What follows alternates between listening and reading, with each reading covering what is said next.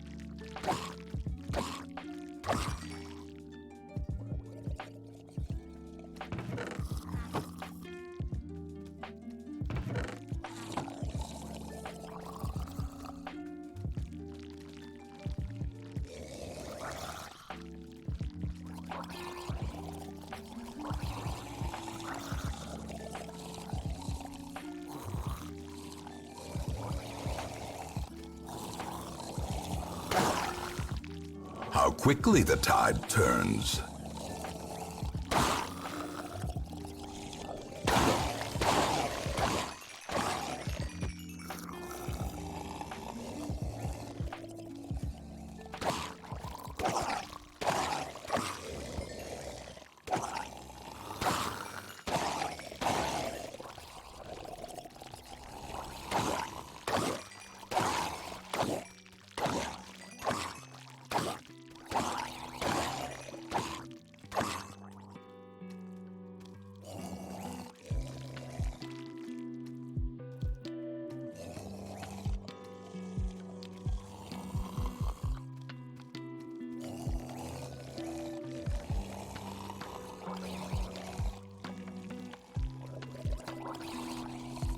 You can obviously hear me playing around with the drowned farm. I don't think that's a secret at all. Interestingly, I think that we might still have a problem with, like, pathing distance. As I look out, check this out. I can see at least 1, 2, 3 of them that aren't pathing.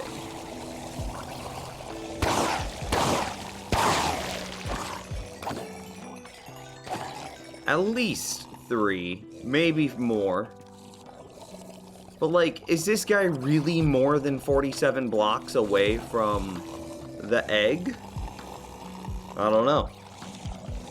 Does it matter? That might be a more important question. Anyway, Miss Castle and Alco Company, thank you guys very much for those opening subs. You guys are wonderful. Castle with the 34-month tier 2 a legend. And Echo with that 14 months feels real nice. Thank you guys very much. Also, shout out to Steelhawk, apologize. Obviously Echo, JBS, apologize. Obviously Castle, some dude, Tree, Snuffly, and E Jones. Thanks for being here at the top of the stream, guys. E Jones asks, how was the birthday? It's pretty freaking good, man. You know, I'm gonna level, but I'm not trying to complain. It's a little sad that there's not a whole lot of eventing that we were able to do. But you know, as of right now, a third of the people in the world have experienced that issue.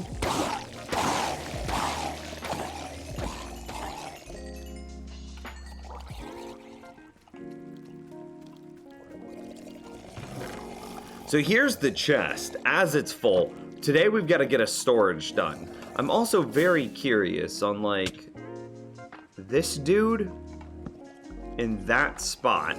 Do we run these out? Is he coming to attack me? Or do they see the eggs first? 401 levels, yeah! I remember to AFK, what up? See, how did he even get here? Because he, he must have just been a block away, right? Because now he's pathing. Is this guy a block away? They're gonna be over there cramming, just for the record. So do we have an issue where like... Didn't mean to do that. Oh, okay, I can't attack him. Or else it gets all the other ones to attack me as well. No, go get the egg, dude. I'm so jealous of your desk. I am going to completely dominate the new battle station. Oh, I missed. The new battle station threads. I am so excited. Oh, anyway, to finish the birthday conversation, one thing at a time, Nims. Birthday was very good. I had a amazing time with amazing people. I appreciate the friends that showed up. I appreciated the you guys that showed up. I appreciate just so much. You guys made it wonderful. I feel like I'm really happy in my life right now, and I feel like you guys are definitely a part of that. So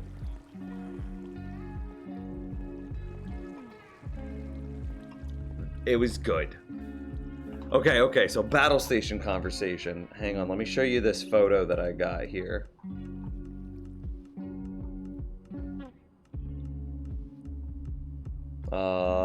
Where did I post it at, Castle? Oh, right here, boom. Open original. It's got some fingerprints that I gotta figure out. But here's the desk. Here's the desk. And this is the carpet I was talking about. The Great Spaghetti Disaster. You see how it's like a tan carpet? This is the carpet that's now stained orange. And you can see the fingerprints. I gotta figure out the fingerprints. This is sitting just behind me right now.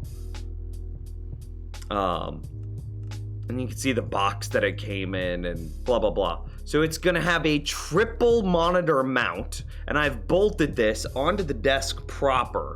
I even added a secondary support beam, holding that up.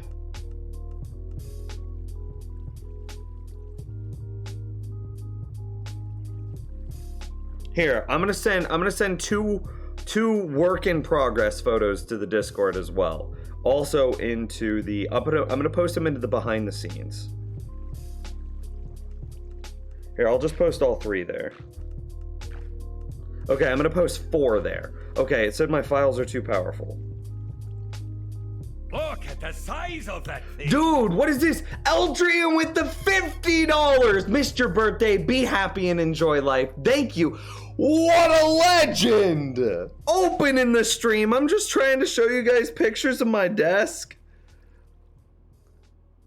What a freaking baller, man. That's so generous. Okay.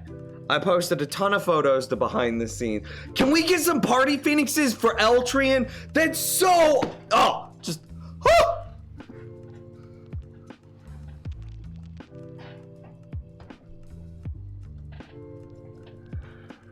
Nims, you can't dominate it because you don't have RGB. You don't know my final desk.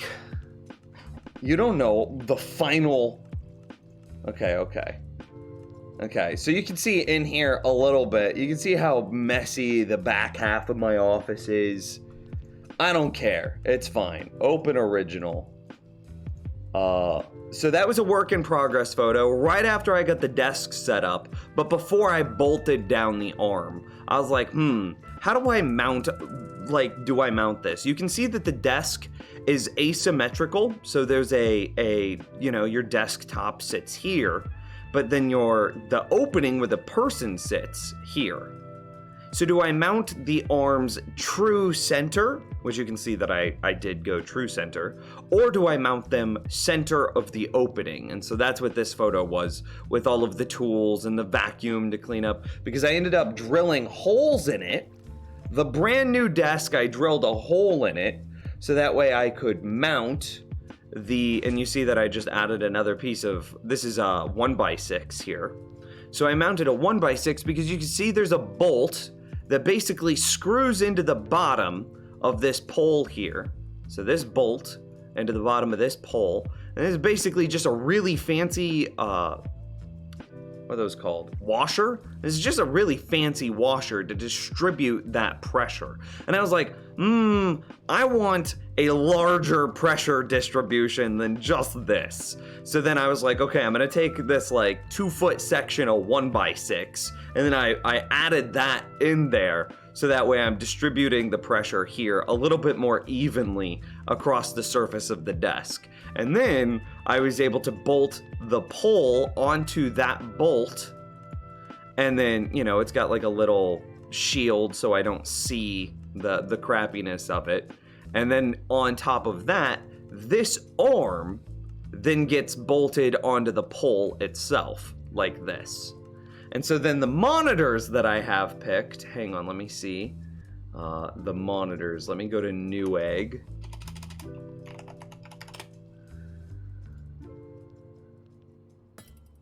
Uh-oh, I'm being attacked.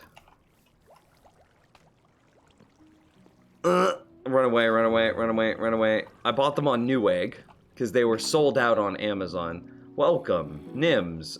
Order history. Yeah, sign in. Order history. I bought 3 of these monitors. Oh wow, it looks like I bought them out, actually, because they're no longer available. So I bought a 25-inch, actually 24.5, 1920 by 1080. I don't want a 2K monitor. I don't want a 4K monitor. I'm not ready for those. And I don't want to deal with the file sizes of recording at 2K or 4K, nor do I want to have to deal with downscaling those videos either. I'm going to stick with 1080 for now. I'm happy. Next gen, I'll take the 2K and 4K. Anyway, but it has a 0.5 ms response time at 165 hertz refresh rate with G-Sync, with flicker free, so you guys know how, again, you don't have to record in 2K to have a 2K monitor. You're right, but I would have to downscale in order to do that. And I don't want to have to deal with downscaling. So you guys know how I've been having problems with migraines. So hopefully going flicker free helps with that. Maybe blue light, I don't care. But then it's 0.5 millisecond response rate, 165 hertz with G-Sync, and it's slightly larger than the monitors that I have now. So imagine 3 of these, thin bezel, 3 of these, mounted here. Just boom, boom, boom. So that, 3 of these guys mounted here. And hang on, let me show you something even wilder. I don't remember what the name of this other product was. But check this out. The ROG bezel-free kit. So these monitors, so I'm gonna have 3 of them exactly like this. If I so chose, I could get the bezel-free kit, which does this. Ha ha ha ha! And then, like, if you actually, like, hang on, ROG bezel-free kit, and then we find, like, a video of somebody trying it out. It's not perfect. It's not perfect. Like, you can see the shading difference here. But damn, is that clean. So I could do that, too. So, that's gonna be my battle station. And the, wait. Control-Shift-T, open up the, oh wait, yeah, we'll go, nah, hang on. Let me go Amazon and pull up the desk that I got. Computer, this desk, it looks like I bought this desk out too.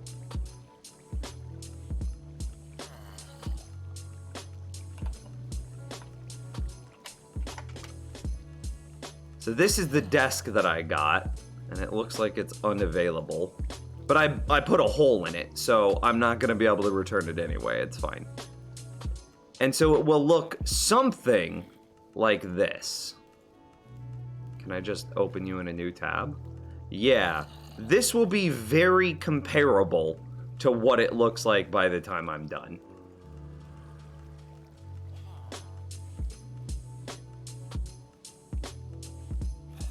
Yeah. It's gonna be nice.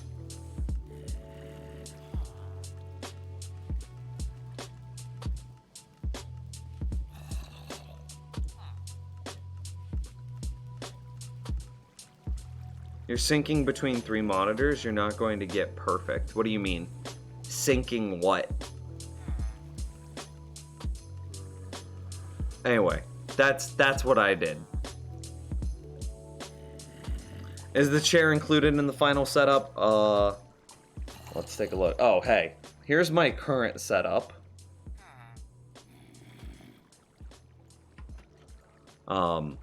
Okay, and this is the chair that I use. I am sitting in this chair right now, and right here is where it is now permanently stained bright orange because of the Great Spaghetti Disaster.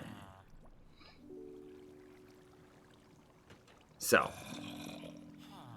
Yeah, and you can see that I have 3 monitors currently. But, like, look at how hard it is to, like, look at these. It's just not good. This is gonna be so clean in the future. I don't know who changed it, Castle. And, like, I don't want to just change it back. Okay. How's it feel to be old now? My dad called to wish me happy birthday, and I was like, Dad, you would know this. Where do I get my AAA membership card now?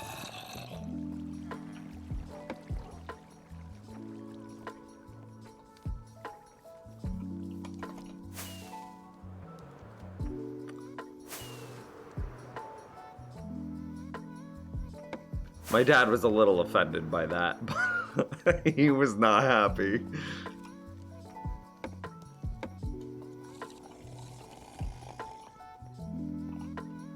See, so like, this guy is definitely within 47 blocks, right? Why do they just sometimes chill?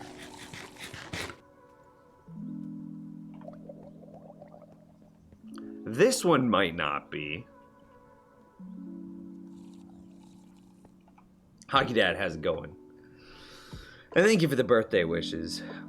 Christopher, what do you mean the syncing between 3 monitors isn't going to be perfect? Yeah, Nims, give us some boomer advice. Okay. anything that comes between, anything that contacts you and the earth, buy high qualities of. Yeah. So buy good shoes, good mattresses, and good tires.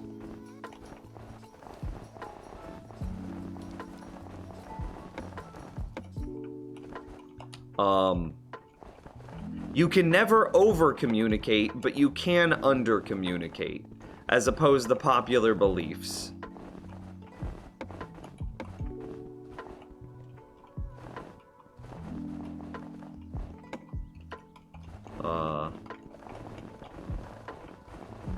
Stop trying to find a fairy tale. Relationships take work and effort every day.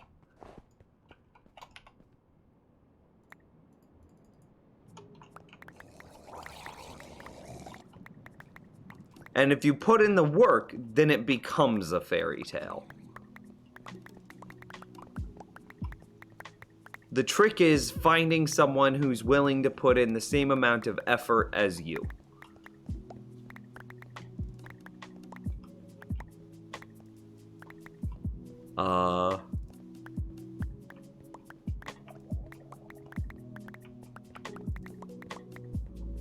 Final answers. Yeah. Maybe it has to do with their pathing. Maybe they're not always searching for the egg. Like, this guy is definitely in reach of the egg. But see, if he... It's weird, because... he's gotta see the egg, or else he would be attacking me, right? Like, they're not attacking me. I could just chill here. By the way, if I fall in there, I die. I just instantly die if I fall in there.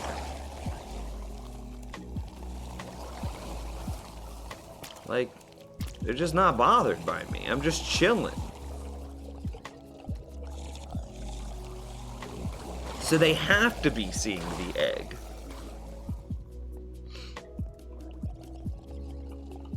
Making a drowned farm. I'd say the drowned farm is 90% done. The bridge thing? Oh, the bezel kit.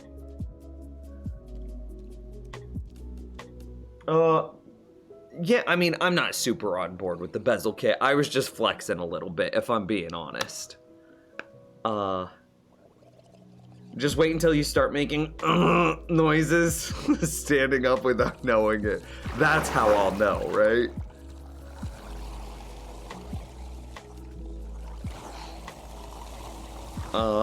Yeah, no project command, but you can just ask me. We're making a drowned farm.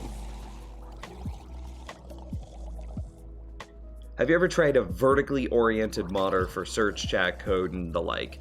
Yeah, so I've thought about it a lot, and I can show you why I don't do that. So, okay, so here's my monitor 1. This is actually my monitor, which is just full screen Minecraft right now. Okay, here's monitor 2. Okay, cool. You can see that I have Discord on one side, and then OBS on the other. And this is how I'm streaming. So I can see you guys in Discord, and then I can see OBS to make sure that, like, I'm not blowing out my audio. That way I'm on the correct scene, blah, blah, blah, blah, right? And here's monitor 3. So on monitor 3, you can see that this is where I'm able to watch the stream. I'm able to read chat, see my notifications. You can see Eltrian with the $50 freaking there, the legend. You can see all the new follows that we got, blah, blah, blah, blah, blah, right? But pay attention. I've basically divided this monitor in half, right? Half of it being Discord, half of it being OBS. I've basically divided this monitor into halves. You can see here that I have this like dead space right here that I just can't use because my desk is so small that I can't see this. Which is why I don't put anything there, and really I shouldn't have those there. I should have those on a different monitor. Anyway, so I don't want to use vertical monitors because I basically have 5 monitors here, right? 1 for the game. There's 2, 3, because half and half. So 2, 3, and then 4, 5. So I don't believe that a vertical monitor setup would provide me with the correct type of screen real estate in order to see all of the things that I want to see. Sand in the water and then tell me they're chilling again? Oh. Why did that happen? Why did me jumping into the water cause them to path to me? Oh, this is a bad idea. And then as soon as I get out of the water, they stop?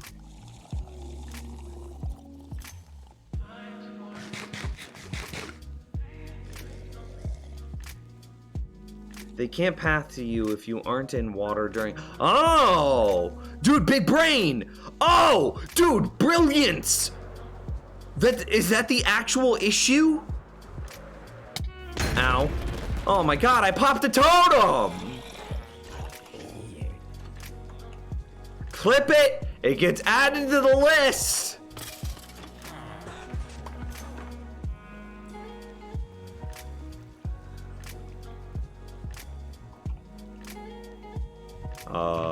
Where's totems? I guess we're just going in here, huh?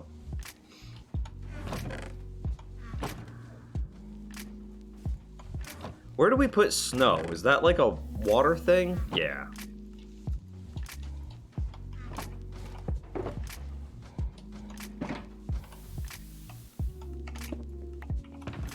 That was such a dumb way to pop a totem, too. Do you have proper storage at your raid farm yet? I don't have proper storage at the raid farm. I don't have proper storage at the drown farm. That's what we're doing today. Can you waterlog an egg? I don't think you can, but I should be able to waterlog the player.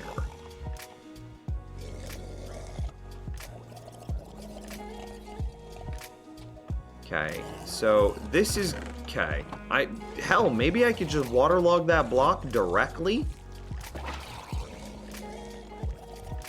Does that work? F3B?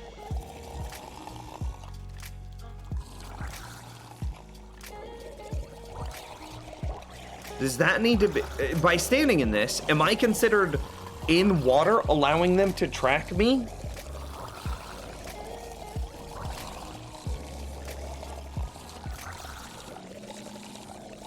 Haven't watched for a couple of streams. How and why is your XP bar rainbow? Exuma from Hermitcraft provided a resource pack or texture pack that allows you to change the color of your... See, I'm in this water. Okay, that guy's not tracking. I don't know. Maybe it's anecdotal. Anyway, Exuma of Hermitcraft has a resource or texture pack that allows you to change the color of your experience bar, specifically for Pride Month, which is now, which is June. We also added texture pack as a command, so...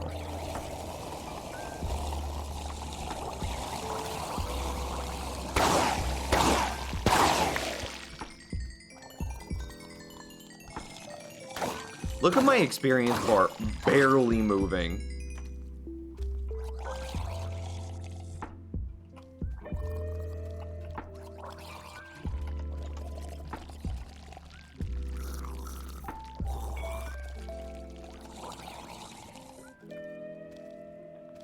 Is OBS required to stream? There's like 4 different versions.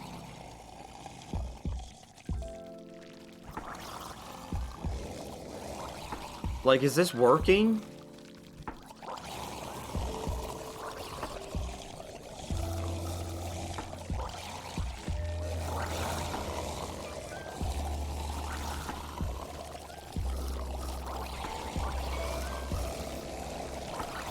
I can't tell if this is working or not. Okay, well, I think that we need a proper storage system before we do a whole lot else.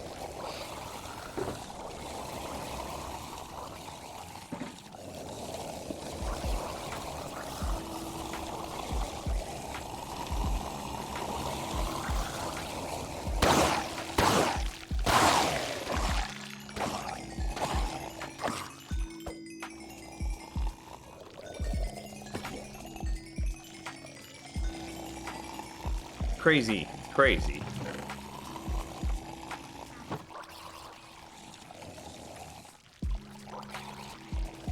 Will you still be streaming in an hour? Oh, for sure. I know we weren't talking about this anymore, but my wife didn't understand the dual screens was the other day, and she thought I had somehow hooked two computers together and made for a good laugh. She was so confused. Yeah, that's cute in a funny, like, that's funny in a cute way. That's adorable. No, I mean, will your stream work if you don't have OBS? OBS is the program that takes my screens and sends them to Twitch. I don't know if I'm answering your question, but OBS is the program that you use to stream. Tree, no, I don't have proper storage at the raid farm. I don't have proper storage at either the raid farm or this farm. Which is what we're going to be working on today. So I need to set up some filters.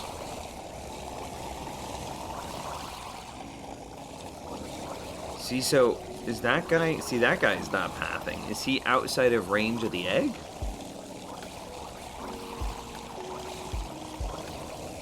I don't think it really matters, though, does it?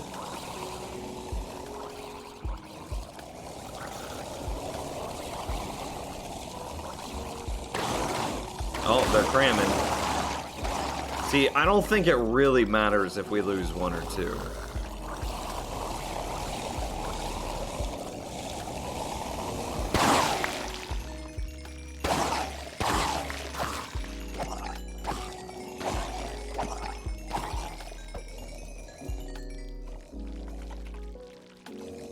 This is kind of wild.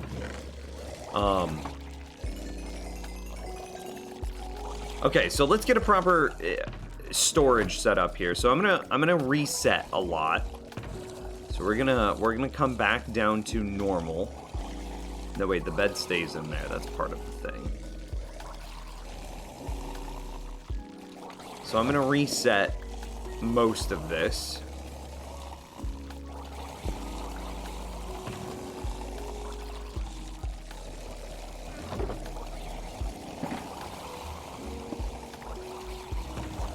I will leave that there. So we've got to figure out a way of permanent storage with, like, bulk overflow. Goodness. Okay, let's not splat again. Totem's in the offhand.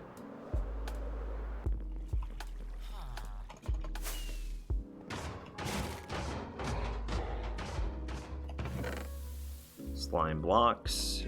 Dirt.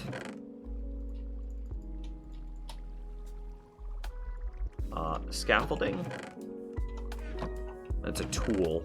I'm gonna mark it as. Glass, dye, and then buckets are tools as well. Okay. So I need to figure out. Let's take a look at the redstone chest. I'm gonna need a bunch of filters, which means comparators, hoppers, torches, redstone. So I want some more redstone. And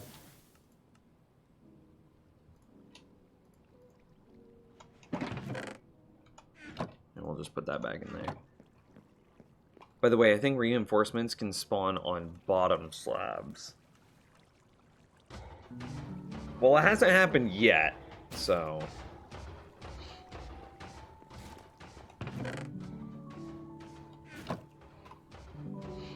See you later, Disguised. Well, I mean, I'm not long-term AFKing at it yet, Tree. So, it's so dark. I'm not long-term AFKing at it yet. So we'll keep an eye on it as we continue to short-term AFK. Okay, so what else do we need? Comparators, blocks to build on.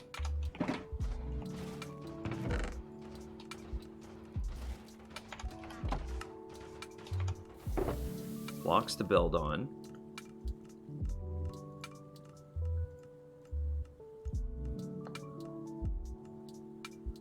We've got other... How full is our brick chest? This is a resupply run here. It is not full at all. We need a lot, actually.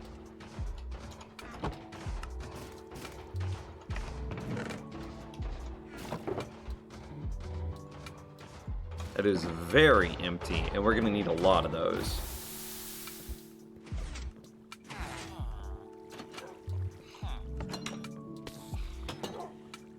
Just shut off hitboxes. Wait, didn't we also smelt a bunch? Oh, bless.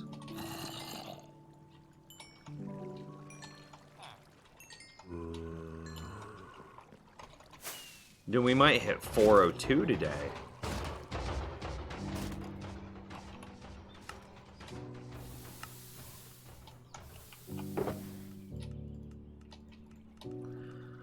Not the most, but not the least. Is that workable? Yeah, probably. That's a bit excessive, isn't it?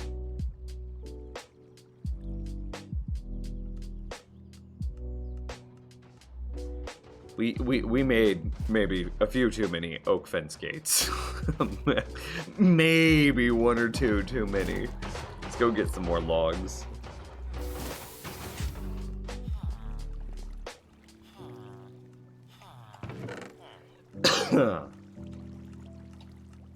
Ah, that was too much. I don't think I need this much.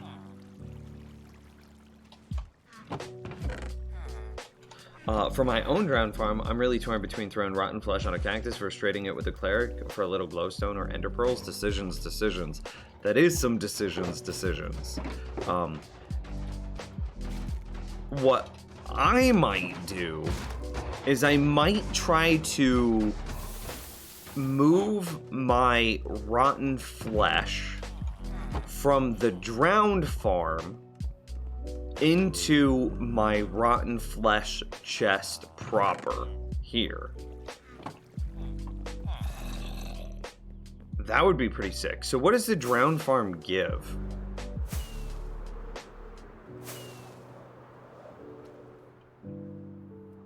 It's a bit.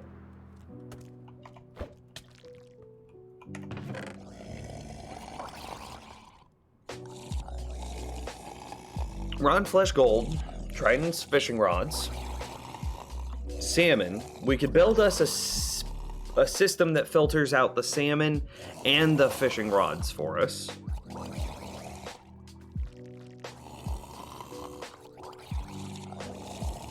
We could take the overflow raw salmon and send it into the base along with the rotten flesh, because all in that same stream, we'd be able to filter out rotten flesh and salmon. But I'd have to have a very fancy sorting system that did that. It's possible, though. Gotta go. See you later, Echo. Have a good time, man.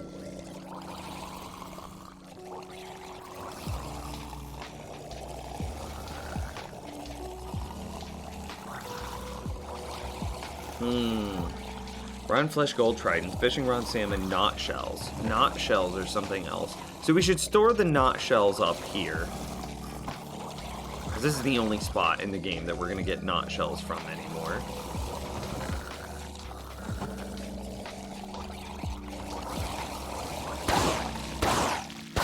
This is just absolutely wild to me.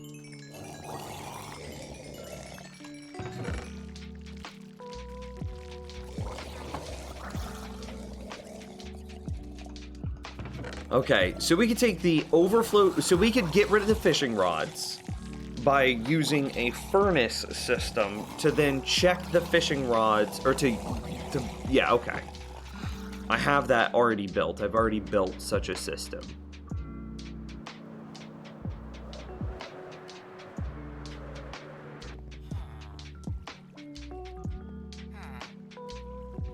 Can drown spawn with armor? No.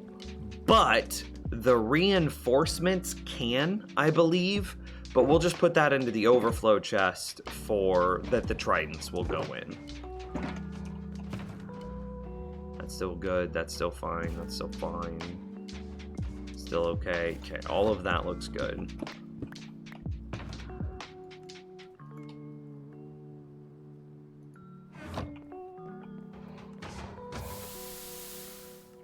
Oh, I didn't finish checking the redstone chest.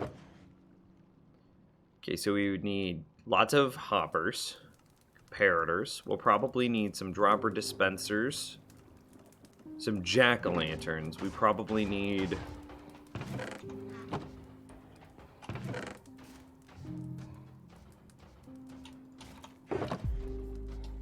some jack-o'-lanterns.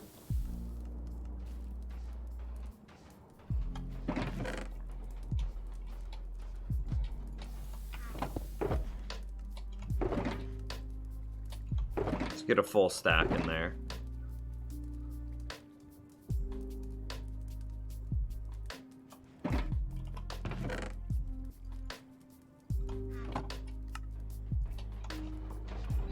I want more redstone. Taking a day to complete advancements could be fun or extremely boring. That I want to do that. If there's a like right now, I feel like we're right in the middle of projects, but I definitely, absolutely eyebrows. I think that that would be fun. Like if there's ever a day where I'm like, you know what? I don't feel like building anything today. I just want to go do some stuff. So like indiscriminate some stuff. I think we would take that day to yeah, I think we'd take that day to do a bunch of advancements. I think it'd be fun. And bone meal. Oh yeah, that's true. Do you have a fancy use for the knot shells, or you just want to collect them because they exist? Don't nautilus shells go into conduit? And won't that then be important for the drowned farm that we're making in the future?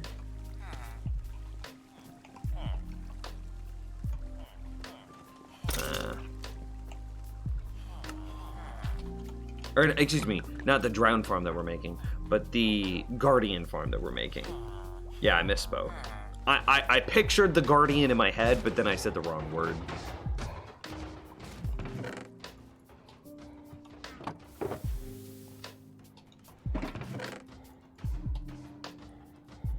Oh, hey, look at that. Look at all this redstone ore.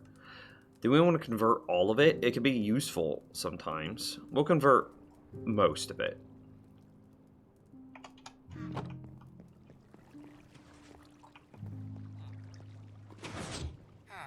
I did see both pre-releases. Yeah, it just looks like a lot of bug fixes. Nothing too insane.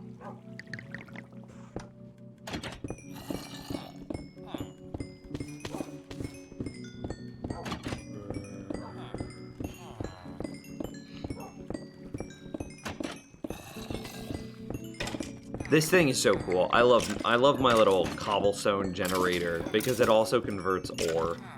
And then whenever you're done converting ore, it just turns into a cobblestone generator. Such a big brain. And my ore is now slowly filtering in. Can't really increase the speed of that though.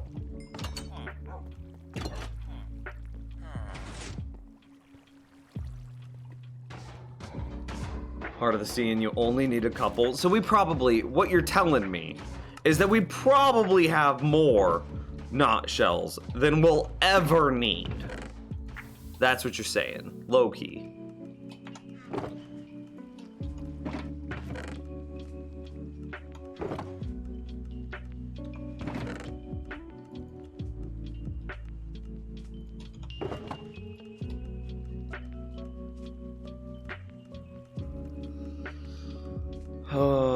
What else do we want? Will we need anything else?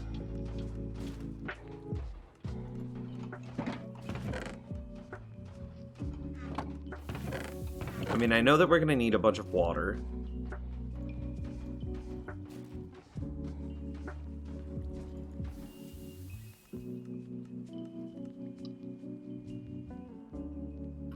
I can't think of anything else that we're gonna need.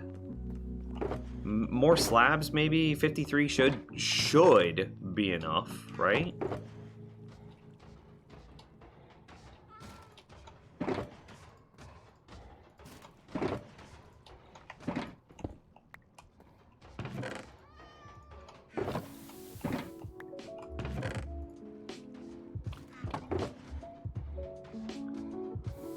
We need storage. I guess chests are going to be important.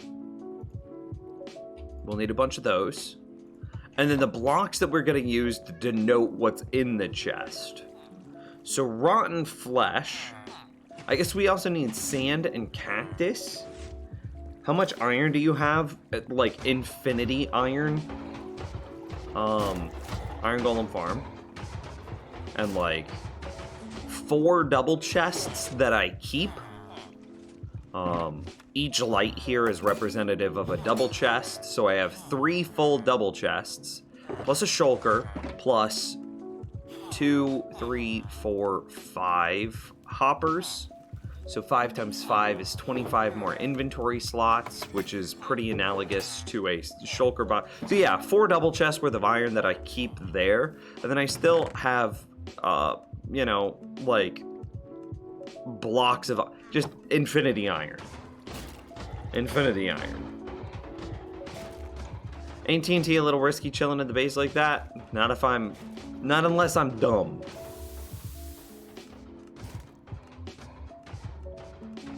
No, achievements like these. So the actual advancements in Minecraft. Kill 1 of every hostile monster. I don't know which one I'm missing. Kill 2 phantoms with a piercing arrow. Give a pillager a taste of their own medicine. Discover every biome. That could be fun. Respawn the Ender Dragon. Use the Nether to travel 7 kilometers in the overworld. That's like walk 1,000 blocks in the Nether. Rescue a gas from the Nether. Bring it safely home to the overworld. And then kill it. Have every potion effect applied at the same time. That one will be tough. Use a campfire to collect honey from a beehive. Use a bottle without aggravating the bees. Breed all the animals. Tame all the cats. Well, there you go. There's you tame all the cats. Eat everything that is edible, even if it's not good for you. I've only eaten 8 things. That kind of blows my mind.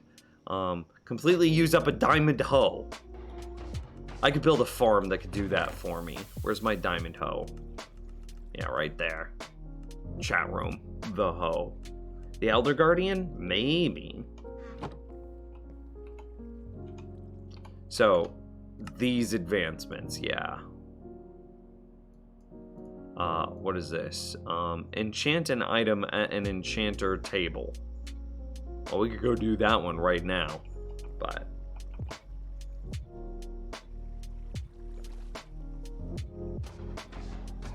Observer, push a block over the farmland as you hoe it. Pretty much. Yep.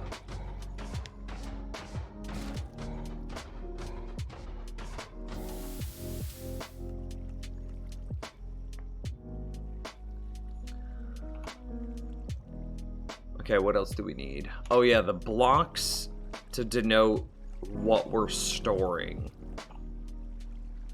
I'll worry about that later. That's aesthetic stuff. We don't care about aesthetics. So the only thing that's not in my ender chest that I'll need, I believe, is chests and water. I think everything else I'm good on. Wait, did the new Nether release yet? No, we're in pre-release 2 right now. And did you see pre-release 1 corrupted every single world that it touched? And that's exactly why I don't play in the pre-releases. Do you use villagers for enchantments? Because that's the best way. I do! I have a whole bunch of villagers inside the base.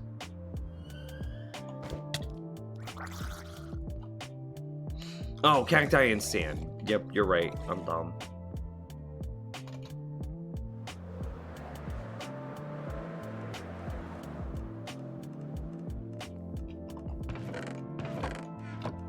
Oh yeah, that's right. It's here.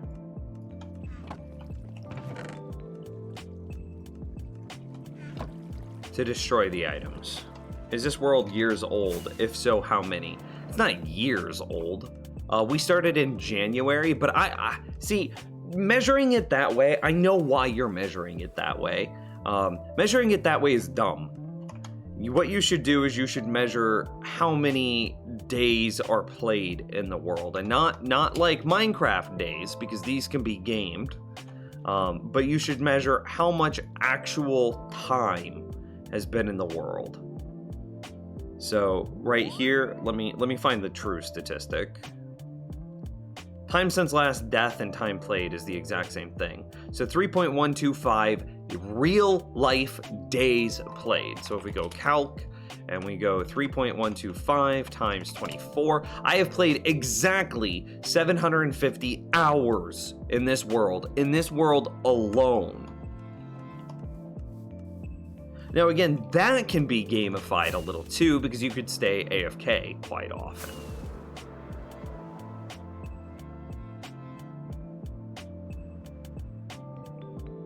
This is a perfect flight.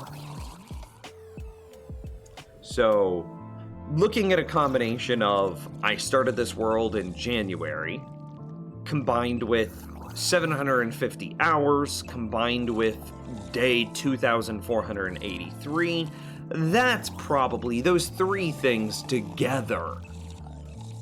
Because if I just started this world today, and then I didn't play it for 5 years, is that a 5-year-old world?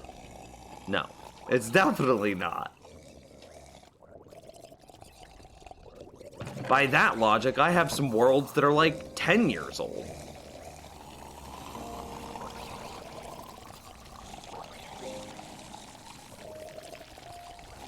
So, Echo Company with a hydrate. My water bottle's upstairs. I forgot my water bottle.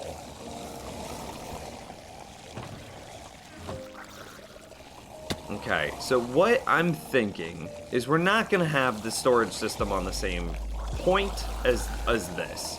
It'd be pretty ridiculous to take these hoppers down just to bring them back up, right?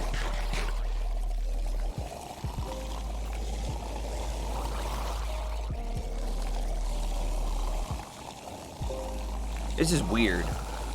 I actually feel like I need to draw this out, because of how complicated it's gonna be. If I want to filter out the fishing rods, the fishing rod filter it's different. It's not hard, it's just different.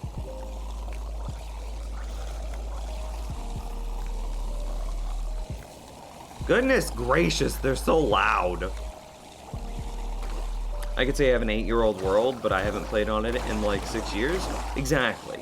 So saying I have a 5-year-old world doesn't exactly matter unless you've played, I don't know, I would say like an hour.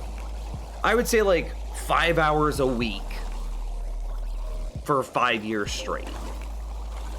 Does that make sense? Or else you're just clickbaiting.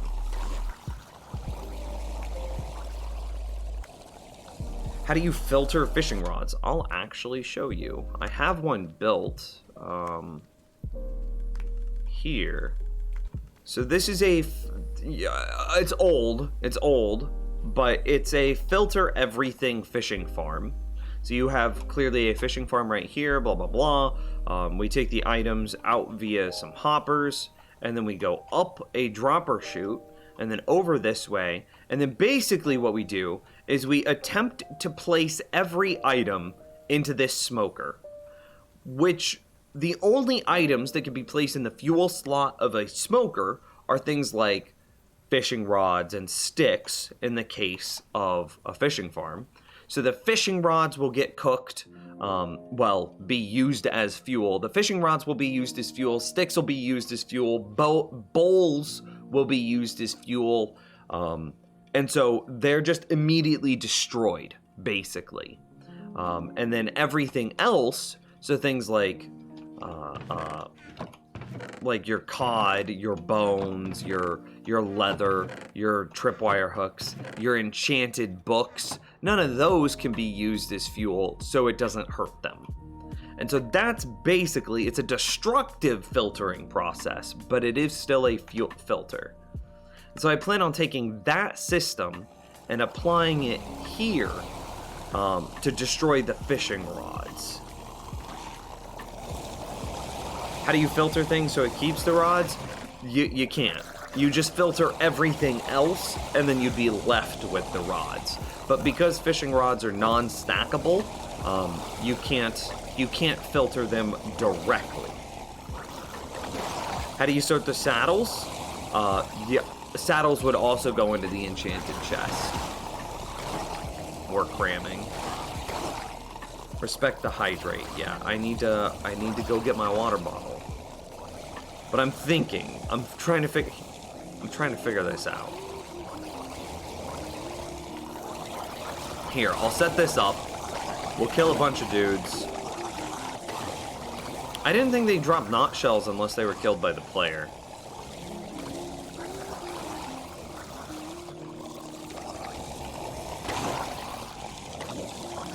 I'm gonna go get my water bottle. I'll be right back.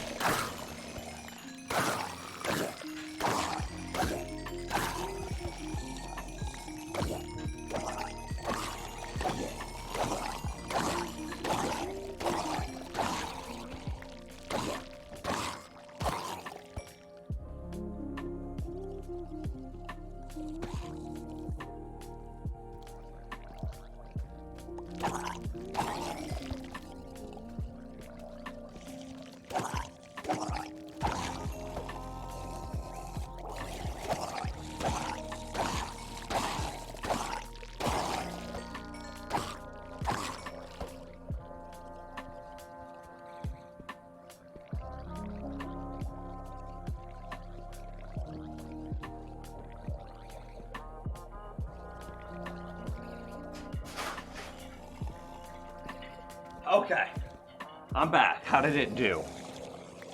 Did it do great? Did it kill all of the drowned? Okay, Nims, did you ever put a limit back on the hydrates? Oh, I did not.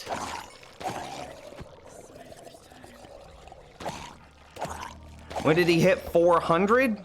Well, I'm about to hit 402, buddy.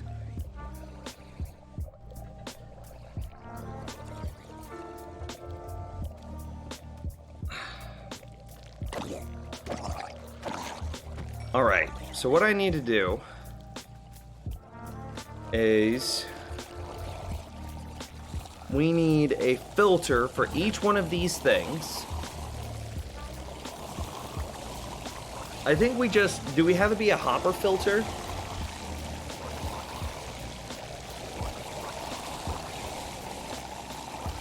It's so loud! Where's hostile creatures? Goodness. I'm gonna half that. Okay. So, I couldn't hear myself think. It's a complicated thing. I need a filter for each one of the important things that we can get out of this. And really, I need a filter for everything that we can get. They're already cramming again?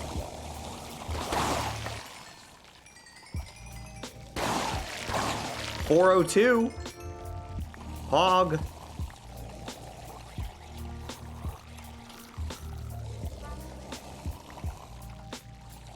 See if we could get bone meal.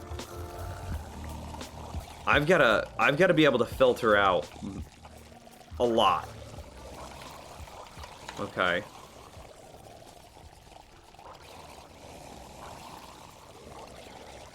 I should probably add the bone meal to this chest, if I'm honest.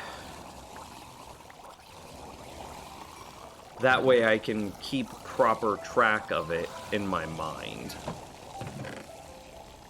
So I believe here at the bottom row, this is everything that we can that can be created inside this farm. I think there's a rare chance that we get things like iron ingots and basically zombie drops, because we could, when we hit the drowned, I believe that we can reinforce spawn a zombie, and then that reinforced zombie would have its regular drop table. But I don't think that that's going to be a high enough chance that we actually dedicate a spot away from it. So we obviously need an overflow chest we need to filter everything out. So everything, here, let's actually set this up in a line. Oh, this is kind of sad. I didn't want the gold. Okay. Set this up in a line. So we filter out. Okay, we're just gonna open up this bottom row. Okay. Bottom row is now open. Only pay attention to the bottom row here, please. So we're gonna filter out bone meal, gold, rotten flesh, nautilus shells, and then we'll filter out, yeah, it's basically this. So we'll have 4 standard filters for bone meal, gold, rotten flesh. No, actually, it'll have to be a little bit different.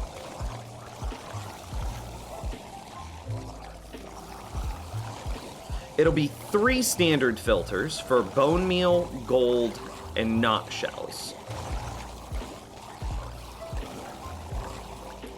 Yeah. And actually, we won't even keep the bone meal. We're just gonna trash it.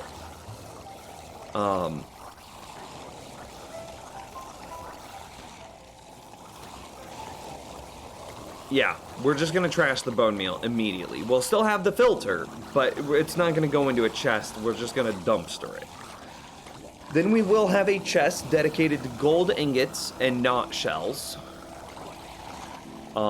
Then we will have the rotten flesh and the overflow of the raw salmon get sent down into the base, because they could both sit on the same line. Because our darkroom mob farm, which is this big leggy pants looking thing, the darkroom mob farm and the fishing farm are actually controlled on the same filter line. So these can coexist. So we need to run salmon, we need to have a filter that puts salmon into the top of the furnace, and then if that furnace is full of salmon, the overflow salmon needs to go into the base where it will then get destroyed. Is it worth it to move the items all the way from up here down there?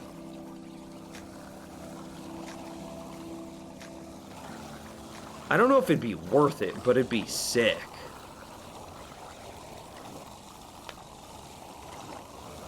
If you only eat golden carrots, why do you want the salmon? Villager trading.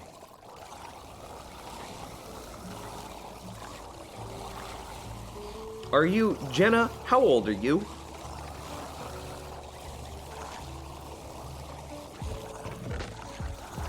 Anyway.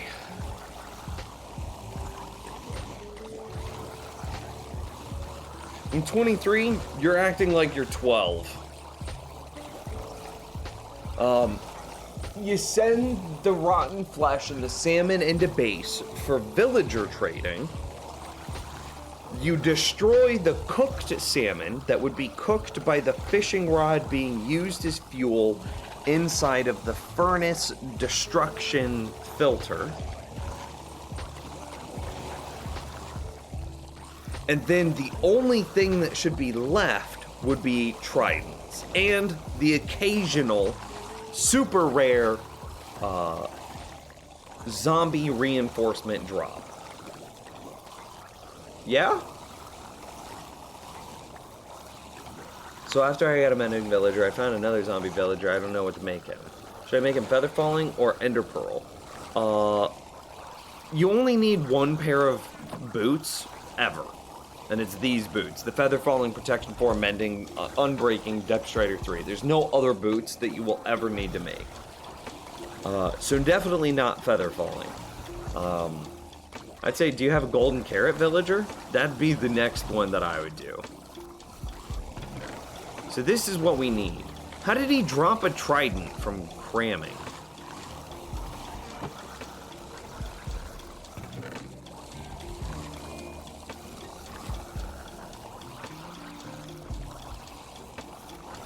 Do they just have a chance to drop it?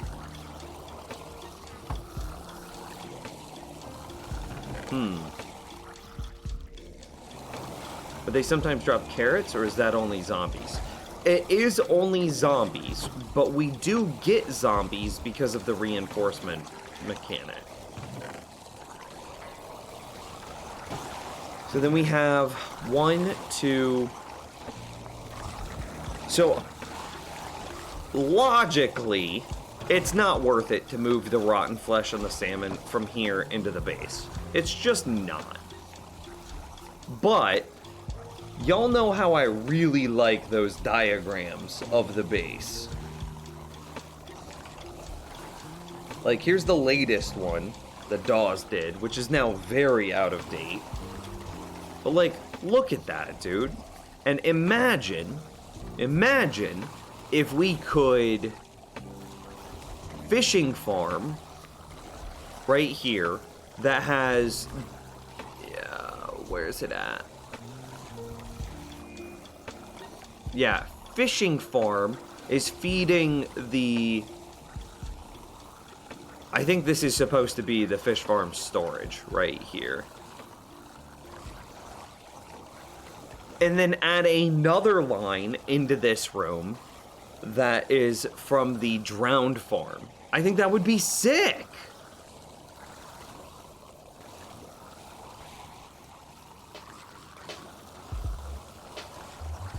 And then at the same time that we do that, you see here we've got gunpowder, glowstone, redstone, honey, ender pearls, glass bottles, rotten flesh. We could also add rotten flesh from the drowned farm. So we'd have to have another line leading into here.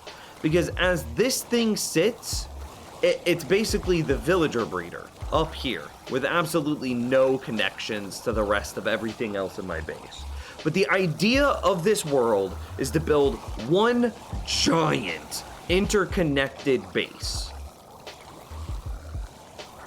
One absolute, and to have it be smart, to have it put the items, to move them, to overflow with minimal lag, with the everything. The base should be like near sentient.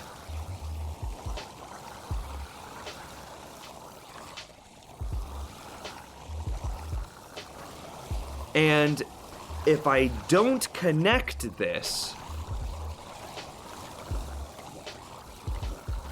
then I don't get to draw my line from the base. Because, like, look at this. Iron storage, iron farm, poppy storage, composters into tree farm into, like, is next to the fully automatic skeleton experience farm, which then goes into the fishing farm, which is positioned to run the darkroom mob farm, which does the multi-item storage, which helps us make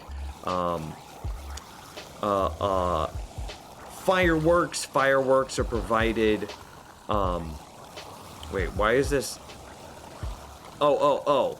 And then this also goes to like the items that we get from here are also sold to villagers, and villagers give us emeralds, which gets us. So like I could connect the iron storage into honey bottles. It's all connected. But then this wouldn't be connected. But then again, we have a bunch of things that are starting to like pop up in our world that aren't connected. The raid farm is not connected. So the raid farm would also exist over here like the villager breeder does. Conceptually, we could fix that. We could make it connected.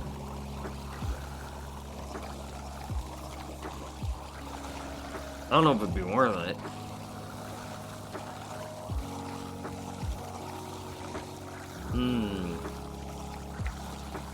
Just had a big dirt moment. I thought protection 5 was the highest, so I re-rolled. Oof. Hey, that happens. That happens to the best of us.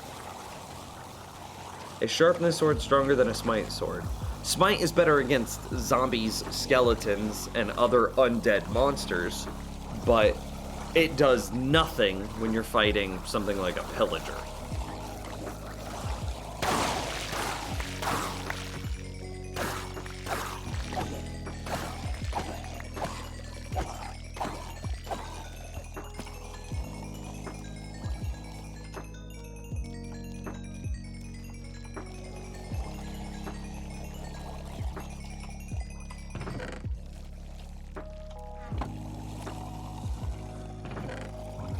Okay, so let's clean this up again.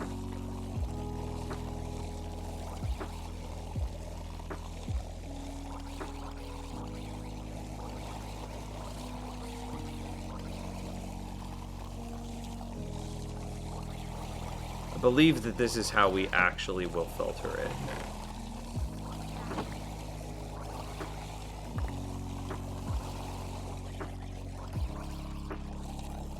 Is these like last 7 slots here. Does sharpness still do extra against undead mobs? Yes, it does, which is why most people just use sharpness. The only thing that you really use smite against is the wither boss, because you know exactly what you will be fighting, and it's a fight that you prepare for. So most people then, or a number of people, pull out a smite sword specifically to go fight the wither boss. Is that a drowned farm I hear? Just a little one. They're just mildly cramming. ZGS, how's it been, man? I was talking about you the other day.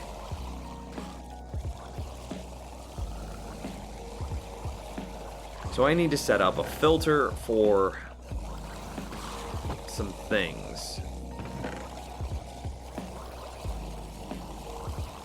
Okay, I think I actually need to just go test build this over here before I build it for real.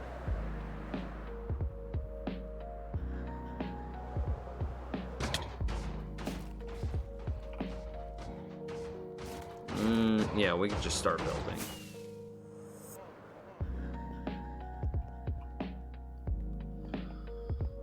Okay,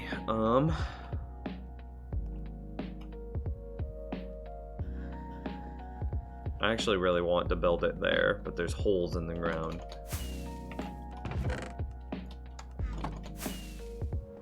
So we will fill the holes. Alright, so we're gonna need...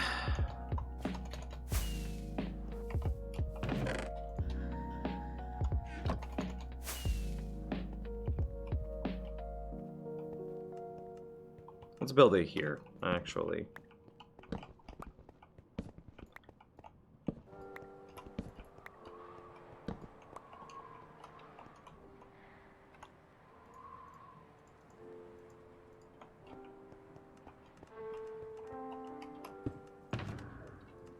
Not the brown one, I need the red one. Not colorblind, I swear. So I need a bunch of filters.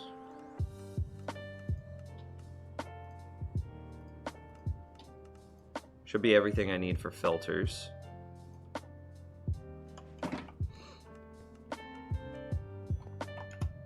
Yeah. The smite sword one-shot a wither skeleton? I don't know. Did you have a good birthday? It was very nice. Thank you, Redstone. Oh, hey, and I got some hydrates to fill.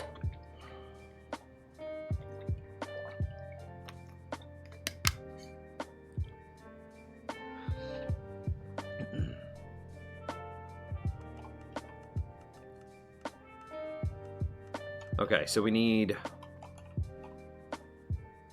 Yeah, let's start from this side and build the other way. Which feels weird to my American brain. I read left to right, but now I'm building right to left. It feels bizarre. I chose an arbitrary height. I don't think it matters. Okay.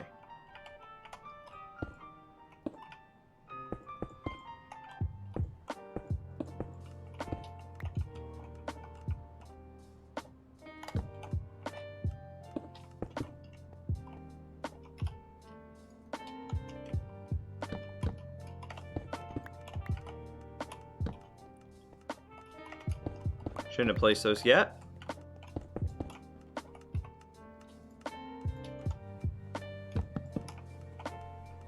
And that's why.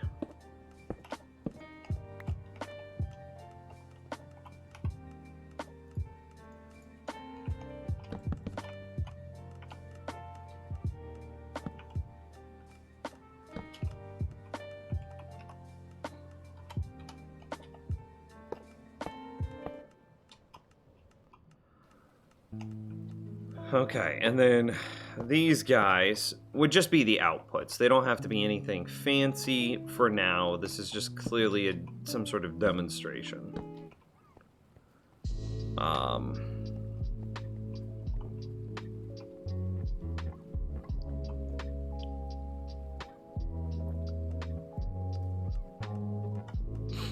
So that would handle the bone meal. I gotta go check. I don't remember what all it is. Could you resend that list, Eyebrows? Excluding the rare zombie drops.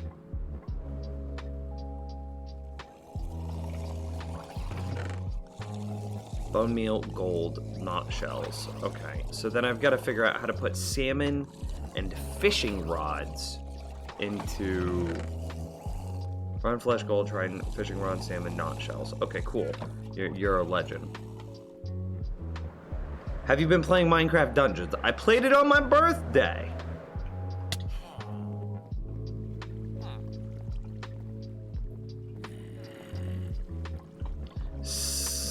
Slime slab circled the day, or was it last time? I still need to get more of it done. It's an ongoing project. Thank you for reminding me.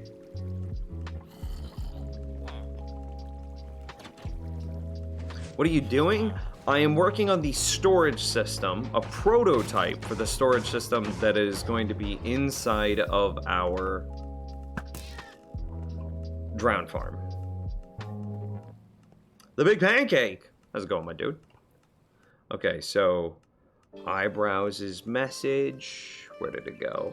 Rotten flesh, gold, trident. So rotten flesh.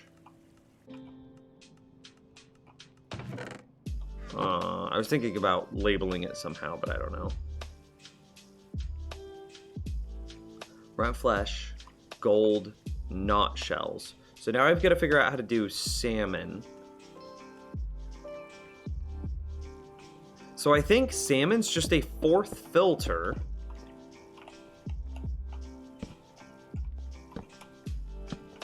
But instead of it being a standard one, we try to put it into a smoker. How do you make a smoker, chat room? One of these. It's got to be like a furnace with stuff around it. Furnace with wood around it.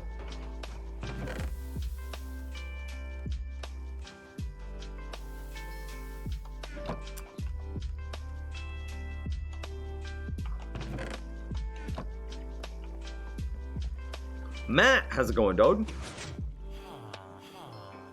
That's rude. Tame those cats? I don't want cats to spawn, though. I don't want them to be in my world. How do I get cats to stop spawning is the question.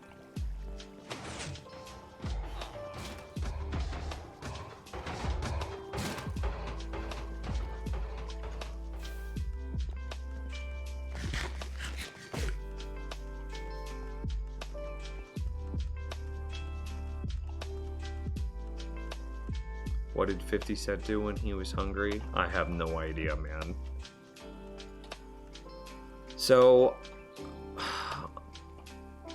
how did I do this before? Like, clearly it's a smoker. It will need a salmon filter above it that then also attempts to place... I've got to go look. Why try to reinvent the tire? I already invented the tire. Okay, so salmon go in the top. That's pretty standard. And then in the back, we have this timer. God, I'm so happy I label all of my redstone. Because look at this. This would be so confusing. What is this here? This is a... That's my salmon filter. Okay, it's just been spun. Big brain, dude. Okay, so this is just a comparator out that's controlling the hopper below it. Okay, I think I got it.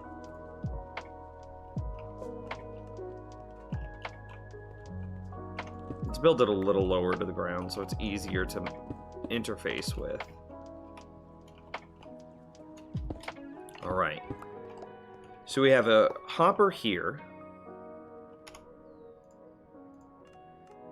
And then we have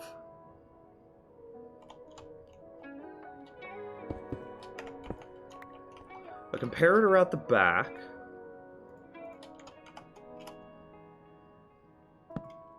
It wouldn't let me place it. With another hopper that just continues going. That, right? That's all it needs to do. And then what wait, that was into a torch, right? Yeah, directly into a block, into a torch. Okay, this is like the simplest thing.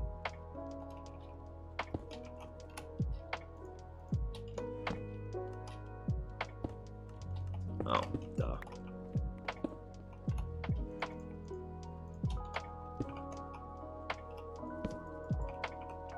Right?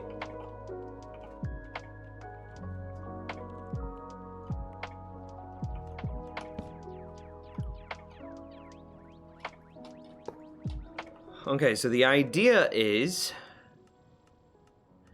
if it is a regular item, say like a piece of redstone, it will end up in this chest.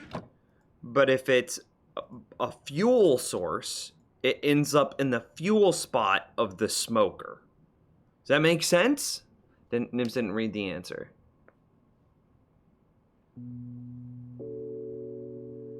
What did 50 Cent do when he... Oh, 58. Ha! Nice.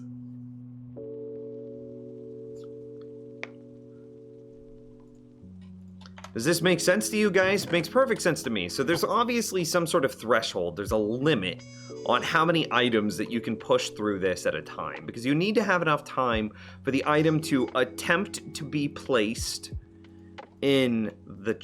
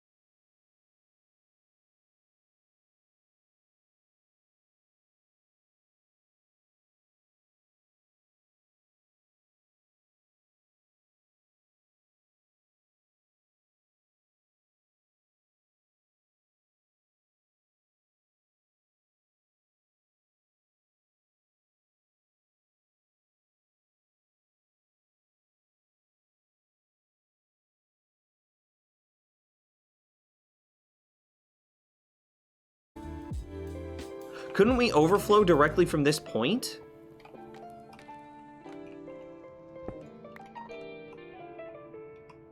Thinking. What changed about her and how recent was this? I believe her damage output went down. And her healing output went up. Do you play casually or competitive? I've only played competitive a handful of times. I think my SR was like high 2000s, low 3000s. But like, so I don't know, average?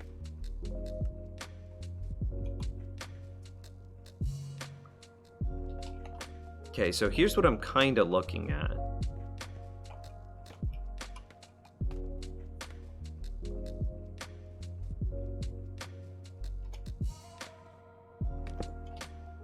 So if we make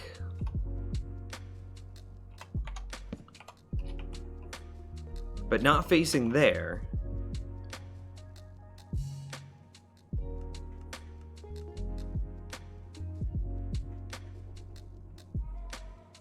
how's it going, Padawan?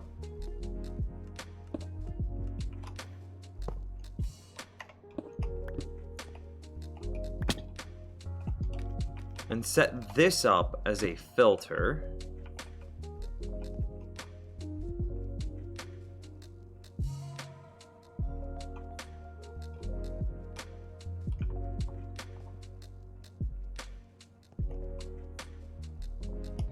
Okay, I'm gonna have to take it out 3, just because of the nature of how this lines up.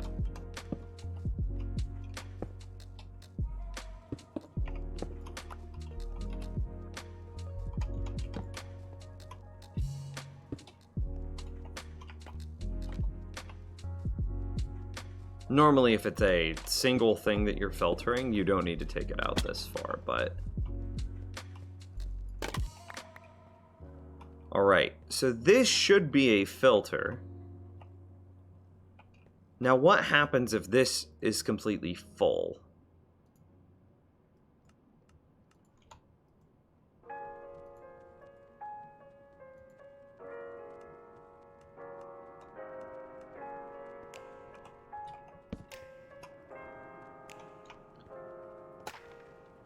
Oh.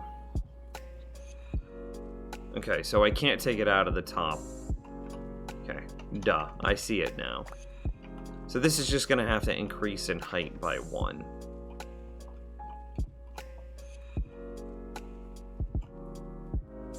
Yeah, okay.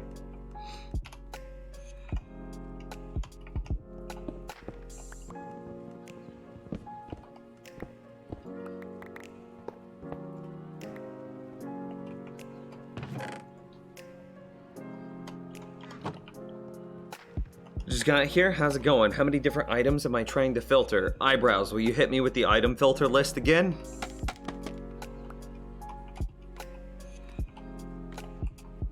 So I think we have to go there.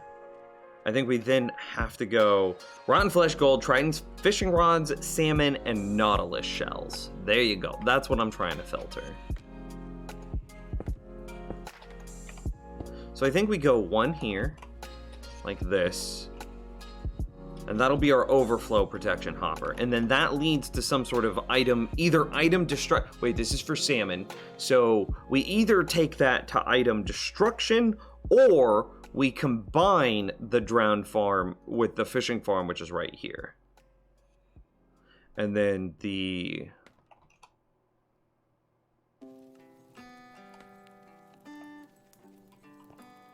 And then the output of this...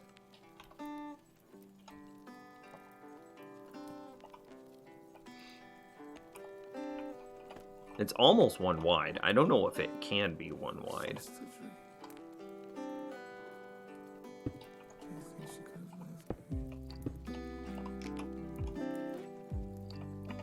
No, wait, this is too high.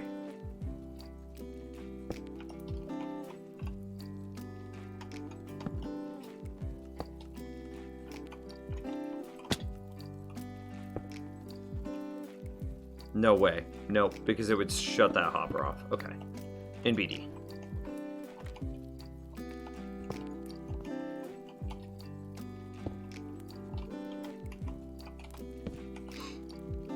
My nose itches.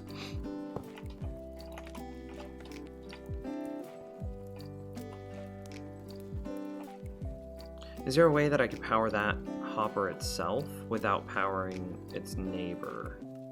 Without powering the one below it? I don't want to power this one.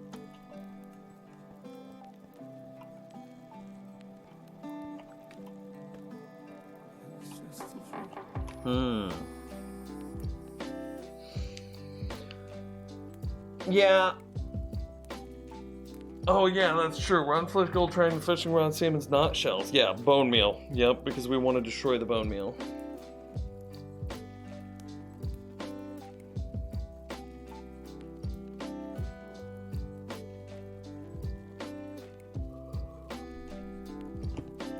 So I have to create some sort of fancy filter, I think, that will only shut off this one.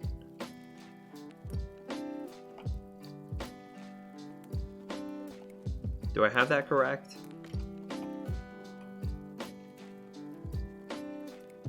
In which case I bet I could put it here.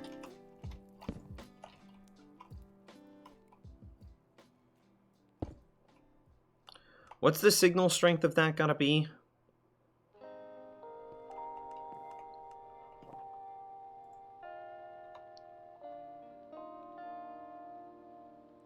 Just depends on how...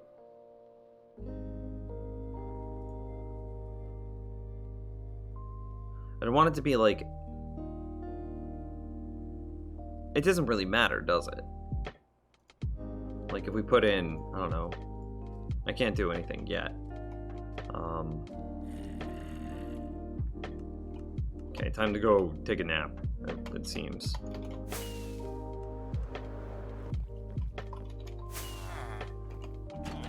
I'm gonna need to have the signal strength be what, like 2, 3, something like that. And then I take that signal strength and I run that into a redstone torch, and then that redstone torch will shut on and off in accordance to that signal strength, which will turn off and on this hopper here.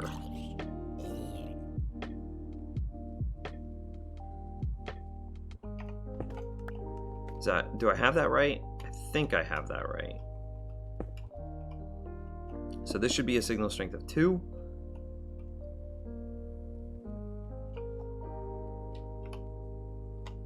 That's on torch. I only wanted to power that one. Okay, let's go out a block.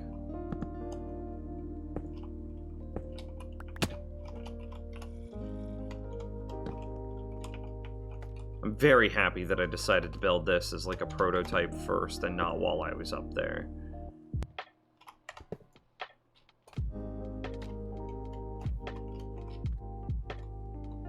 How the hell am I supposed to get this placed?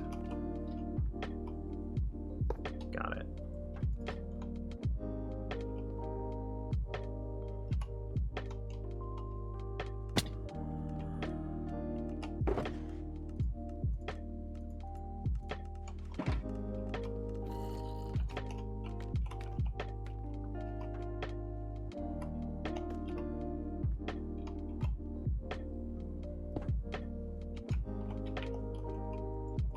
So the hope is... Okay, that's wrong. I'm dumb. This needs to go down 1.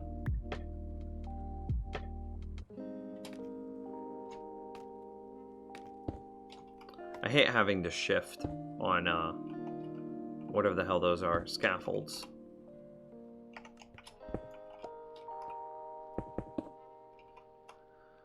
Should be a filter. Exactly the same.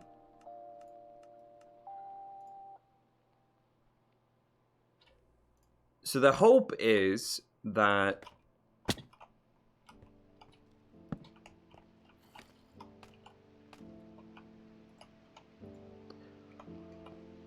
we have our filtered item, which is going to be torches, in this demo. The torches, upon reaching some threshold, so signal strength 2 threshold, will this hopper will then open up and try to place them into this chest. But this hopper, which is always on, because we used a slab here. So this hopper, which is always on, should pull the items out before they could be placed in this chest. Now, once this hopper is full, which will happen once this furnace is full, then it won't be able to pull them out quickly enough because it has no room, and then the items will go into this chest. And this chest is analogous of item destruction, so a cactus, maybe, or being transported from the drowned farm into our base proper.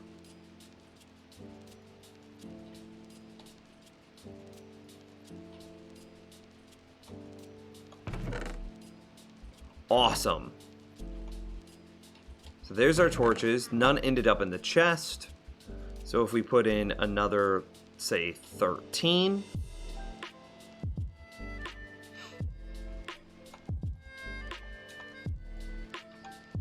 And there's our 13 torches. Perfect.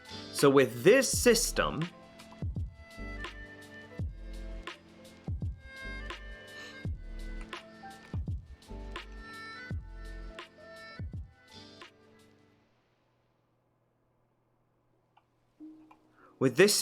we can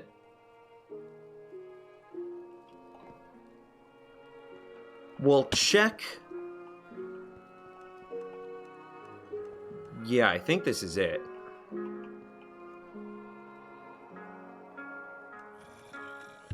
I believe this is it. Calculating. It is, though. With this system, we would input here, and check every item that we input to see if it's a fishing rod. If it is a fishing rod, then it goes into the smoker and it cooks my salmon, which is the output that we'll get here. Okay, so then cooked salmon ends up in this chest. If it is not a fishing rod, well then it can't enter the smoker, and then it must be a trident or a zombie rare drop. If that is true, then it goes into this chest here. To get the salmon into the smoker, we then have a filter, and this will be all of our filters up there. So that this kind of tells me that all of our filters will need to be at this height.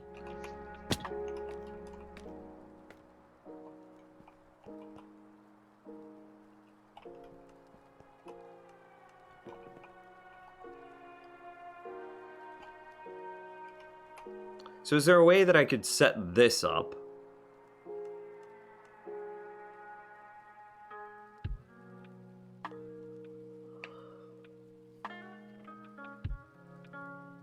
That uses a signal strength of 3? Because that's the same thing.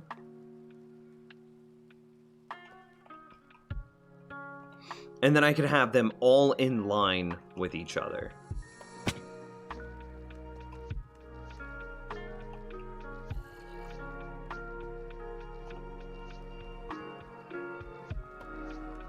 There's also a question of how do I get this to have a pretty front-facing UI, so that way the player's able to just be like, all of my tridents are in here.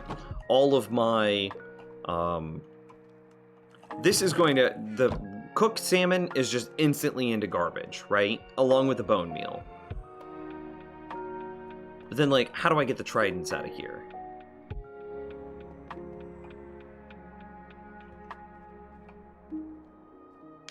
Okay, reinforcement facts, 40 block radius of spawner, any surface blocks, unoccupied space, light level of 9 or lower, no player, and 7 block radius.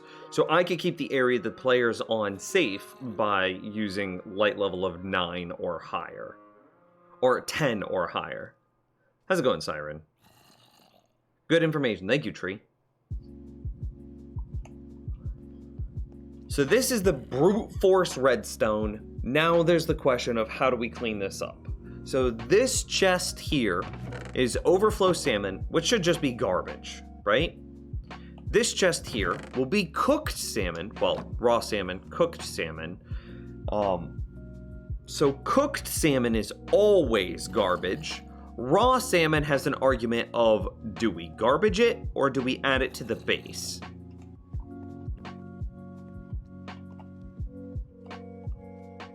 I want another smoker. So now let's try to figure out the clean front-facing design for this.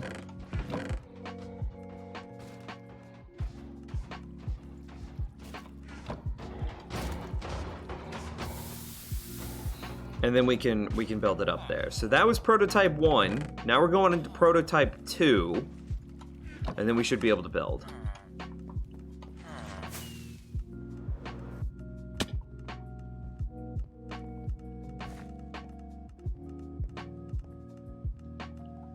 So how do we get a nice output on this?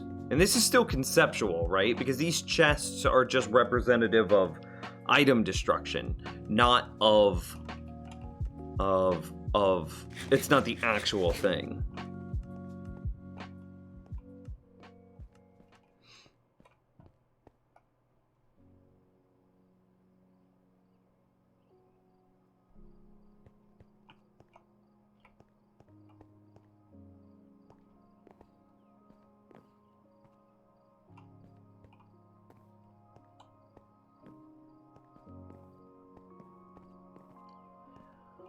I'm thinking. What's interesting is because we have to use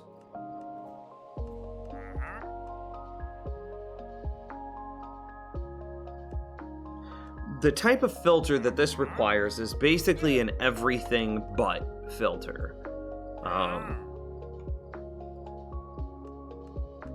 I don't care about Acacia. Do I care about the sea pickles? No.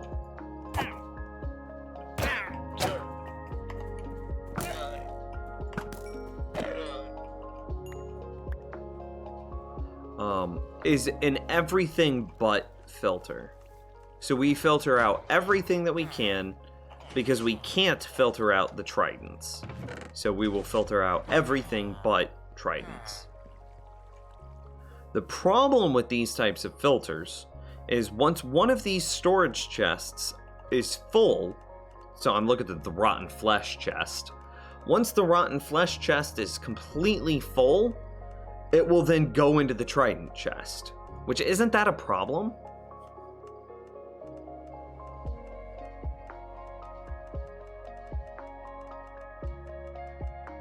It kind of is, isn't it?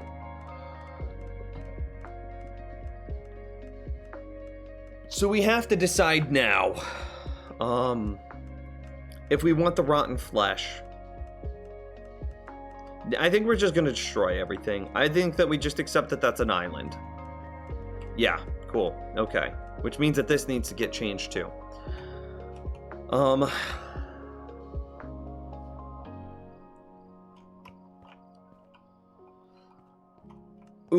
Okay.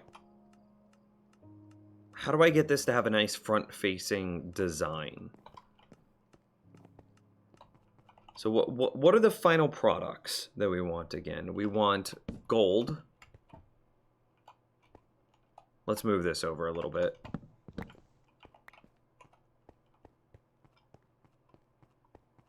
Build it here. I want gold. What else? It's a little late to tell me that about sea pickles. Gold. We'll have a store of rotten flesh. Should we, though? If we're not going to move it over, let's just destroy it. Gold. Nautilus shells.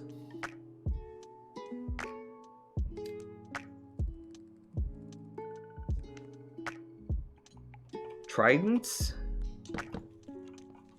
Yeah? Are these the three things? Are these the only things that we want? Gold, not shells, tridents. No, you're good, Siren. I'm not super concerned about it. Gold, not shells, and tridents are the things that we want out of this. Everything else we trash.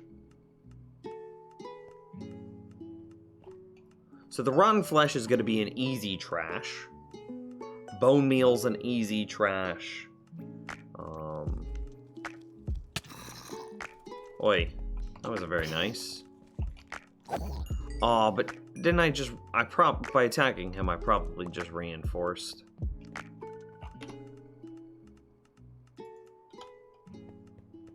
Well, that zombie isn't coming, so we're alright.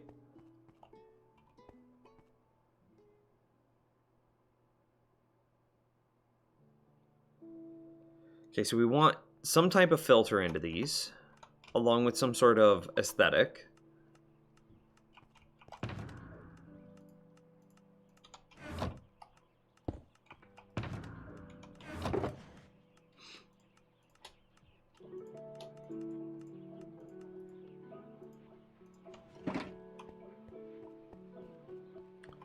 Some mild, vague aesthetic. It doesn't have to be great. Just something usable.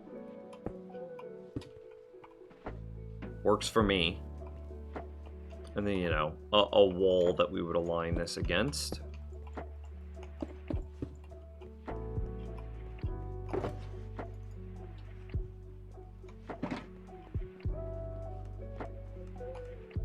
Some label that says effectively not shells, tridents, and gold.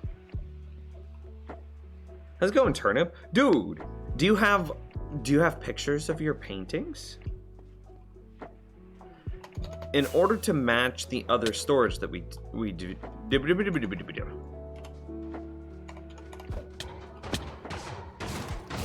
Okay, the storage is on eye level there. Is the storage at eye level everywhere else? Yes, it is. And James, how's it going? So we want to... I saw a cat.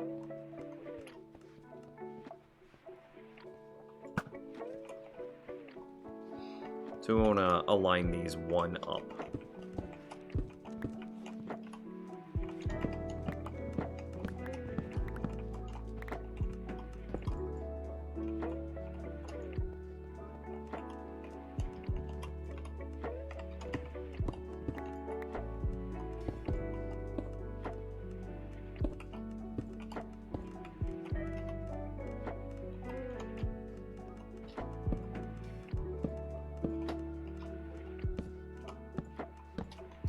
Okay, so this is kind of the storage that we're going for.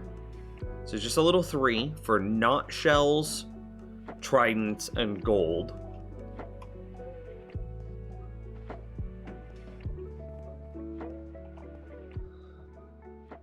We then need tridents are always the last thing.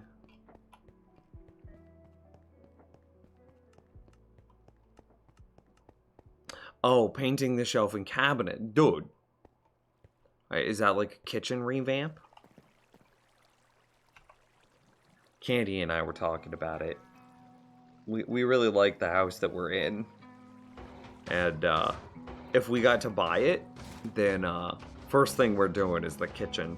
Anything you wish you would have known when you got started?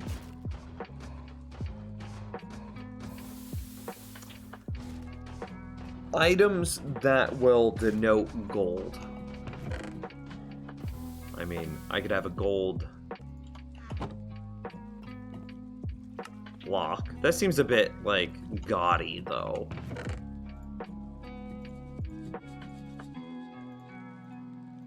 I could also have a gold ore. I think a gold ore would probably fit better.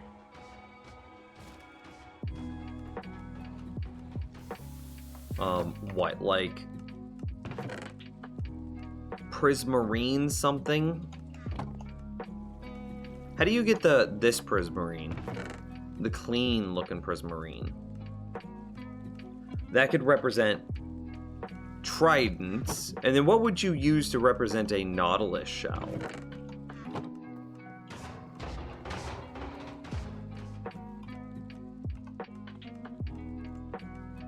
Is it not that?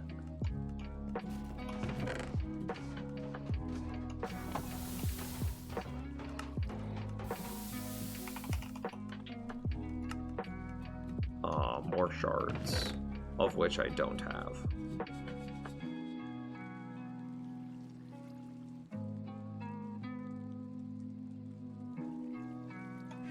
Okay, fine. Coral, it's got to be a full solid block. That's the kind of rule that we've given ourselves.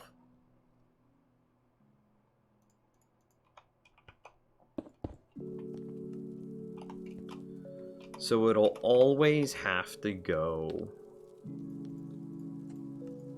Yeah.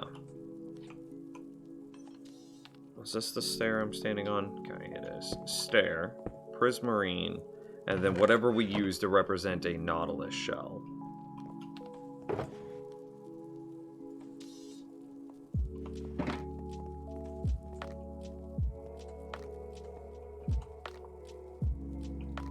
How many football seasons have you had in this hardcore world? Just one. Just one football season.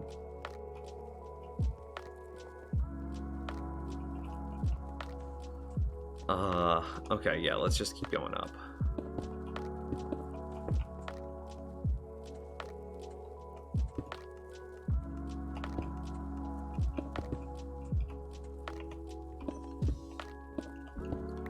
So whatever we use to describe nautilus shells, is there like a tan block?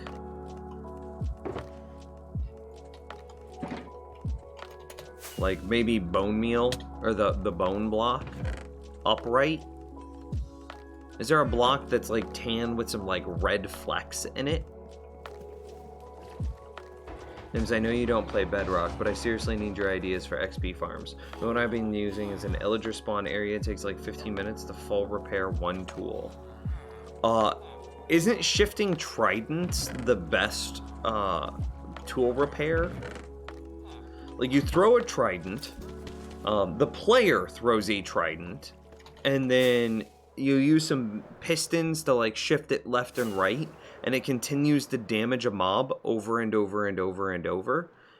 So that way you're constantly... And then because the player threw the trident, yes, he tan with red specks. What gives us that? Is this PC? I mean, it's Java. PC can still be Bedrock or Java. Conduit that's only solid blocks, yeah. So my guess would be some sort of mob farm that you then build a shifting trident that's thrown by the player to kill all of those mobs. And then, yeah, like a Darkroom mob spawner or like an Ender or something like that. I don't know if you can build an Ender in Bedrock, but...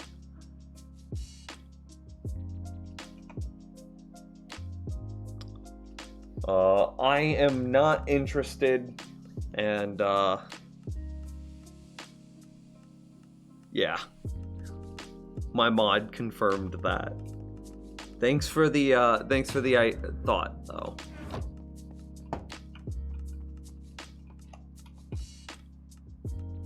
I have an Ender, and it's the same. See, that's just too white. It's the same as the Illager.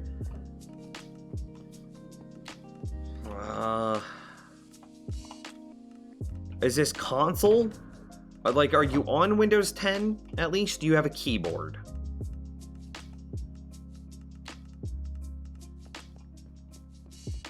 Should stained glass be more vibrant? No, I don't think so, because it should still be glass, right? You should still be able to see through it. I think that if it were too vibrant, it would be kind of obnoxious. Just taking a look to see if there's any block that just stands out to me as like tan with red speckles. This is the white glazed terracotta, and it's got blue and yellow.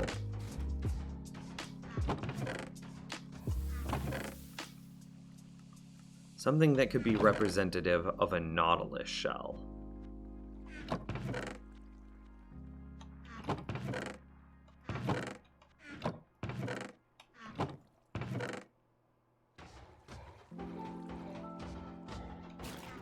Pocket Edition, it's a realm too. Oh, okay. So the reason I asked was in case you had access to some sort of auto clicker. That just looks weird. It looks bizarre. Could you use a brown mushroom block? Do I have any more brown mushroom blocks left? The conduit itself? They're tiny, though. Like little bitty boys. Like, look at that. Absolutely tiny. Oh, and they take forever to mine. Oh no, we're figuring it. We're figuring it out.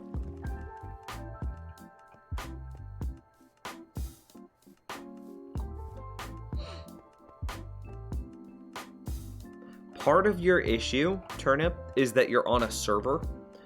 So mobcap is shared against everyone on the server. So if one person is standing in the middle of a bunch of unlit area, he will single-handedly eat up the entire mobcap for everyone. So you need to figure out a way of building something that will spawn monsters irrelevant to the mobcap. So in my mind, that's finding a mob spawner.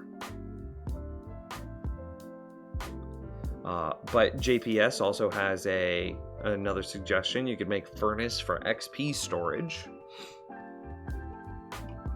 How you could have that running at the same time. You could have a mob spawner based farm. Maybe find, I don't know, something like so you could have, maybe find a double cave spider spawner. Those are probably the most frequent, but if you can't do a double cave spider spawner, another great one would be some sort of blaze spawner. Those are really good. Basically anything that is two spawners within range of each other. Then build yourself the shifting trident floor, where the trident is thrown by the player, so that way it counts as a player kill, so the mobs drop their experience. So build your shifting trident floor based on whatever double mob farm you've got, and then build a furnace XP storage near that. And what is the furnace XP thing that you store? Is it kelp and bamboo? Isn't that what it is? It's something like that. What do you smelt for a furnace XP storage? Anyway, let's figure this out. So the gold and the nautilus shells are easy.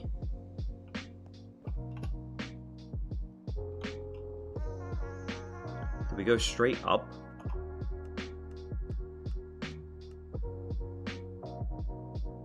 No, we definitely want...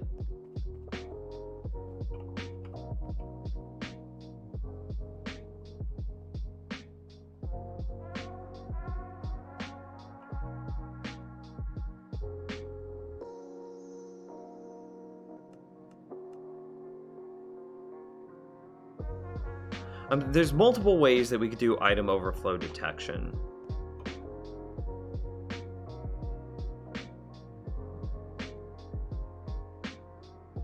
Because we don't want gold, we don't want knot shells, we don't want anything to end up in the trident chest. Cactus and bamboo. There you go. That's the answer. That's what it was. It's cactus and bamboo. Thank you.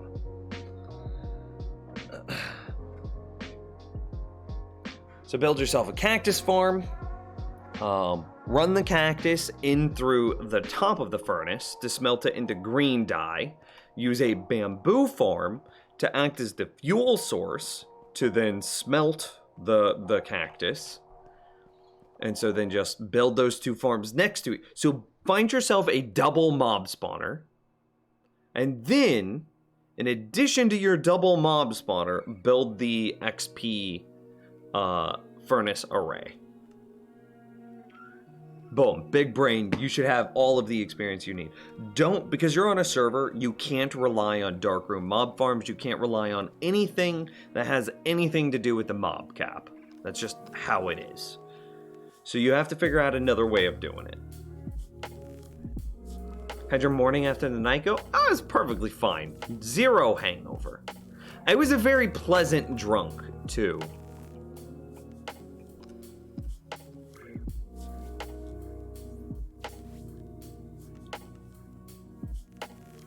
So when I'm sitting here thinking, I was like, okay, so we could probably go right there and there. Right? Yeah, for sure. But then we could have furnaces out the bottom like this, where these furnaces are controlled by the state of the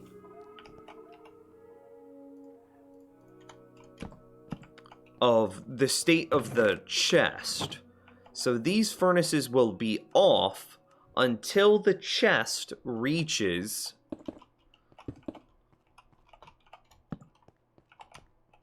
a 15 signal strength. And we would represent a 15 signal strength. What is it? Barrels are the least laggy thing in Minecraft. The least laggy storage. Wait, droppers are. Yeah, we actually have droppers over there.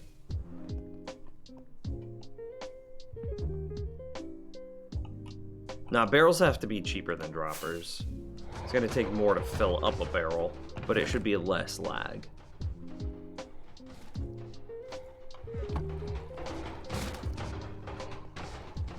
Can I friend you? Can I friend you on Minecraft? I mean, I'm in Java. Java doesn't have friends lists. So, no. Because it's not possible.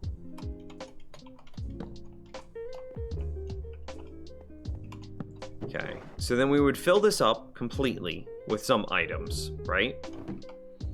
And then, so say this is now completely full. Blah, just billion items in there.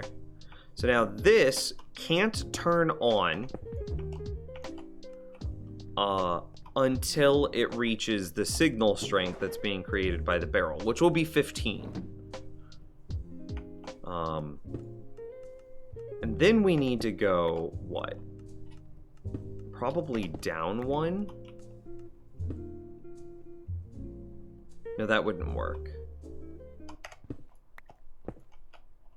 I need to control the output of this hopper, because this hopper will go into some sort of storage, or excuse me, into some sort of destruction. So I think I've got to do it the same way that I do a filter, don't I?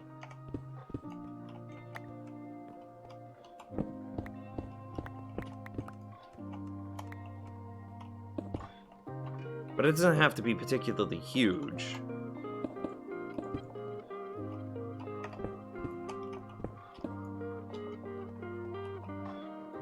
I need to get torches underneath here. So this needs to be torches. I'm basically making a different type of filter. Oh, I was like, where are all my jack-o'-lanterns at? They're inside of the barrel. Well. So this needs to go out another block.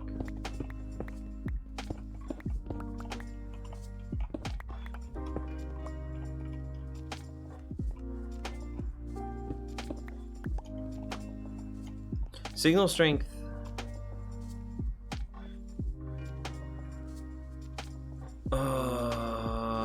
Okay.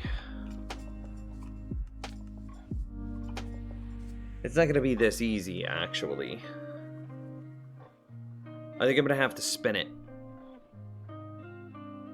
Yeah, I've got to spin it. That'll be the easiest solution.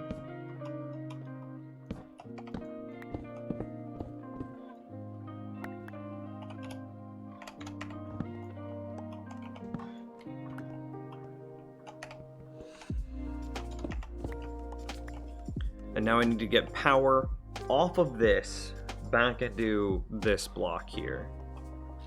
Couldn't this be way easier by just doing it like this? Am I being dumb?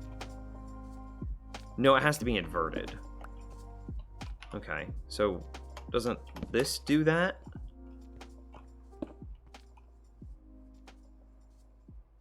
Oh, so it could have been the other way.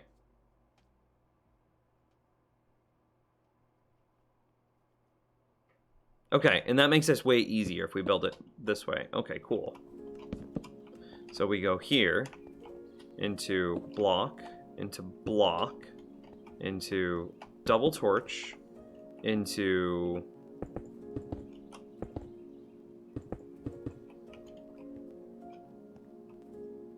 Oh, wait. Oh, wait. This is still redstone here. Like, and that would connect.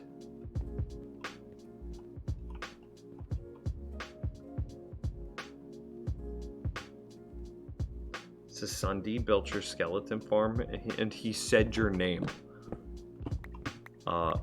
Neat, I guess. That's what it's there for people to build it.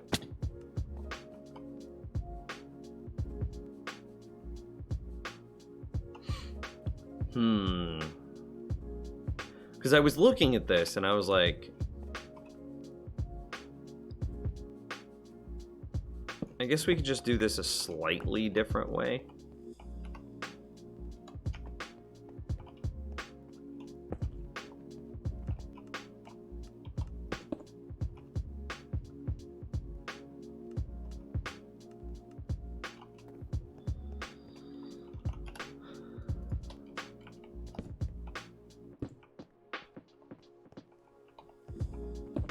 Is there a different way that I could do it?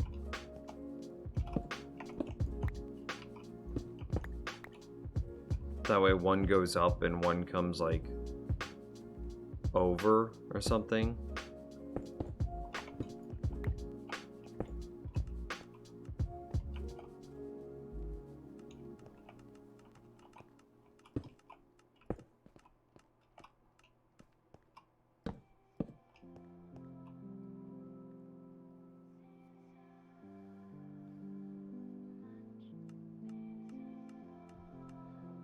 Could I use the signal strength that I'm going to be subtracting out of them as a way of doing this simpler?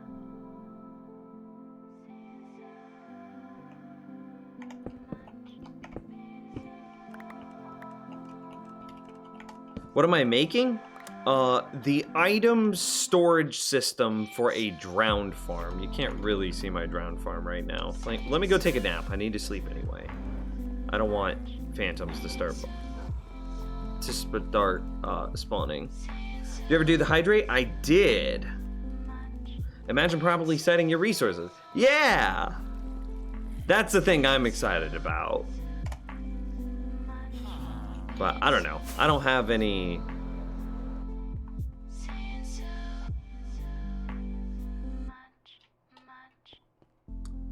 A lot of those guys I view more as like... I don't know. I don't really view them as like I don't know. I don't know how to say it. I don't know what the word is. I don't idolize any other Minecrafters. I view them as equals.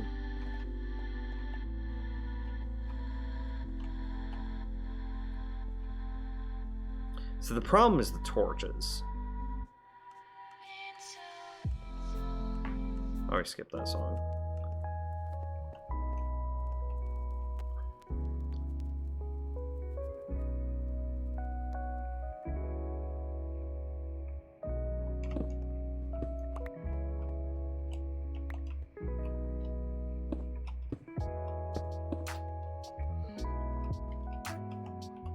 What if we do a subtract 13?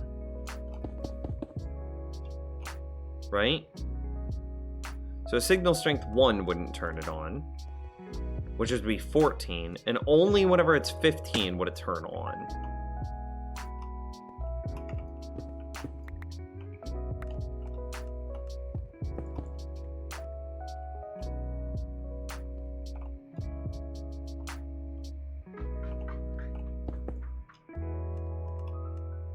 But see, now the signal's in the incorrect position. I really need it to be...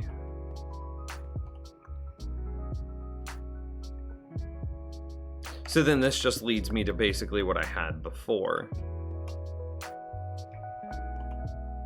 I'm just basically building a filter again.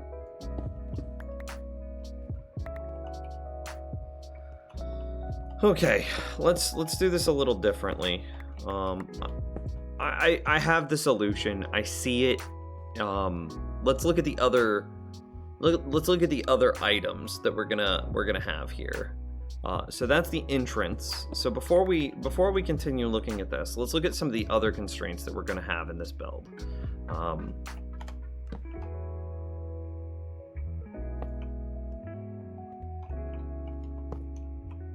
And see if this can give us an idea of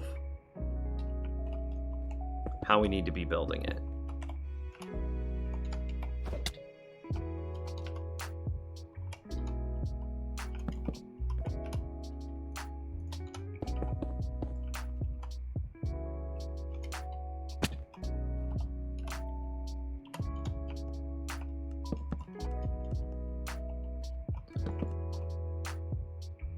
Definitely changes this up quite a bit.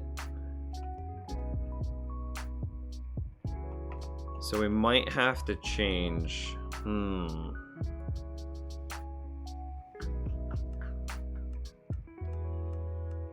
I went to make a T flip-flop and made a 1-tick relying on my muscle memory. Nice. Nim nom. Gonna feel the same way as you. So-and-so built your farm. Cool, I guess. So-and-so built your farm and cited back to your tour. That's just props and respect moment. Yeah. Yeah. That's how I feel. That's like, because if he didn't and he just took credit for it, well, that's like borderline theft, right? Like that's intellectual theft. But if he cited his source or plagiarism or something like that, right? But if he cited his sources, then awesome. That's literally what it's there for. I want people to build it. I like getting to interact with the Minecraft community that way. That's my favorite thing to do.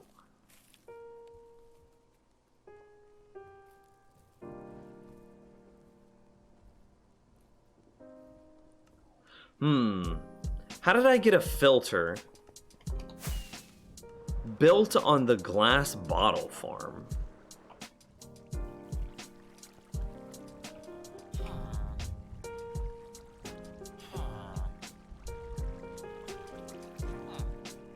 I mean, it's pretty much the same thing, it looks like. I just have a chest. So I have a standard filter there. Going, what, into the back of the chest. That's the difference. Okay. So instead of going into the top of the chest, let's rebuild all of this to go into the back of the chest. So when is the next Nimstut coming out? Well, maybe a little bit sooner now, because again, and we're talking here. The thing that kills me about making tutorials is people that plagiarize my work. That's the thing that like makes me not want to do it anymore. And I think that that's reasonable. And there's a lot of other things that go into that like crappy mentality or crappy community thing. But you saying that somebody built it but cited it, well, that makes me excited. That makes me happy. That makes me feel like I'm a part of the community. And that makes me want to create. So those are the feel-good stories that I need.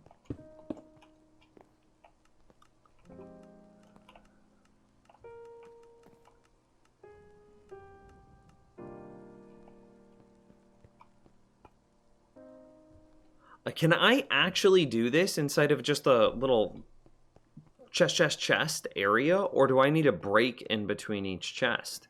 Because every time I look at this, I just don't see a way that I can do it.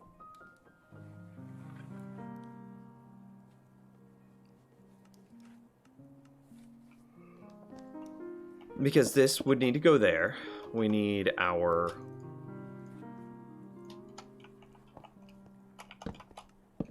there. Torches here, which powers this block, which powers this bottom hopper. And then there would be repeaters, as expected, there and there. So this would filter out our gold Nautilus shells, but remember that we have to also set up filters. So the big filter, I also need overflow protection on this.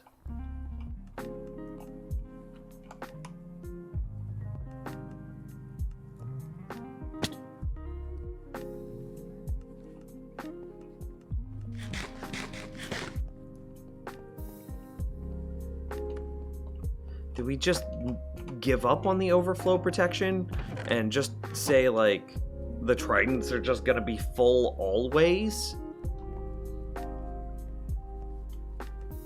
Feels a little bit lazy. Yeah, let's just do it that way. It's super lazy, though.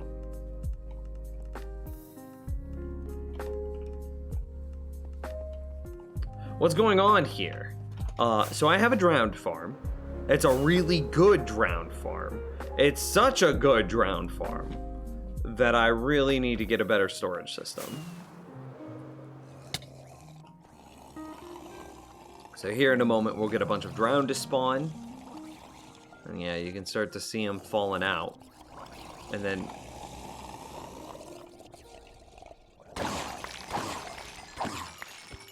I just sit here and I kill them, but our storage system fills up crazy fast. So I need a proper storage system for all of the items that we're getting out of the drowned farm. So I am working on building a kind of intelligent storage system that will filter out tridents from Nautilus shells, from fishing rods to everything. So the big trick here is I have to filter out everything, so I'm left with only tridents.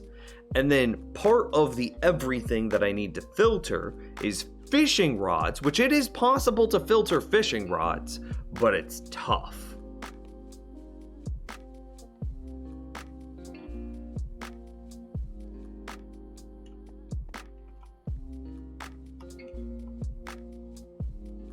And I have like prototypes here. So this is the prototype that filters out fishing rods.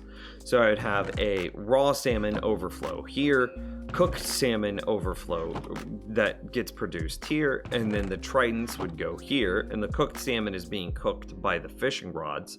So I have the prototype, but getting the prototype to fit into a clean space is really the question.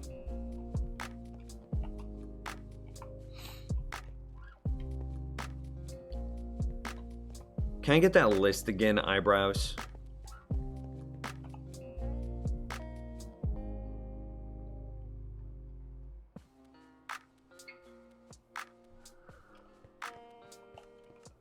Okay.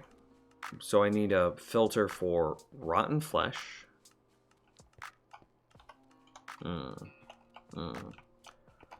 Rotten flesh. So we've got gold Nautilus shells and tridents. So there's rotten flesh. Fishing rods we'll do later. Salmon we have to do later. And bone meal. So this is rotten flesh and bone meal, right? Copy it into my chat log. Okay, that's a good idea. Rotten flesh and bone meal.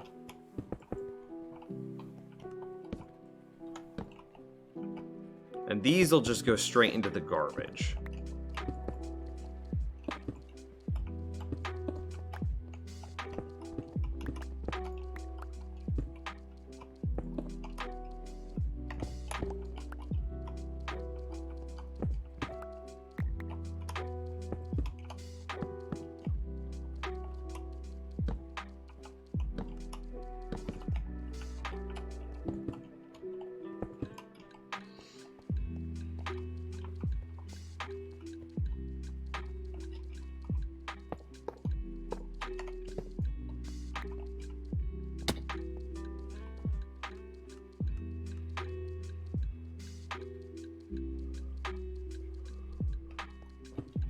So what's left here then is fishing rods and salmon.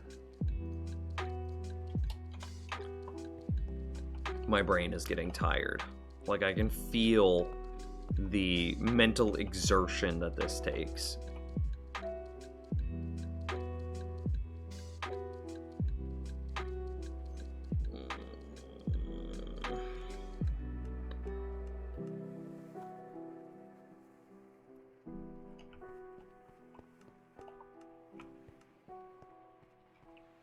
Do I need to build all of this so much higher?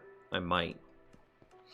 Because if this is our trident chest,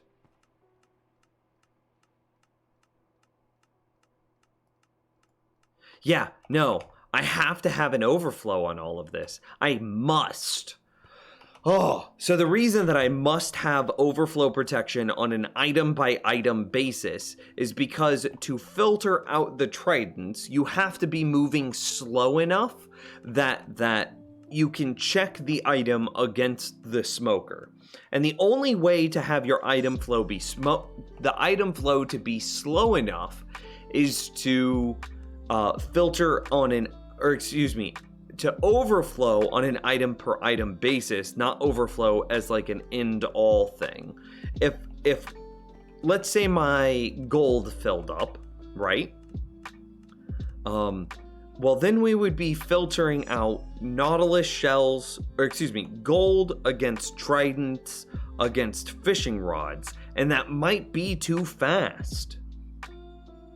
And really, the only thing that we want to be filtering here is tridents against fishing rods. If we have to be filtering out gold and nautilus shells, as well as tridents and fishing rods, that might be too fast for this, and we might get bad results. So we do need an overflow protection on an item per item basis. Okay, so this all has to come out, and we have to figure this out again. But I realize a different mistake that we have made, and I think that this new mistake might help us fix it in a different way.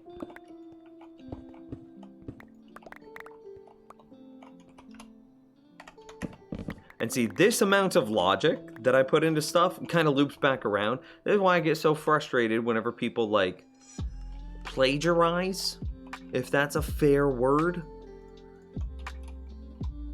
All right, so let's go ahead and build this system.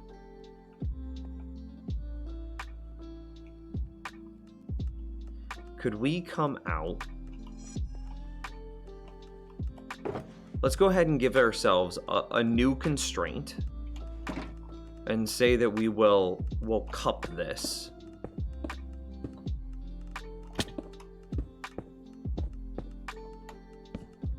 Like that. Maybe that gives us more space, maybe it gives us less space. All right, so with it cupped, I need to get, this is the expected output. Confidence surges as the enemy crumbles. Little Hippo Lover, thank you for the sub. I appreciate that very much. Whoa, we need to update our sub record. Why did nobody say that? 433? You are our new... Wow!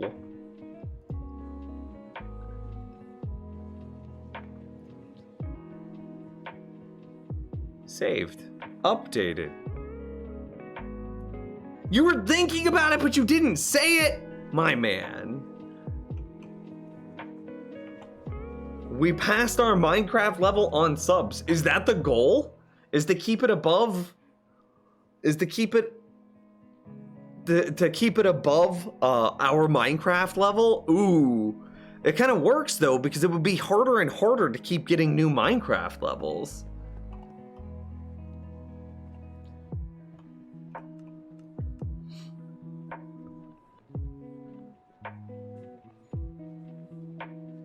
That would be fun, but also that feels a little money grabby, and I'm not about that life.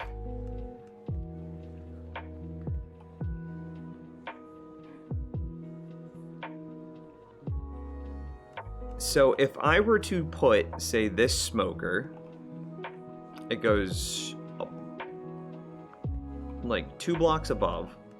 So the smoker there, right? And then that would go there. And that output is our fish output. So this would probably just continue moving down if we're honest, right? So that's the fish output. Then we have a hopper that goes into the smoker.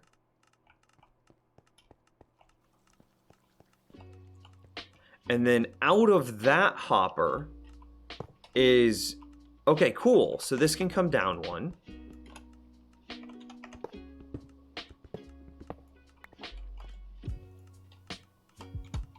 The smoker would go here, hopper there, and then that should be our output. Right?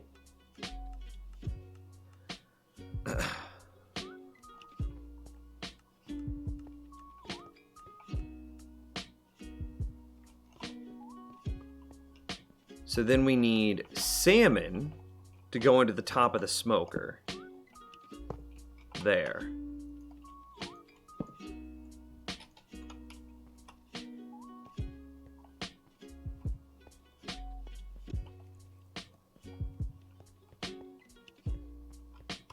And we end up deciding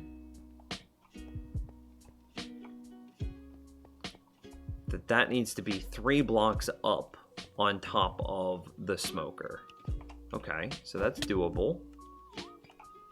So then we have a hopper going... It would technically... We have it going forward there, but it doesn't need to. It could go out.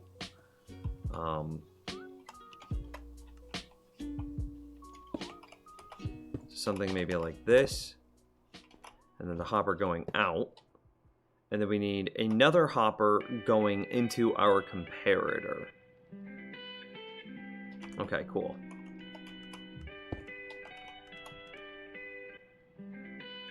Had to find the comparator.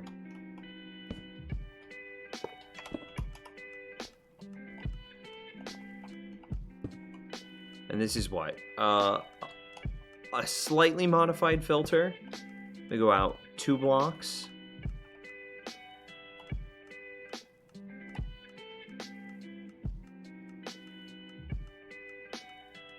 Alright, I still think that this should work.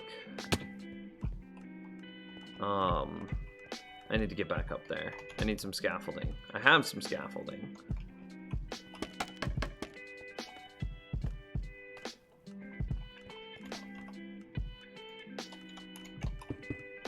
And then into a torch facing...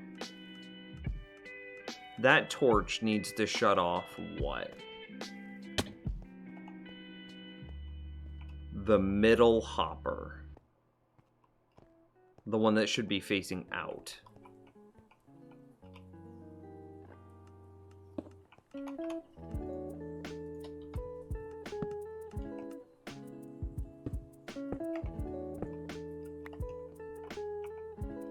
Ooh, but with it facing out, how do I get the power to it?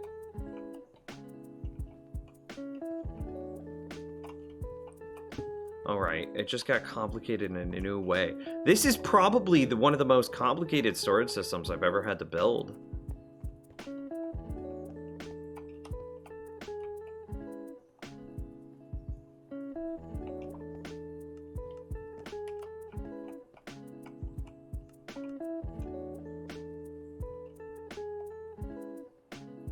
Okay, I know the answer.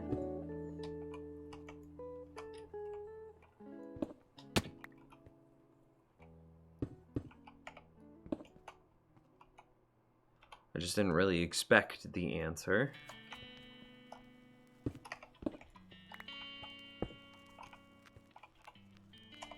I believe that this works the same.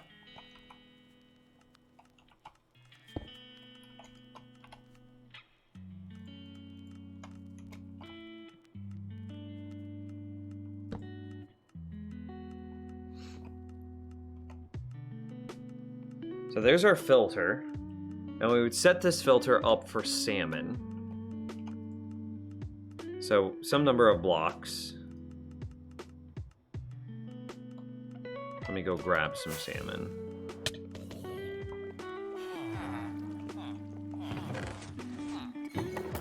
Sure. Did you recognize what pic of you I used in my fan art? I did.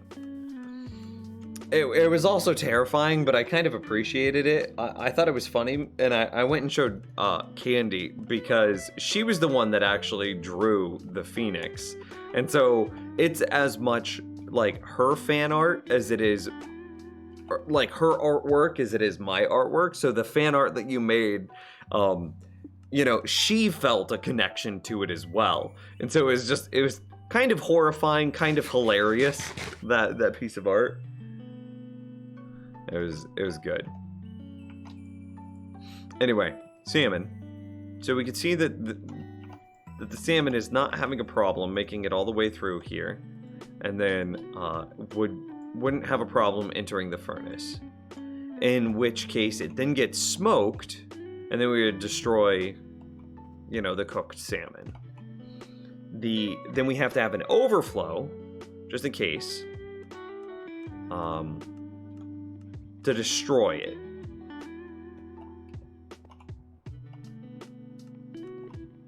So this is our salmon filter here.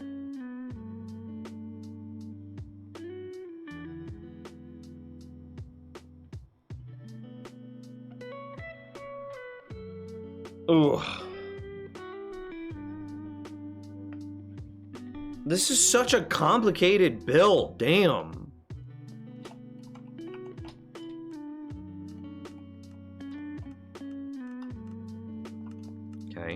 And then for the bottom, we still need a comparator out the back of this guy. Going into, I think it's just a torch into a 4-tick repeater.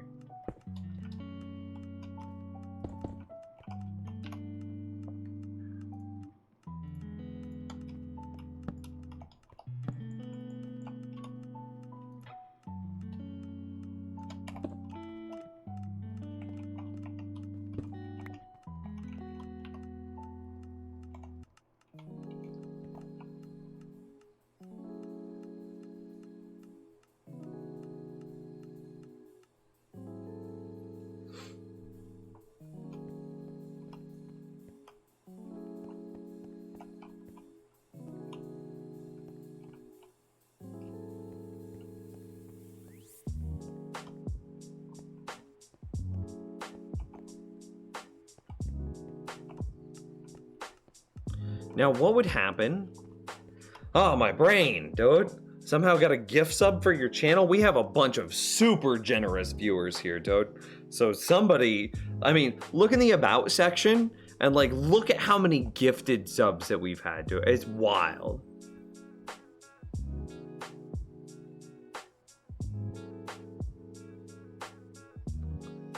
The biggest bamboozle of this redstone mini update in 1.16 is a single redstone cross and the builder's dot becoming an effective redstone mechanic.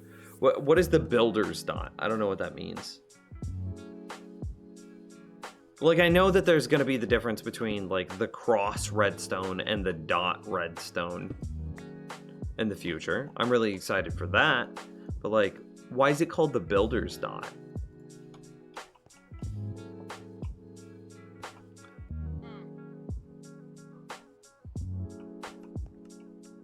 The way it is right now, the dot, builders like to use it as blood.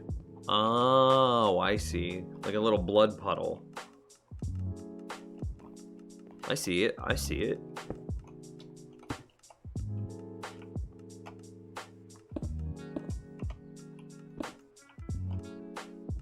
Seeing if I can clean this up a little bit.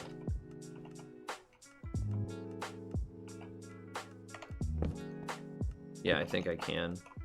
And that'll leave room for this to become a smart dispenser.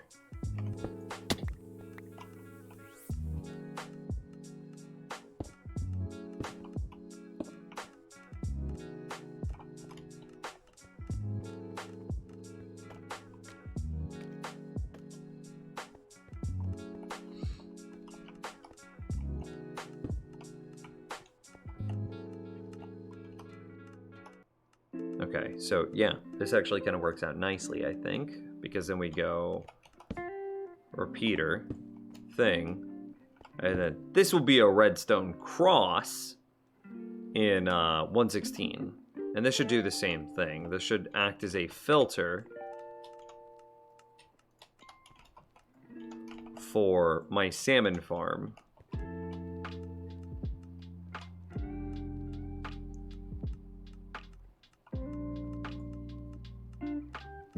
Well, for the salmon farm. Yeah, we'll go with it.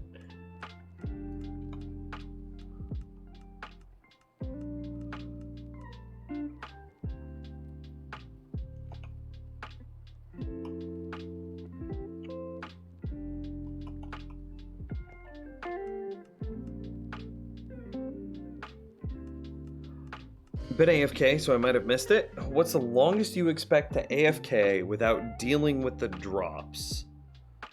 I expect to not ever have to worry about the drops.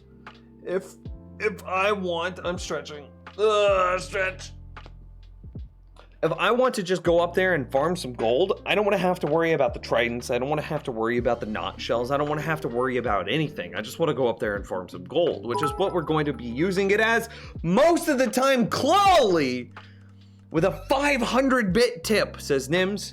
I can't stay long, but I wanted to pop in and say hi. I hope you had a good birthday. It was a great birthday, Clawly. Thank you very much for the love, dude. Thank you. I appreciate it very much.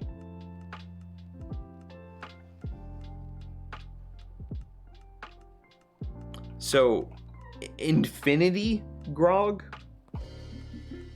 Is that the answer?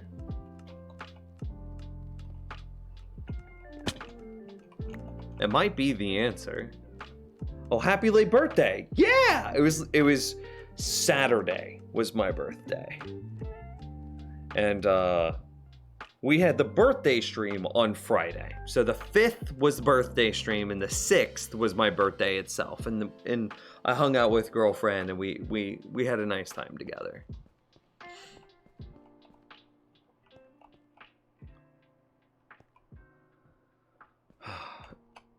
I don't know what happens to tridents once the trident overflows. We'd stop filtering out fishing rods. This is all so complicated.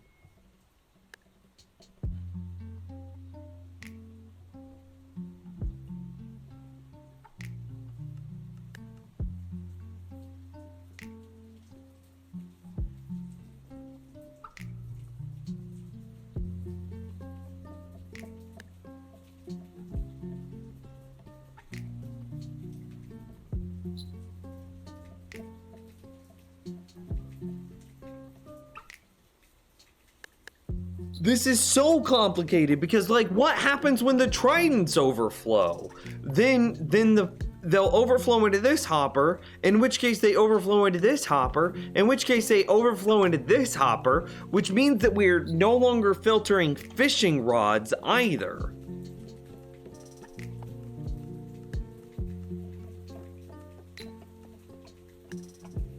By the way, Nims, your skeleton spawner design is amazing. I went from level 69. Went to level 69 from 0 in less than 30 minutes. Yeah! Imagine a double skeleton farm. That would be cool. I think for a double skeleton farm, though, you'd really want to set up a splash potion of healing for your wolves. Because the wolves would be taking so much... I mean, you're getting twice as many skeletons, which means you're getting twice as many thorns armors, which means your wolves are taking twice as much damage. Which means that it should last half the time.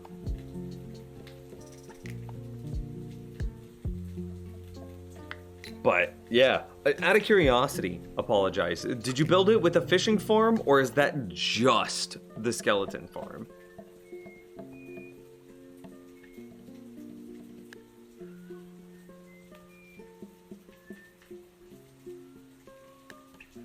Just a heads up, I was reading a report that Twitch got a whole bunch of DMCA takedowns related to music over the weekend. I know we ran some of the greatest playlists, so I'm mentioning it now.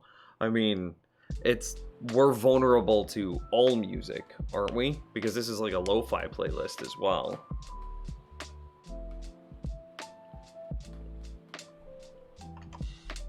I wonder if there's like a Creative Commons lo-fi.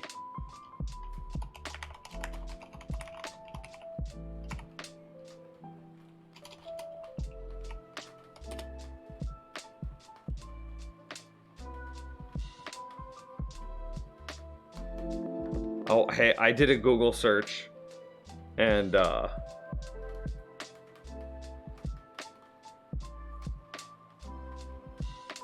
interesting.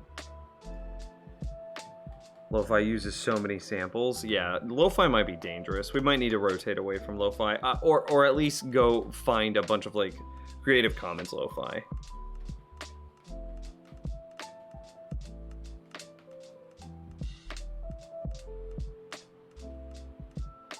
Can you be taken down for just a few samples? Absolutely.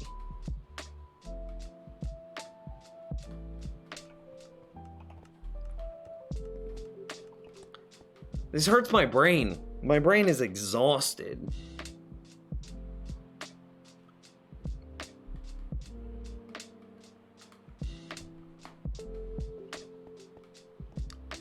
Do we care? Are we overcomplicating this? What if we just set up filters and just said hell with it? Let's not try to filter out fishing rods. Let's not try to filter out. Let's just go way simpler. The only thing that we really care about is gold. We want some tridents, we want some nautilus shells, but we don't need like an infinite supply of constantly rotating stock.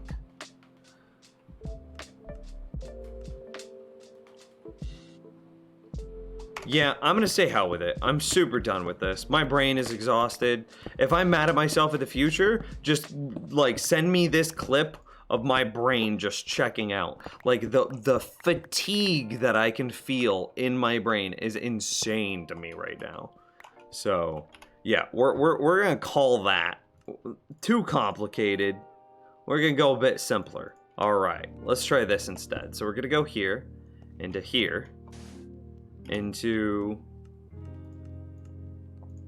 here. Oh, that was kind of dumb. And then like this. Blah blam.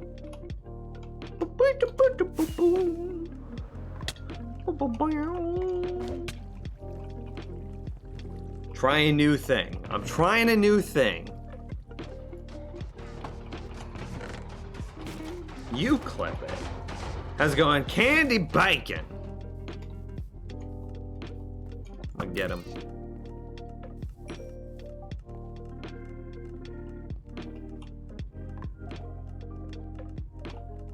Alright, so here's the plan, is we're just gonna rotate over to a much simpler design. And I already messed it up, actually. God, how dumb can you be? You're dumb, apparently.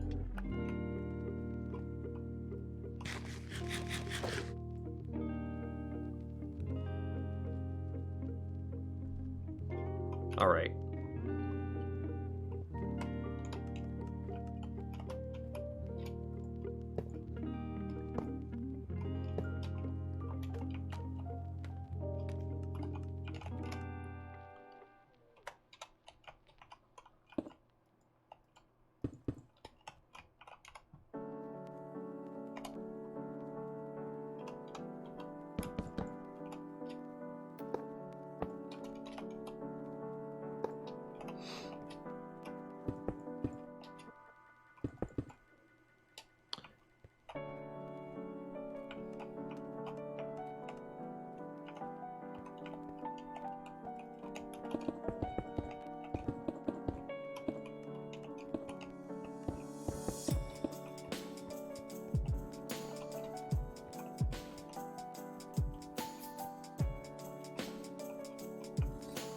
Down here.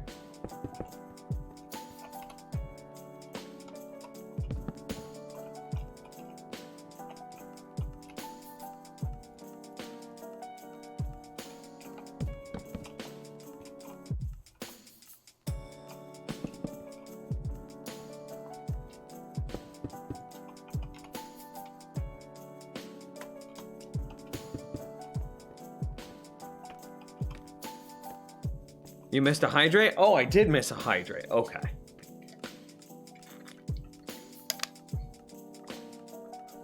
Since when did cats drop string? It's been a while. I don't remember when it was implemented exactly.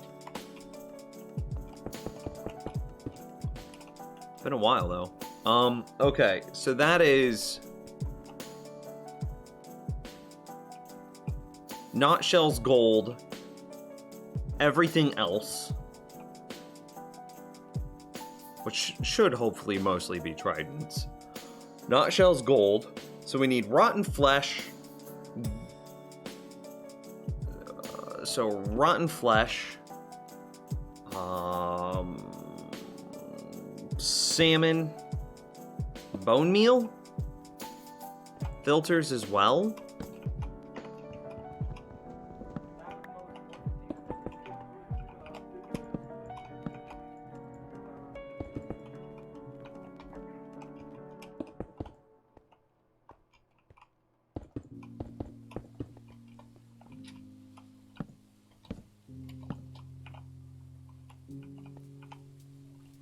And these are all going to go into some sort of smart dispenser item destruction system.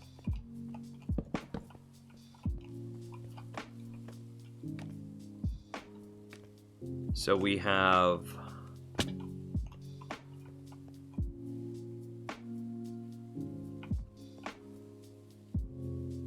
Do I need it to be from behind? What if it were from behind?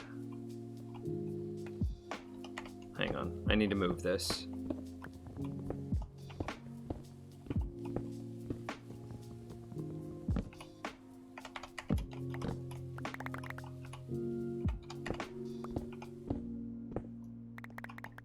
It might be better if it's further back.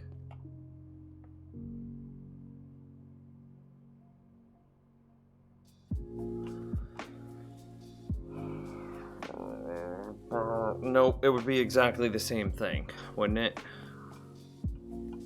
I only want this hopper to be powered. I don't want the one below it to be powered.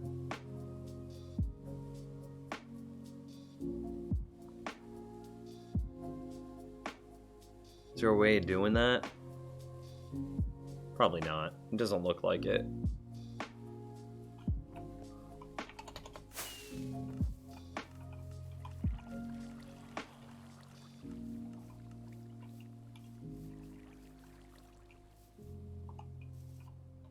Do you have a raid farm? I do! Complete. It's done. Okay, so yeah, this is fine then. Alright, yeah. So then this is okay.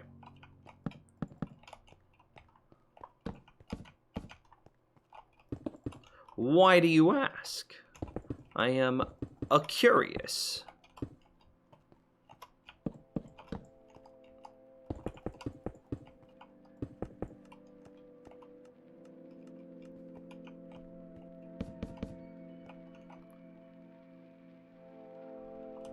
So what I kind of envision is we have a single hopper here that leads into some smart dispenser that's just dispensing items into a cactus, right?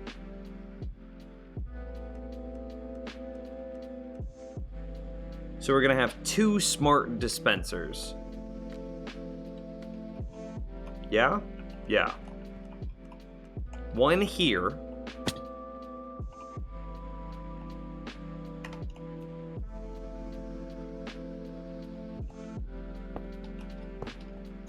Literally like this.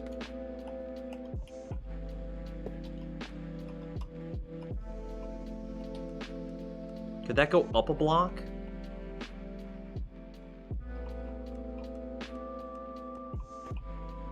Not really.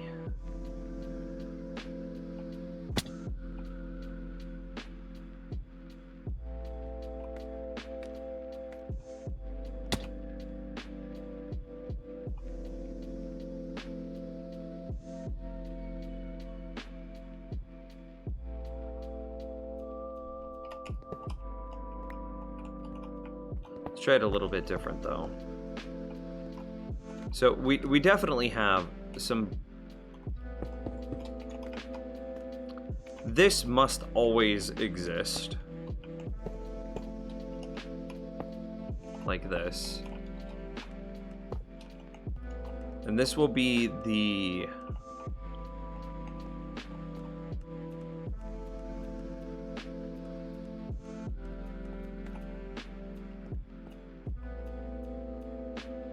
Yeah. That must always exist. Oh, interesting. You know what I just realized? That we're not going to be able to...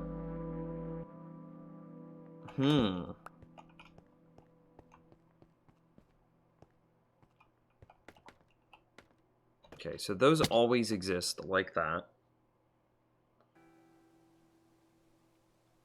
So then what? We barrel under them? I think we do barrel under them.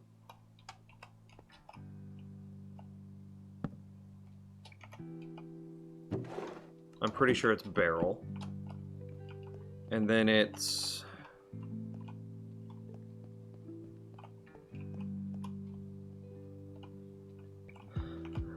So over here at the end, we need to have some sort of item destruction.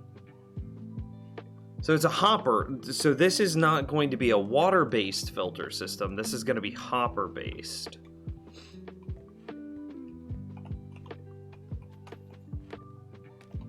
So now we need to move the contents of these 3 barrels into item destruction. Well, that doesn't seem too bad.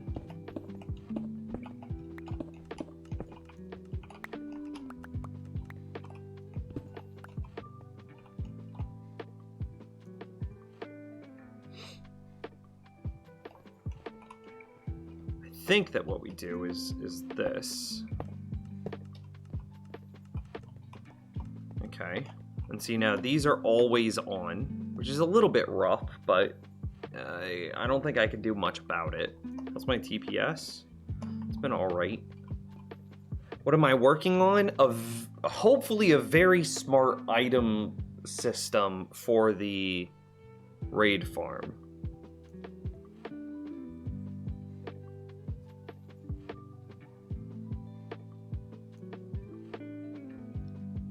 Did you get hungover from the birthday stream? Nims never gets hungover.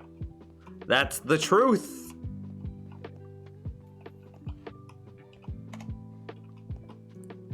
I have drank so much I've gotten sick, but it's never, ever, ever affected me the day after.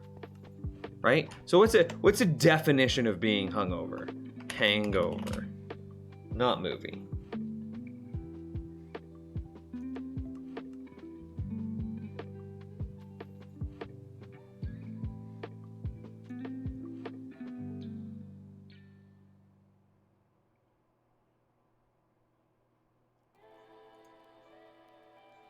A hangover is the experience of various unpleasant physiological and psychological effects following the consumptions of alcohol, such as blah, blah, blah, blah, blah. Hangovers can last several hours or more than 24 hours.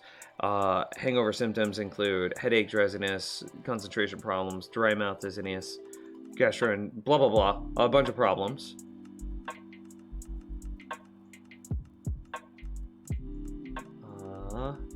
The symptoms occur typically after the intoxicating effect of the alcohol begins to wear off. Generally, the morning after a heavy night of drinking. I have never had that happen.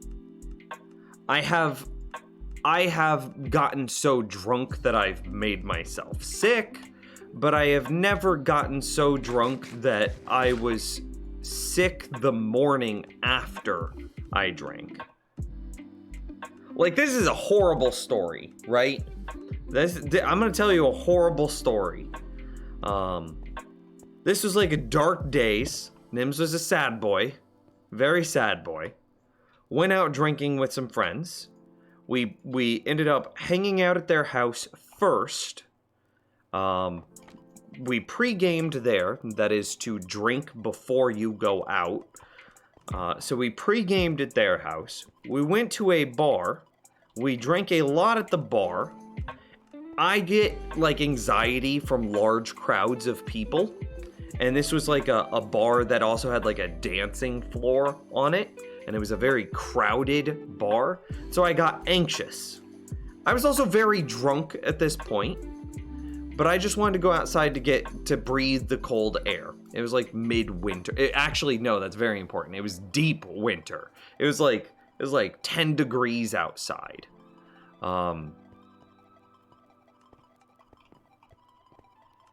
I wanted to go outside, not because I was gonna throw up, not because I felt bad. I just was anxious.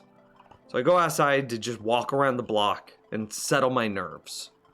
While also being very, very, very drunk, I was probably staggering a fair amount.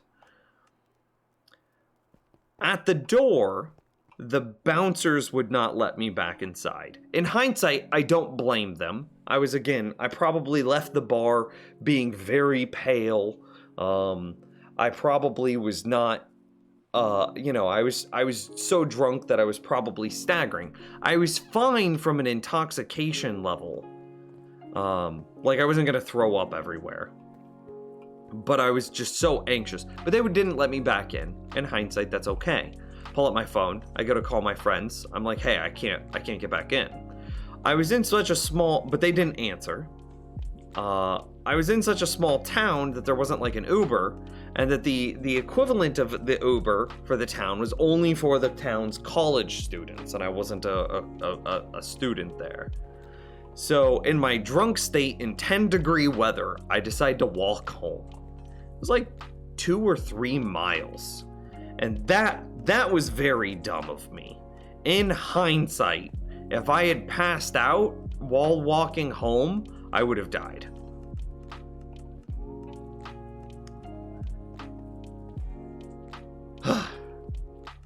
I then walk home.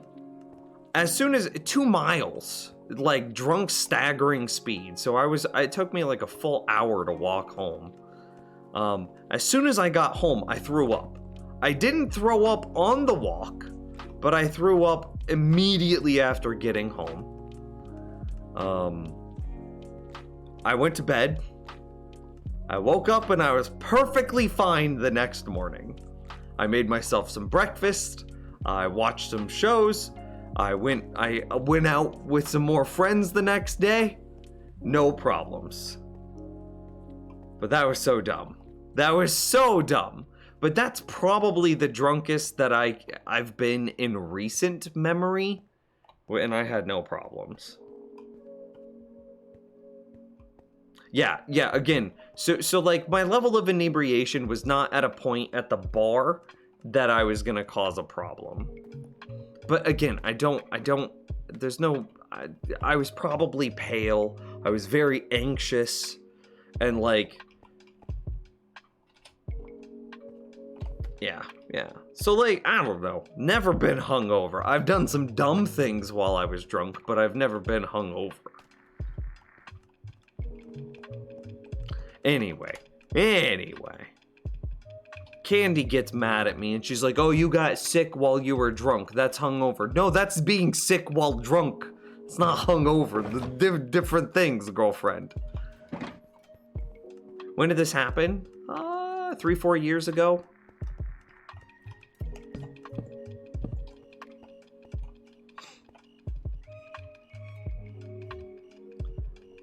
So I think that we can put the... It would have been before I met Candy. So sad news. Very sad. How many channel points does Candy have? I think she's pushing like 200,000.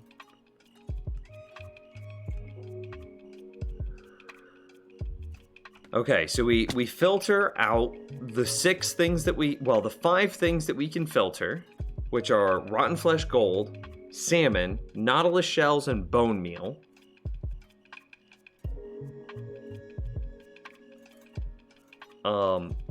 This is easily expandable to filter out other things. Then, at the end of this line, this is 1, 2, 3, 4, 5, 6. Okay, so at the end of this line, we would have what?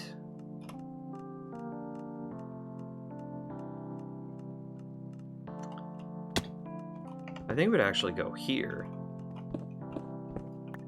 So then this is where we set up our smart dropper.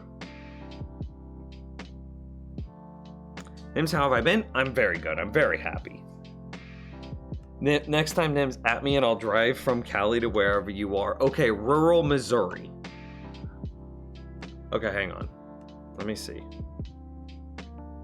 How long would it take to drive from Kansas City to LA? By car, the trip from Kansas City to Los Angeles is 1 day with light traffic. Literally 24 hours. All right.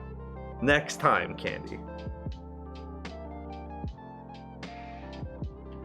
4 years ago, I'm trying to remember the timeline, but it'd be getting too personal for Twitch chat, maybe even too personal for me. If you're trying to remember the timeline, then you know the timeline. But I didn't live in Kansas City at the time. I lived in another really small outlier town. Like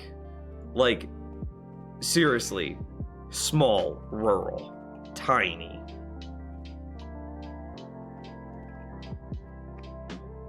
But just without disclosing the small, tiny outlier town. Yeah, Geigerman knows. Super Hicksville. So. I think that what we do... what's the best way to set up? I'm gonna go take a look at our smart trash can. How do we do this? Okay, we just drop it down on top of it.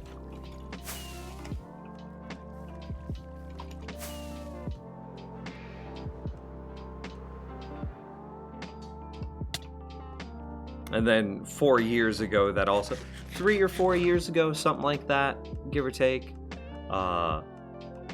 If you're able to question the timeline, then you have the timeline correct.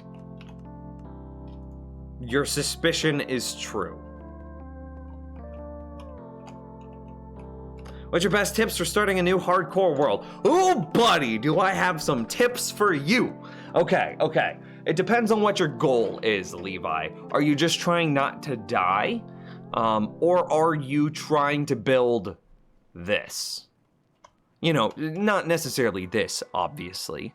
But are you trying to build some gigantic, super impressive, like giant base where you've got some really cool stuff happening? Or are you just trying to, like, not die in the first 10 minutes? Trying to make an awesome base with farms and stuff. Okay, I got you. Here's the thing that you do. I'm gonna give you the shorthand, and then I'm gonna explain each point, okay? Okay, so fishing farm into a mine for iron, into a villager breeder, into a, what was it?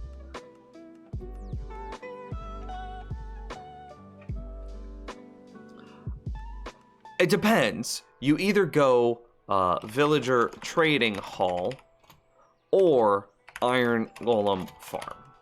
And then after that, profit, okay? So that's it. Fishing farm, and then you go mining for iron, and then you build a villager breeder, and then you get you set up a villager trading hall and /or. It's kind of dealer's choice. You should set up both of these, both an iron golem farm and a villager trading hall. Actually, no. I'm gonna abridge this. Fishing farm into mine for iron, into a find village, villager breeder.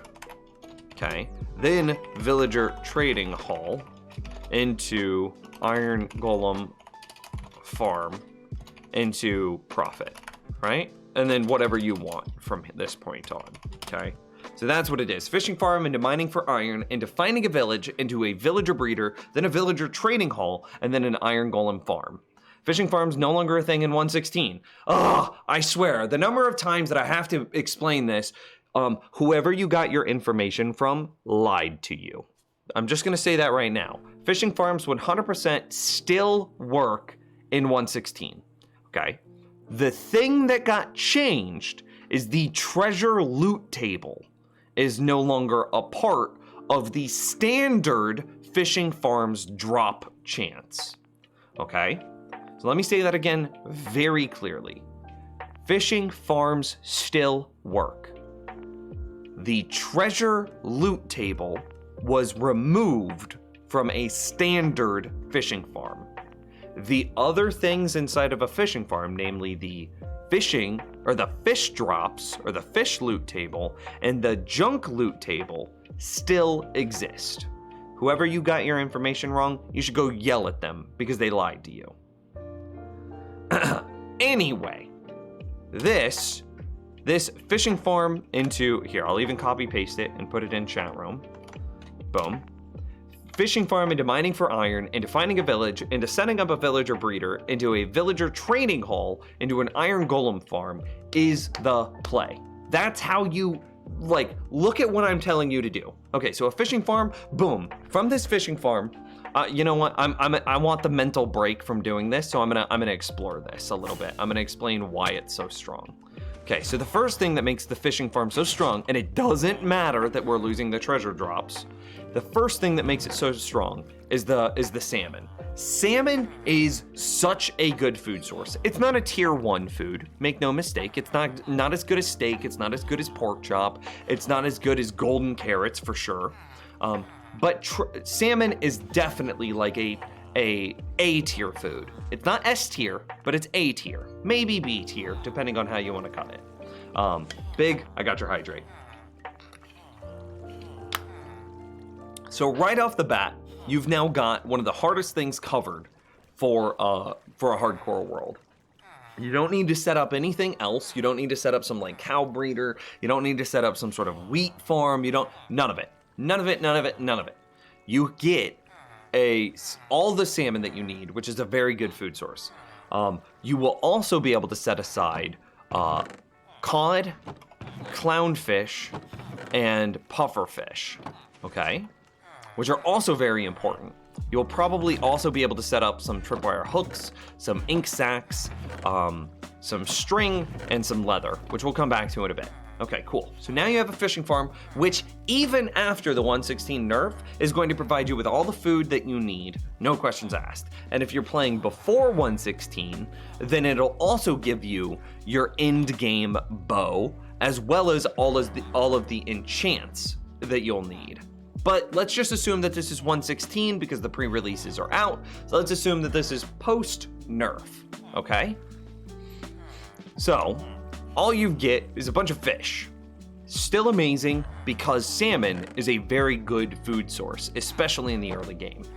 So now that we have our food established and the leather established, you should be able to make yourself then we're gonna go from mining for iron. So obviously you're gonna cut down a couple of trees, then you're gonna get a little bit of stone, and then you're gonna try to get yourself about a stack of iron, 64 iron. With this 64 iron combined with the leather, you should be able to make yourself a shield, a full suit of iron armor, but that's not really necessary. You could do everything off of half a stack, but just depends on your risk assessments. So anyway, you go mining for iron and you get about a stack. With this, you make a full suit and some buckets. You also probably want some hoppers. Note, it's not important to get iron tools. It's not important to have iron weapons. You don't need it. Iron armor and buckets and maybe some hoppers are the things that you want to be making.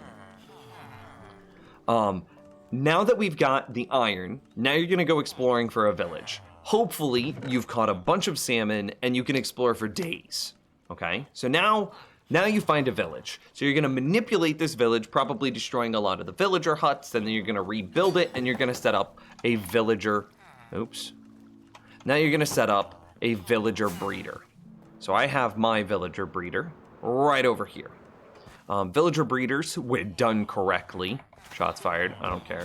Villager breeders, when done correctly, are very, very easy to set up. It just takes 2 villagers, one of them being a farmer, and that's really it. 2 villagers, and my design uses a pig. And now you should have all of the villagers that you need. You should then be able to manipulate the villager trades inside of the next thing that you're going to be building, a villager trading hall. By manipulating their trades, and we're not even going to be trying to trick them to have super cheap trades, but by manipulating their trades, you should be able to set up, actually, it's not even a manipulation. You just place down, what is it? A grindstone, a blast furnace, and a, what is it, a regular furnace? What the hell is this?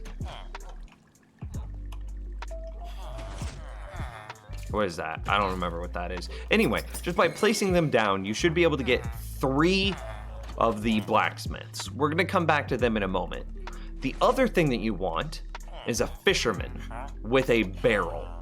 And you get him by placing a barrel. So now, you come back to your fishing farm. And remember all these fish that you caught? All of these fish that you caught, you're gonna sell them to this fisherman. And now check this out. I'm gonna take a single cod.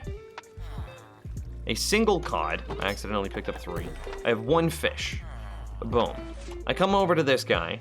I'm gonna sell my 1 cod. Technically, it would be 15 because you probably weren't able to do like golden apple trade manipulations. I'll use Impulse's villager breeder, exactly as he said. Impulse's villager breeder is a garbage design and should never be used. Anyway, we get our 1 emerald. And then we turn around and come over to the blacksmiths. And with our 1 emerald, I'm gonna buy diamond boots. So you could, and this is the line that I've built for you here. So fishing farm into mining for iron to find a villager, to get a villager breeder, to set up a villager trading hall, so that way you can use the fish that you've gotten from your fishing farm to then buy your first diamond. Notice that you have not done any mining at this point. You don't want to mine. Mining is so dangerous. You want to avoid it as much as possible. So hopefully, and then once you've got maybe a couple of pieces of armor, hopefully you get specifically some feather falling boots, because iron golem farms are quite tall, and you don't want to risk falling off of them and dying because you fell. So hopefully you can use that. However, there's a good chance that you could also just set up a rudimentary iron golem farm off of just your villager breeder. Why is Impulse's villager breeder bad? For like a dozen reasons. God, I don't want to go into this. It makes me so angry. Okay. No roof, which means that your villagers can be converted into witches. And the villager breeder design that he used wasn't his own design. I believe that it was Ray's design that he copy-pasted on top of somebody else's produce farm. So the design itself isn't really that much original work. So all he did was take Ray's villager breeder chamber and smack it on the side of somebody else's, I don't remember the name of the other person, smack it onto the side of somebody else's produce farm. Both of those farms are good farms for what they do. The produce farm provides you a small but steady stream of produce, and Ray's villager breeder is a maximum rate 100% food required villager breeder. However, when you smack them together, a small steady supply of produce does not combine well with a breeder that requires a perfect, constant food supply. That's basically what he did. And so what happens is the villagers will stall out, sitting there just throwing food at each other. But then the second villager can't pick it up because the first villager's AI is quicker. So the thing stalls for hours on end until the farmer can hand them enough food in order for their inventories to cap out, and then it only corrects itself for a small amount of time. So it's basically, so the rates are garbage, but that makes me particularly frustrated because in his video he says, oh, this thing has perfect rates. It gets 12 villagers per hour, which is the theoretical cap, which I even have problems about claiming that it gets 12 villagers per hour, because a theoretical perfect cap is not possible in Minecraft. Not with a 2 villager setup. Obviously, if you have 4 villagers, then your cap becomes like, then you would say it's 24, but again, it's not possible. So the reason it's not possible is because of the villager AI. Villager AI takes time to move, to walk, to interact with each other. So the theoretical cap is something more like a low 11. So the theoretical cap is going to be something like 11.3, right? Not 12. He claims 12. That's a lie. Does his farm actually get 12? No. His farm only gets a couple, like 2 or 3, when averaged out out of the hours that you actually run it at. And that's if your farm doesn't break because of lightning strikes converting the villagers into witches, which he does not include in his video.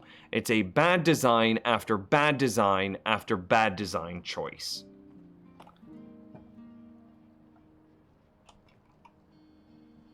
So there you go. So what villager breeder do you recommend? That's a good question. We once went through the top like 30 results of villager breeders, and the top like 30 results were all bad.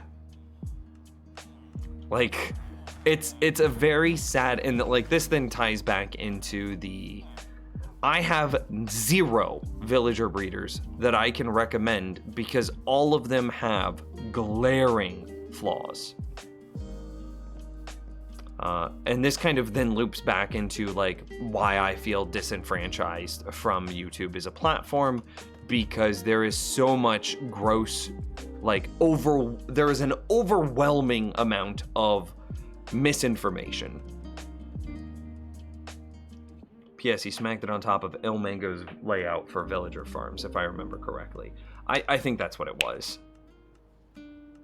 Look up the video by Lagging Days that fixes it. That his fix doesn't even fix it though, because it doesn't address the lightning strikes. So, yeah. Anyway, I need to hydrate.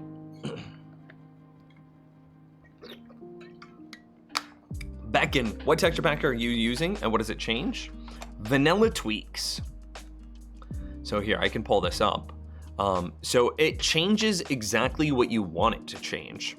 So let's say, so for me, I like some of the utility stuff. So clean redstone dust, redstone power levels, directional hoppers, sticky piston sides, better observers. I turn all of those on and see, that's how I'm able to see the arrows in my hoppers. I have the clean redstone lines with the number on them. So you see that number's a 0, but if I come over here, we can see that this one's a 15, and that we can see, like, we see, if I can jump, I can't jump, 15, 14, 13, and so that's what the redstone power levels do. I also have quieter dispensers on, because when dispensers start going, they just start clicking. It gets to be really obnoxious.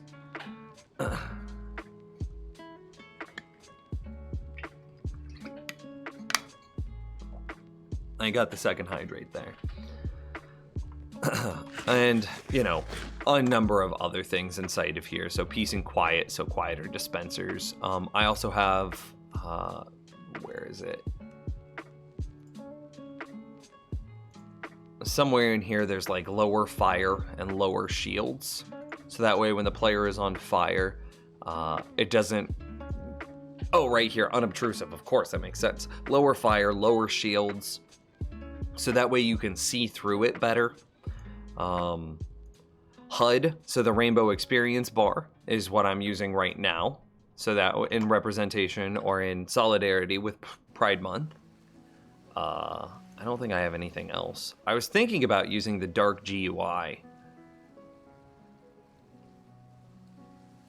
But I don't know. Maybe not.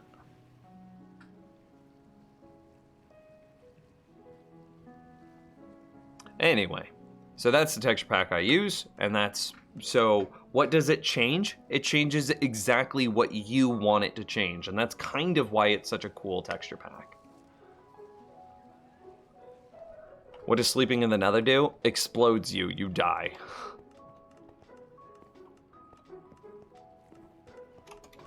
I'm gonna go take a nap real quick in my bed. And that's why you spent a lot of hours getting my jungle villagers. Damn. Yeah, the impulse villager breeder is bad. And it's one of the worst ones. So there are some villager breeders out there that are okay. Like, they need roofs is really what I'm breaking them on.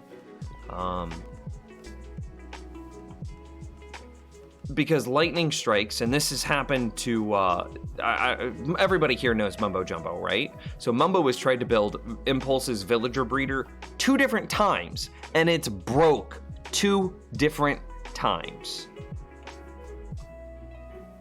And like, that's the problem.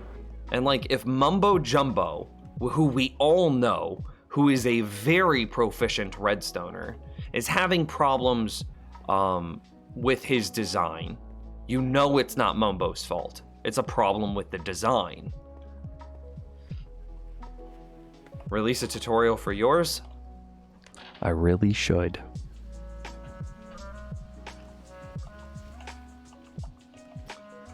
Okay, so we need, what, like a dispenser facing down? With an air block below?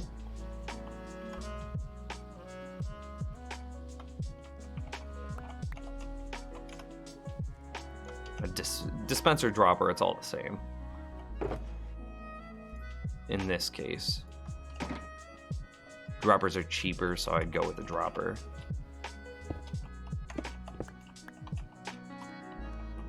I mean, but then I'm like frustrated. So some dude. So this is the question, right? How do I release my tutorial, right? So whenever I start to talk about rates, whenever I start to talk about what my farm can and can't do, because knowing what the farm can and can't do is important. The true rates of a standard villager breeder, something like this, is gonna be something like 10 villagers an hour, okay? But if I were to say, oh, and there's one other thing that he does that really frustrated me, is how do I describe this? The area that he harvested his carrots and potatoes from is the theoretical maximum, but villagers don't. They prioritize inward. They prioritize the farming spots closest to their workstation, and basically ignore what's at the theoretical max. So it's kind of a giant waste of space that he also promises is good. So, and that kind of leads into the question is, how do I present my villager breeder when objectively, he has completely taken over the villager breeder space, right? His video has something like 2-point-something million views. How do I then put out factual information? And this is kind of the problem with like American politics right now, right? Not to make it like a false equivalency, but it is. How do I put out truthful information that is less flashy? It's objectively less flashy. Like, oh yeah, mine's gonna get about 9 villagers per hour. That's the truth. But he's over there claiming, oh, well, mine's way better. I get 12 villagers an hour. But then do I have to, I have to then call him out and be like, no, you're either intentionally lying or you're grossly misinformed. It has to be one of the two. It does. So how do I then present that information that doesn't just shame the dude? Because I don't want to just sit here and trash talk him. That's not who I want to be as a person.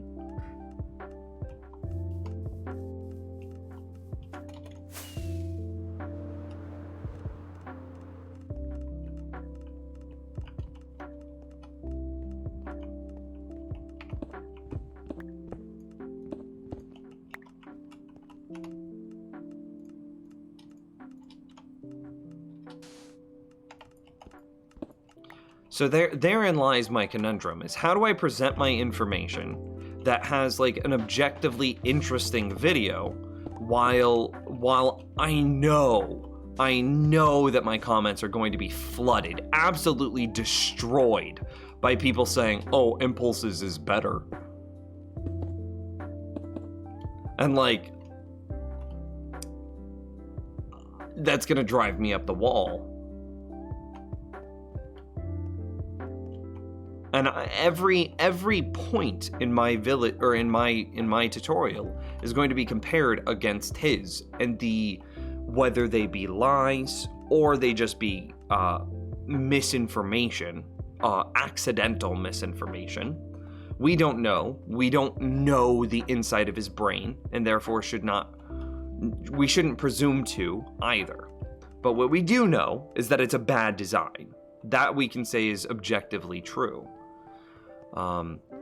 No matter what, I will have to handle the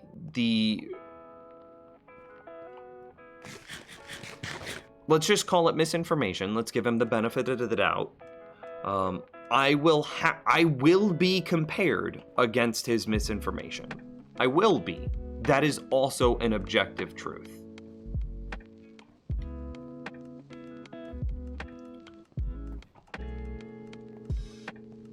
Eyebrows, take care, man. I don't shame the guy, but bring up the evidence of reliability, which yours fixes. True.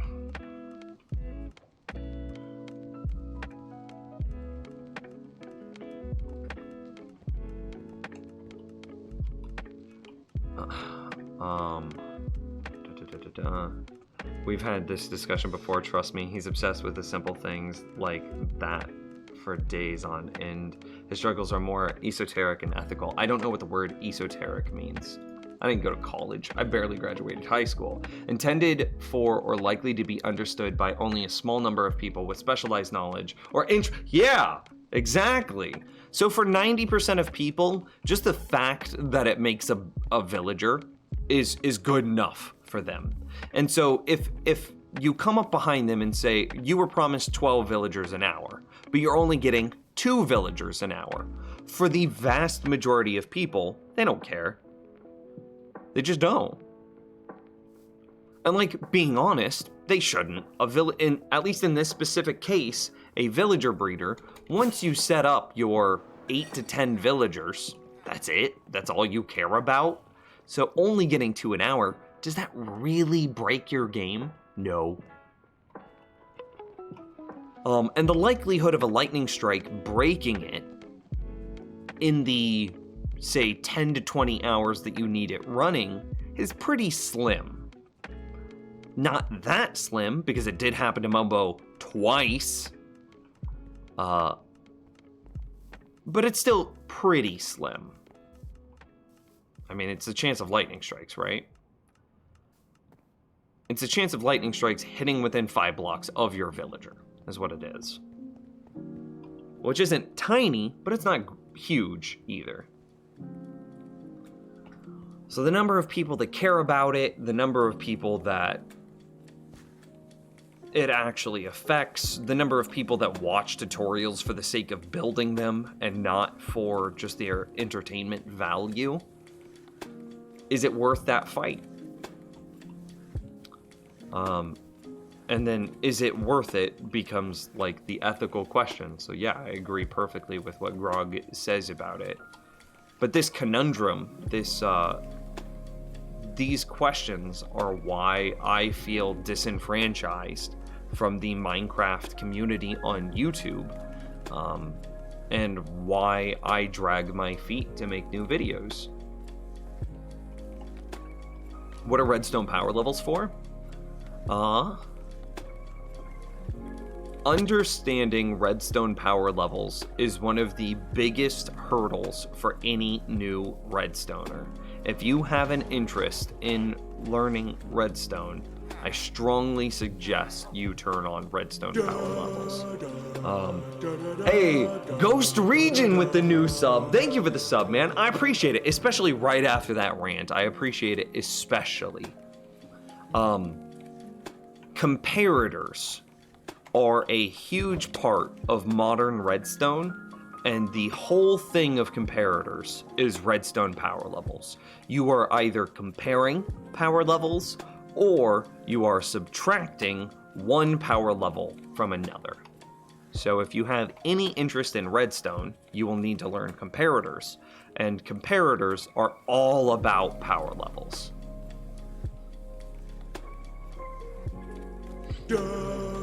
Dude, and J-Rock with the sub 2, you guys are wonderful! I was just trying to get caught up in chat. Oh. If you do nothing, you're supporting the falseness, just like in politics.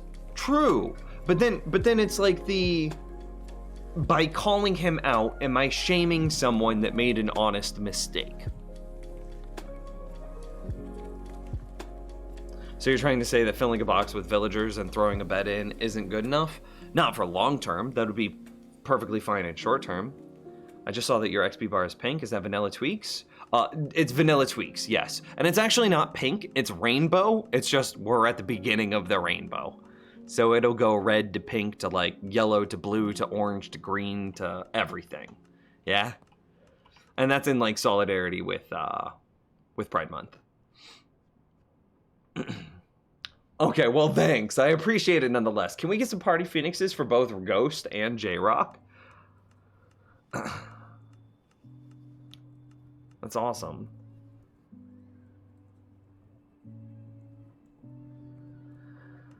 But the only approach I can see is working like Nembomb's Iron Farm that breaks down the actual code in a completely factual way would require a huge effort. Right. And to be able to point out the nuances between this this villager breeder and why it is a good design versus Impulse's bad design would literally require a side-by-side comparison shot where it then points out each flaw and then how it was fixed.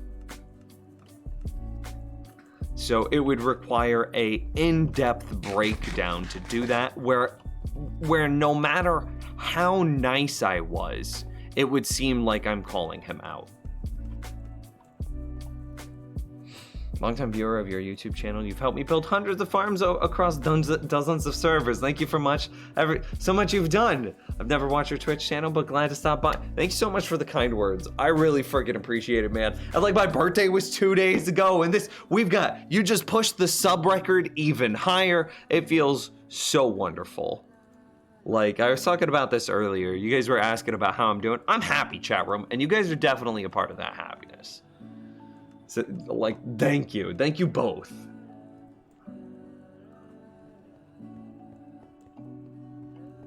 Is the rant worth being highlighted for me to look at later? It's basically why I've stopped creating as much on YouTube.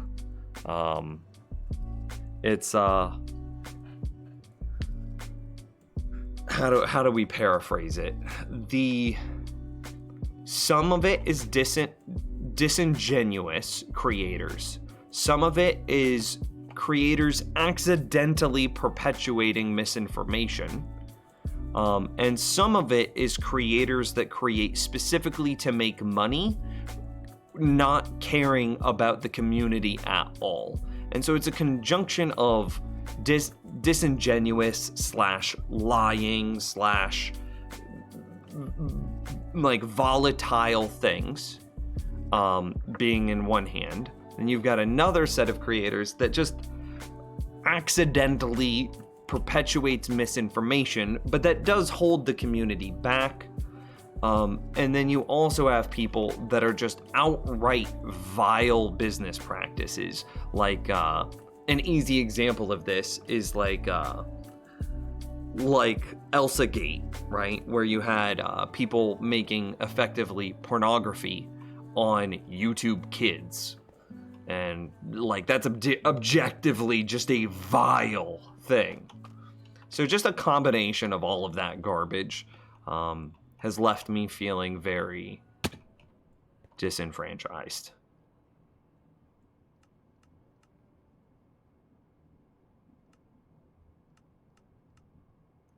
It wouldn't be disrespectful, it would be teaching. No, I disagree.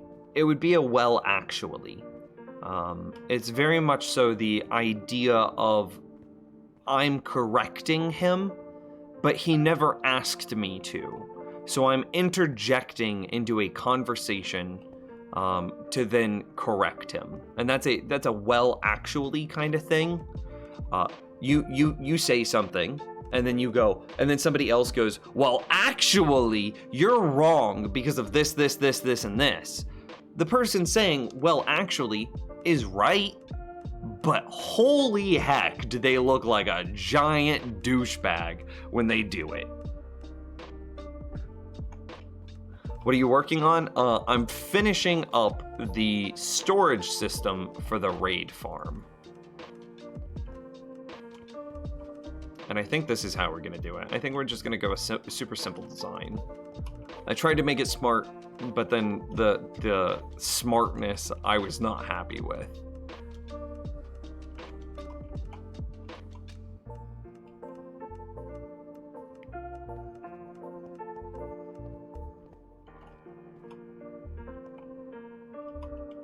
Interestingly, I think I could get rid of this hopper by curving that one there.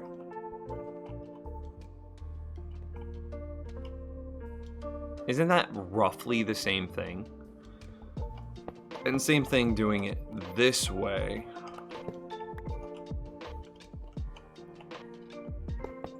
Isn't that technically slightly less lag? And these hoppers are running all the time, so there's no way that they bottleneck.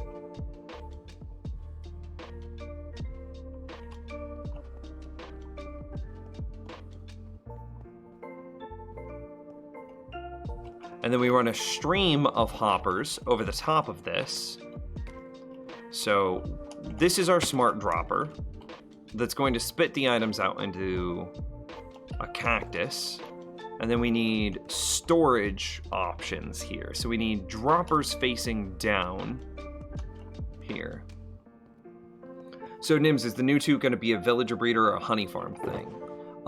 Probably the honey farm first. Because the honey farm combos with the villager breeder, it combos with the villager produce farm. So like the villager breeder, this one, okay, I'll show you. I'll show you. Saving world, single player, villager breeder. Please tell me if this is my testing world. Okay, cool. This is where I figured out all of the problems. So check this out. So here's so-and-so's design. Okay, so this is so-and-so's design. The problem with so-and-so's design, and I really wish I would have used carrots for this because you would be able to see the difference in the growth stages of potatoes. So there's basically three different problems. So-and-so's design does not have a roof on it, and this is the roof height and shape that it would need to have in order to prevent lightning strikes from converting your villagers. Bet you didn't know it had to be this shape. Bet you didn't know it had to be this height. Really should have been something that, you know, the person teaching you taught you. Anyway, so that's the first thing. Secondly, there's a lot of wasted space here. These outside carrots, potatoes, whatever they are, never farmed, never. Technically they're within range, technically. He can see, if I remember right, it's like 9 blocks off of his workstation. So 1, 2, 3, 4, 5, 6, 7, 8, 9, 10. It's 10. It's 10 and a diagonal off of his workstation. Well, it's 10 just blocks off of his workstation. So this should be like 1, 2, 3, 4, 5, 6, 7, 8, 9, 10. So that's the edge. And then if I measured it differently, this would be 10. So anyway, you get it, you get it, you get it. Okay, but there's a lot of wasted space here. He never farms these blocks from this line. They don't need to exist. This like last 3. Okay, so that's a lot of wasted space. And you can see that they're just completely untouched over here and completely untouched over here and mostly untouched here. There is a couple that are broken here, but that's because he comes over here because he has this like point of interest. The next issue is So there's a lot of wasted space here. You can see how well farmed the middle is and how unfarmed the edge is. You know that there's no roof. These villagers can get into a state where they're just throwing carrots at each other or throwing produce at each other. So let me see if I have a set of villagers that are doing this. I think these guys were. No, maybe not those guys. And then I'm just dropping them out of the world while counting how many villagers have passed through it. And that's how I was able to prove that his rates are bad. I don't think I've run any of these long enough, and I'm pretty sure I gave all the villagers carrots forever ago whenever I first set up this test.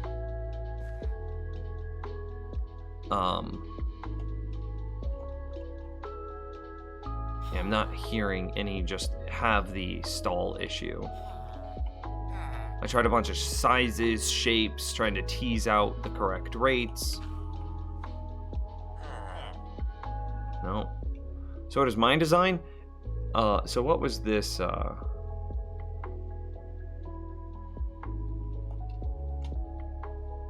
What was the question? Oh, so in the design that I've got, and see, I was trying multiple different types of villager breeding setups, but in the design that I've got, you can see that they're working without a problem. Just have the farmer breed with the breeder, and it's not a problem. I don't know if you just, yeah, you saw the smoke, the particle effects, you saw the villager get hurt. This works without a problem. So it's just a 9x9 thing of produce that the farmer then harvests, shares with the breeder, and then they just breed against each other. With the bee farm coming first, you could set up all the bees on this side and all of the flowers over here. And then you could set up a way of filtering the bees out from getting into this space. So you would need something like this. I don't know if there's a way to filter out the bees, actually.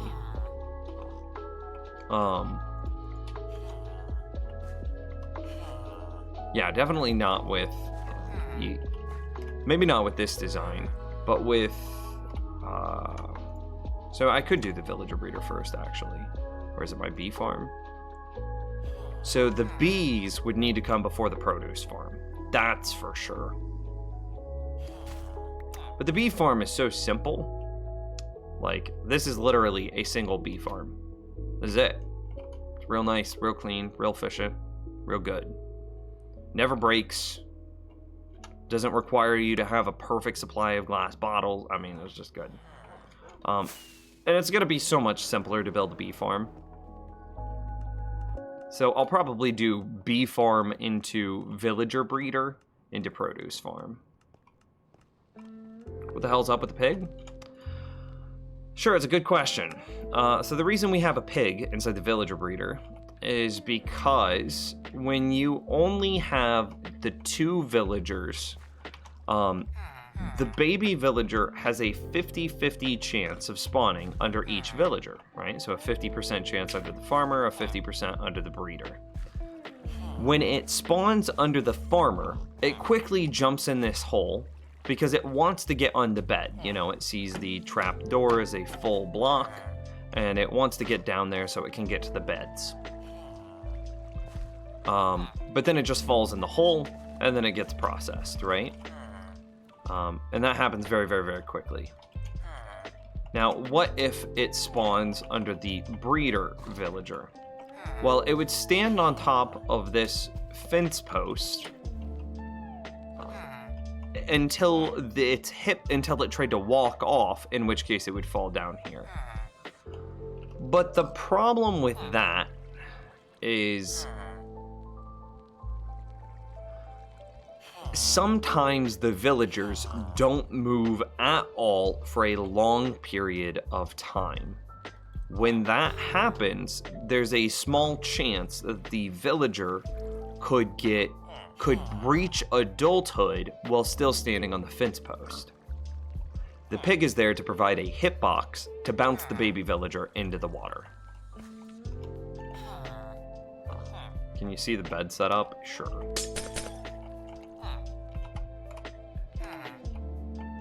That should get, I mean, that's it. That should have given you what you need. 9x9 thing of dirt. And you could expand this dirt, and that would improve the rates ever so slightly with diminishing returns. Again, remembering that villagers don't care much for the outer areas, so the more you add, each new row is worth less than the previous row. So so I found that the 9x9 was a happy medium of rates versus size. However, you could go slightly larger and then reach the theoretical max of like 11.3. But even then, is that, I don't know, is the difference between 10 and 11 that much to worry about? I needed droppers facing down. The breaking glass. Brokaw, dude, I don't know if you were here for the birthday stream. I know you were here for part of it, but did you make it for the gift opening? I was drunk. I barely remember.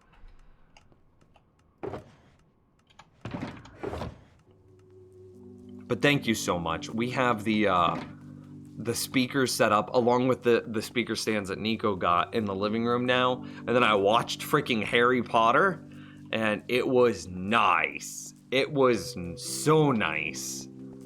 So thank you. Thank you very much. And Selena tells me that there was some confusion with the I just appreciate you. And that worked out perfectly for height, too. Because we will place one Induit and then a row that drags along top of it. Like that. And then this hopper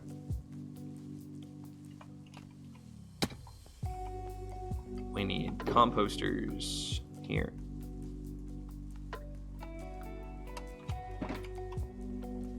The villagers need to be named. No.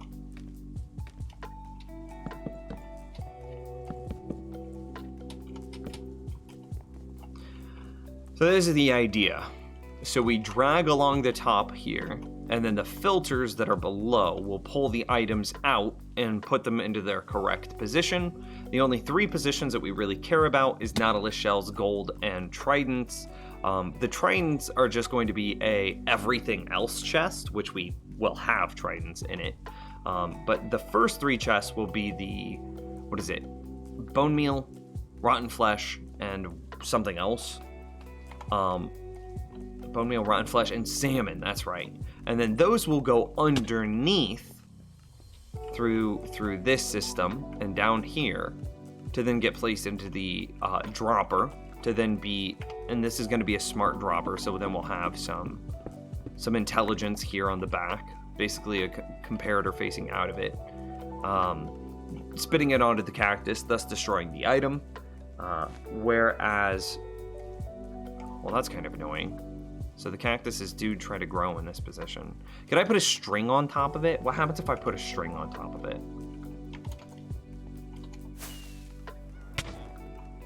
See you later, Grog. Have a good night, man.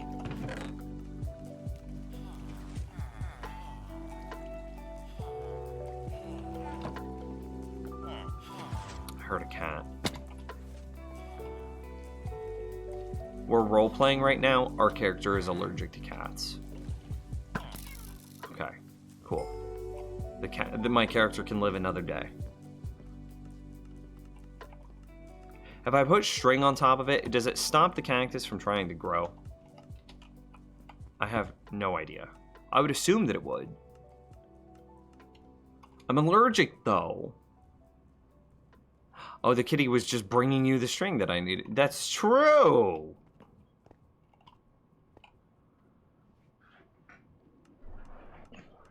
It was also kind of funny after I got the speaker set up, because I really like the home theater experience. People. I mean, look at the current state of our politics, and then people, right? I don't need to say much more. People. Think about people.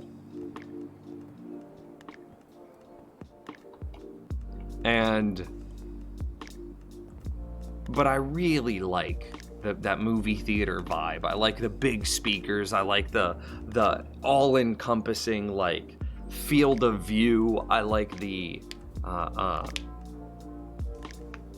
like the immersion of it. But people. And getting to build that at home is very nice, and it's very satisfying for me. So like, thank you. Small question, the colored outline on the ore block, can that be found in the data packs web page that you showed? Yeah. So exclamation mark texture pack. We click that, we go here. I don't remember which section it's in. Terrain, ore borders. And you can check it right here. Open image in a tab. Yeah, look at that. Right there. Oh, super zoomed in.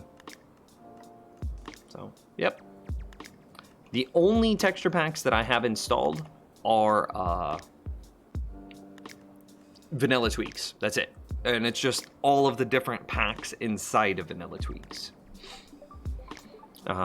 You could even find the Rainbow Experience bar in there. That's the equivalent. I thought about that the other day. The Rainbow Experience bar is the equivalent of having like a rainbow flag pin on my suit if I were a politician, right? You know how like politicians have like they always have the American flag pin?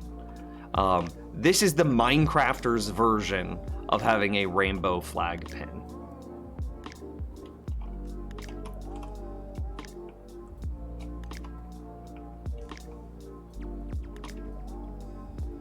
Okay, cool.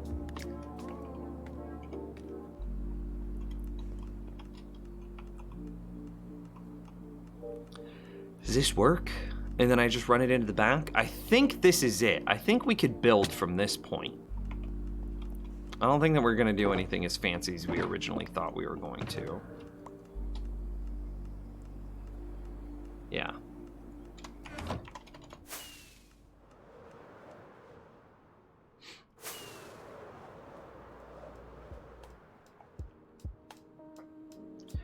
As a last thought,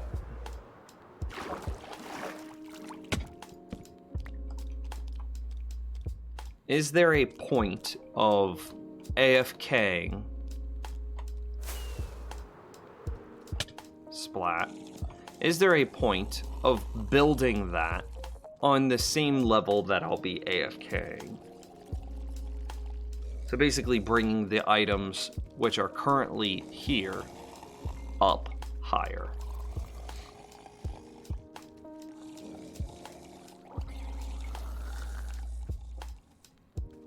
Is there any point to that?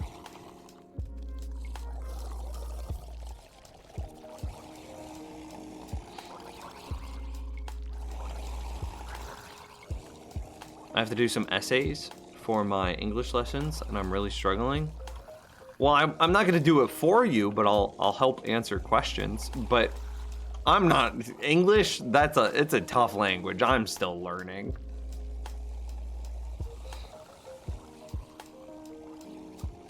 How tall? So we could take it down, around, and then come up behind, and then the player would just be able to turn around and interact with all of it.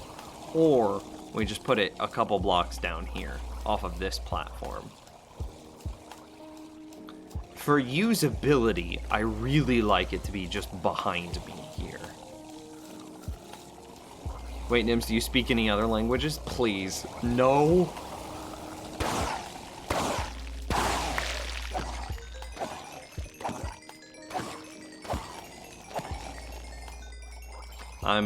I'm as dumb American as dumb Americans come.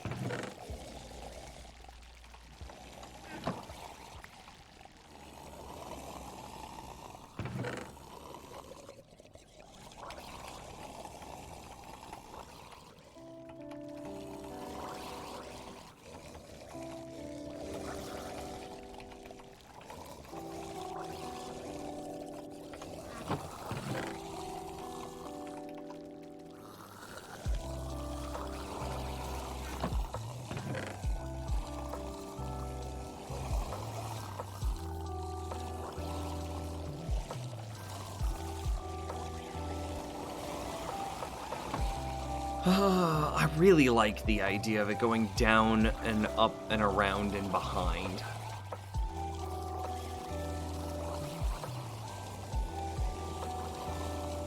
Can you use pistons to move spawners? No, you cannot, sadly. Isn't English your main language? Yeah, it is. And that's what I'm saying. It's tough. There are only two kinds of English speakers, the ones that are still learning and the ones that should still be learning. Exactly. I second that sentiment. Maybe you could learn a new language just for me. I actually don't think it's worth it to learn a new language anymore. And like, that's a hot take, but I think that we are on the cusp of smart, like, technology negating the need to learn multiple languages. I would be willing to bet that technology that you carry in your pocket will completely negate the world's need for bilingual people. And I do this all the time, right? But like, do you speak a second language, Toadstools? Brokaw, do you speak a second language? I know Apologize does, but I've already done this test with Apologize before. Do you think it'll reduce the number of languages in world over time?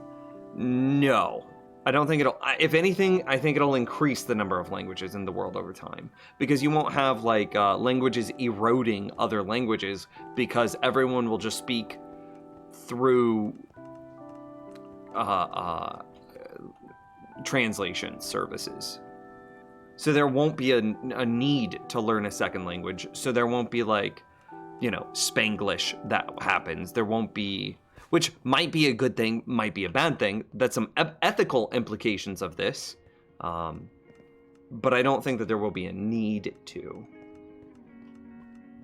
I'm learning Spanish, but I suck. Yeah, get that Duolingo life. I speak a bit of German.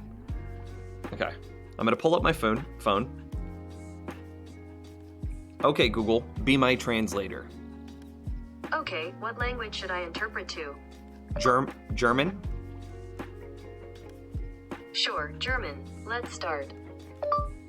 Hi, how are you today? Hi, wie geht es dir heute? Do you want to get lunch after this? Möchten Sie danach zum Mittag essen? Do I really need to continue, or do you get the point? Muss ich wirklich weitermachen oder verstehst du das? And that's my whole point, is that's my phone. Is this just on normal Google? Yeah. I mean, if you have the yeah, so it's a thing on Android, for sure. If I were to go down, I would have to put a hopper there.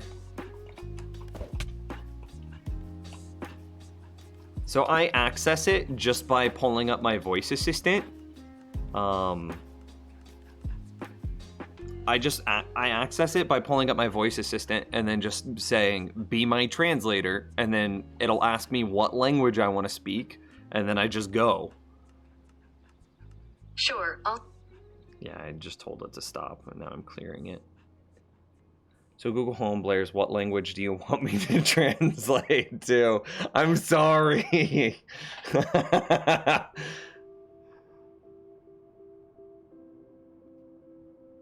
You love the German translator. Sounds attractive. I'm sorry, bud, but this isn't that kind of stream.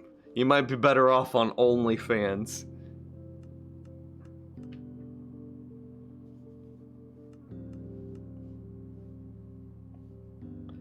There are obviously some like nuances that a translation service isn't going to be able to get for a while. Like regionalized names, slang, like the nuance of sarcasm. Obviously, a translation service is a ways out from that. But how far do you think that is?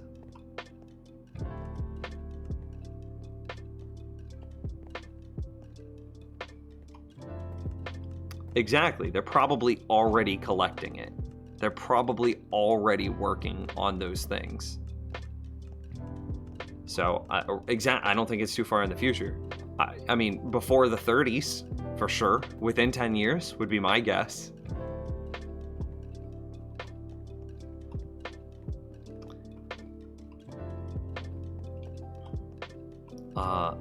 Do I want it to come up?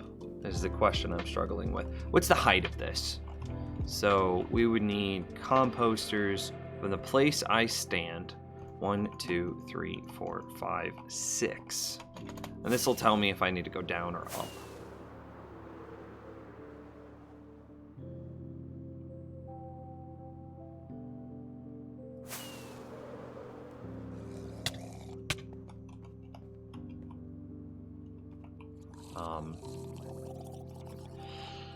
I'm gonna count. This could be my chest height, so this would be 2. On top of it would be 3, 4, 5, and it would go up into the row above me. Okay, so we just have to go down. Okay, so we answered that question. Easy peasy, we have to go down. So then the question is, where do we go down from? So we need to figure out, so we've got the 2 hoppers that are underneath the honey blocks that the drowned sit on. And actually, let's take a nap, because look at all those monsters that just spawned.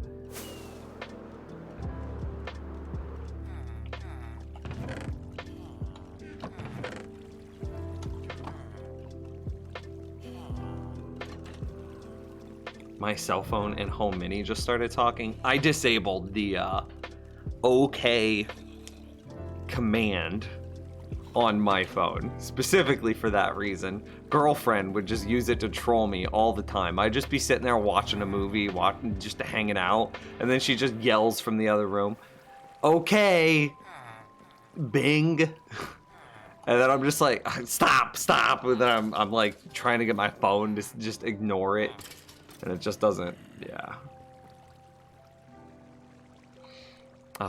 Okay, so we need to figure out the 2 positions that comes into. So for minimal lag, it would want to hit here and here. I think it actually needs to go up a block. So it would probably be more like there and here. And then the honey block sits there. The problem that I have with this is now super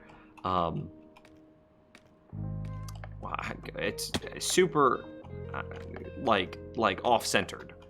I'd be farming my guys over here, and then I'd jump down, and I'd have to walk over to the side. I think I want it to be centered on itself, right? Which means that the 2 blocks. Okay, so let's get this figured out. I know what to do. Let's just put some of this in here now. Pull out redstone. I need gray shulker. I can put most of this up now.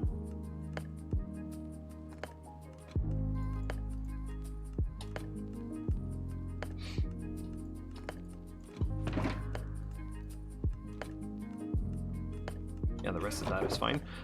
So the height of it will be, I want to keep these hoppers on me. I miss? Well, I was brushing my teeth. We did the Google Play thing. Technology will eventually make learning new languages obsolete. We should troll Nims more, and something about aesthetics. That's a basic recap. Okay, yes. I need to move faster.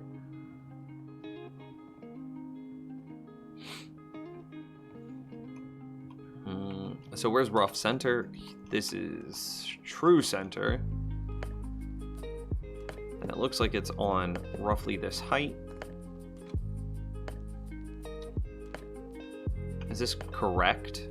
Because this would be where the slabs are.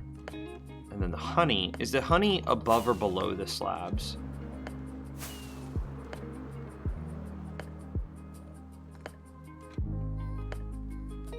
The honey is a full block, so it's on the same, the slabs are on the same height as the hoppers. Okay. Oh, I didn't mean to bounce off. I'm just gonna get some, oh, hey, I actually have honey. So we'll just use honey to represent the honey.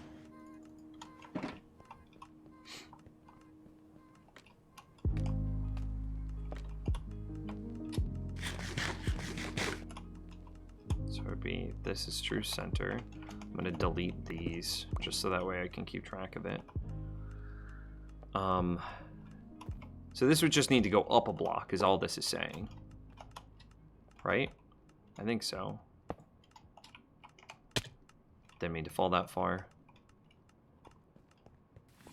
Let me tell you about our sponsor, Honey. You know, I wish.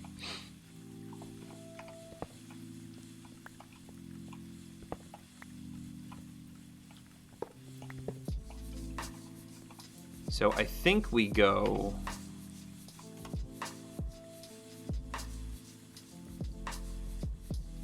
barrel. Is it? No, it's furnace. No, it's barrel. No, it's not barrel, it's dropper. Here. That's the minimal lag. Okay.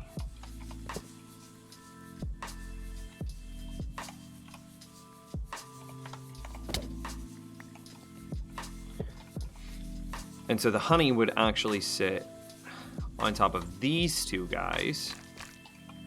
And see, there's our hopper. So yeah, this is the actual height that we tend to swing at. And remember that we're like, is it? Wait, I'm confused. There's a trapdoor on front of this, and we're under a cauldron. Is this the height that we're at? Oh, I'm shifting because I'm under a cauldron. That's right. So this is the height. Okay, yes, that's good. And then we would go, what? Just a bunch more composters?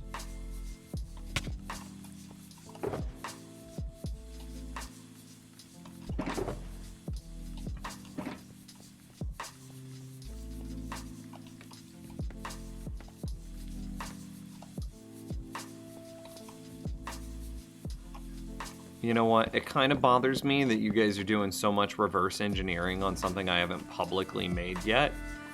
But, I guess that's my own fault for not publicly making it.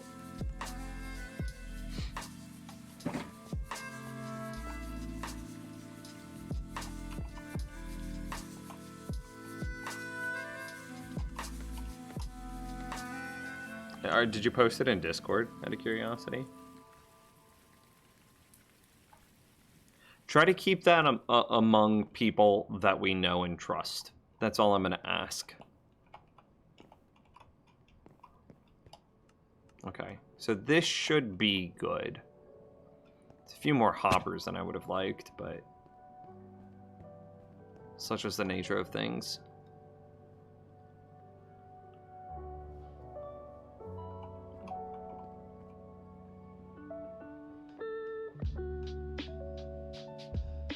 And we've got the majority of them at like reduced effectiveness because of that's what the composters do. Okay, I think that's just going to be what we do. So underneath this point,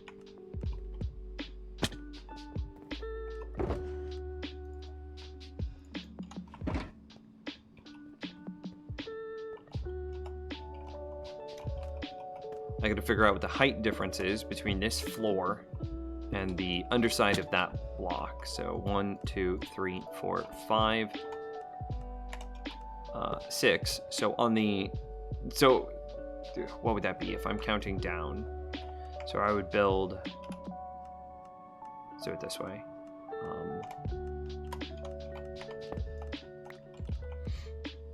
1, 2, 3, 4, 5, 6, 7. So on the 7th block is where I put my floor.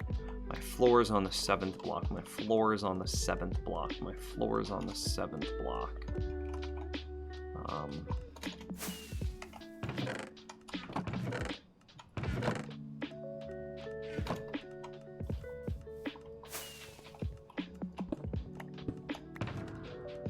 My floor is on the 7th block. My floor is on the 7th block.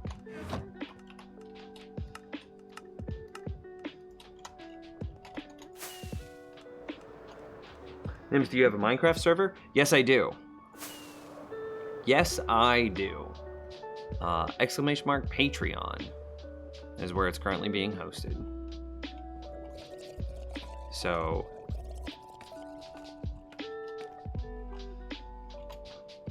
one, two, 3, 4, 5, 6, 7. So this is the floor. So everything else I can get rid of. Is it okay to do fan art about Candy? At Candy. I would say so.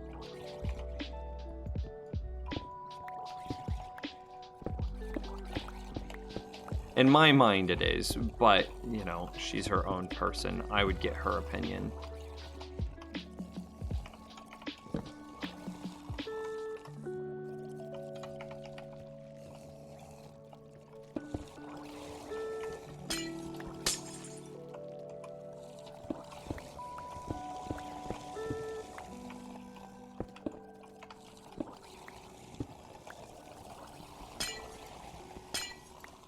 I want to try to save as much of the glass as possible. Wait, you do? Have a server? Yeah. I think. Yeah, there it is. Exclamation mark server. I mean, it's a Patreon only thing. So be that as it may, I do have a server.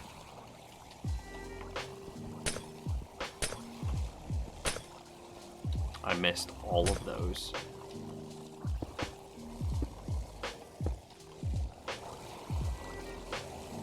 There's an argument that says I should be building this out of like glowstone or something.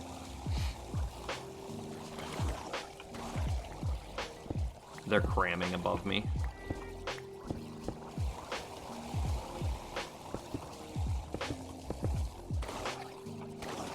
You hear that? That's them cramming.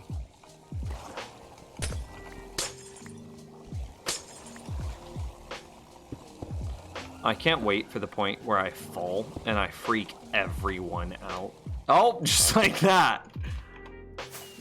That was unintentional, I swear.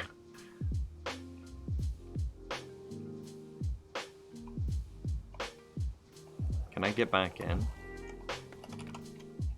I can.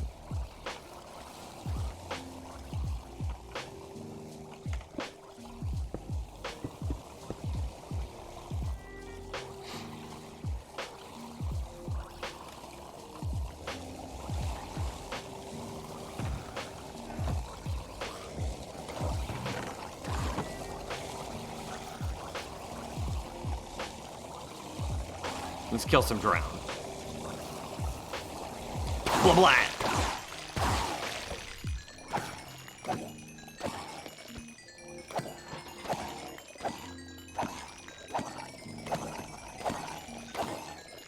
I'll also need to get like a regen beacon over in this area. I also need to get a regen beacon in the area because of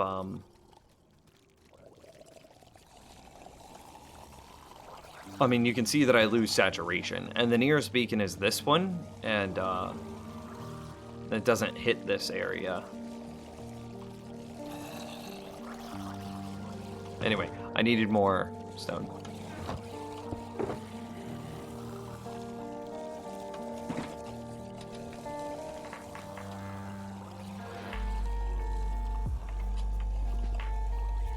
Let's do the outside.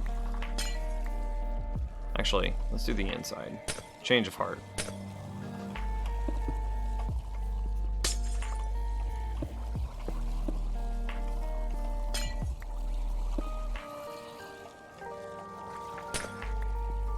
Now we can do the outside.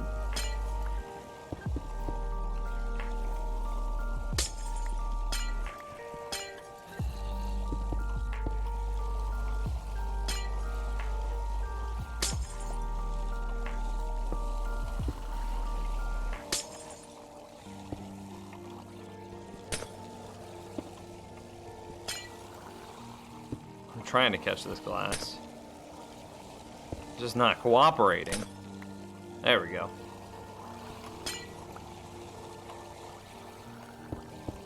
Oh, we just accept that that one's loss. All right, to double check. 1, 2, 3, 4, 5. So 6, and then the 7th block.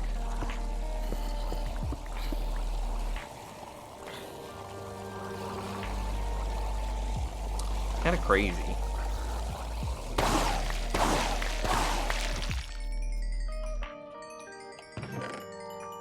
How fast this thing is. That's a regular zombie. And that's the reinforcement effect. So for example, if that regular zombie dropped a iron ingot or like a potato or something like that, it's gonna go into the chest with the trident.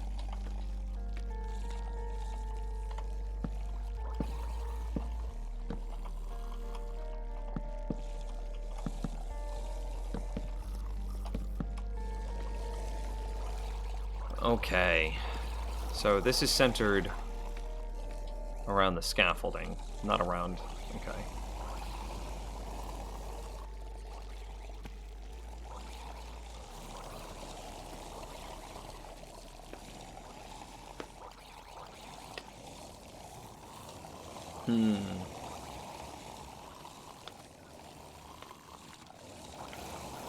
Well, I guess we just do what we've done down there.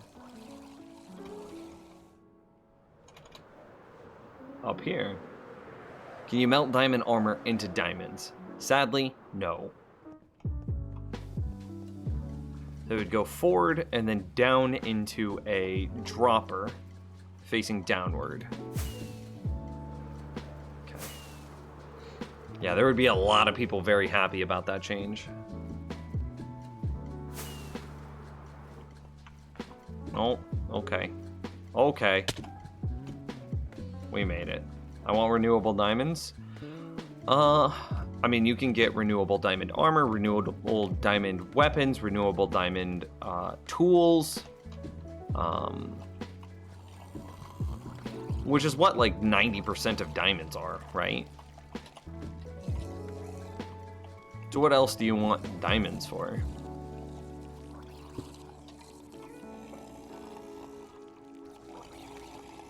You want diamonds just to flex? But okay, fair point. But if you never used any of the diamonds that you mined for armor or tools or weapons, none of it, then every diamond that you find while mining can be flex. Yeah? So it still nets you diamonds. And it nets you more diamonds to flex with, right? Because think, like, I'm wearing, what is this, like 5, 8, so 13, 17. What is this? 5, 8. Wait, no. 5 plus 4 is 9. 1, 2, 3, 4, 5, 6, 7. This is 7 plus 9 is 16. Plus 8 is 24. It's 27 is 30. 33 is 34. Is 36. I have 36 diamonds on me right now. 36 diamonds. Imagine if I was able to have bought those instead of mining for those.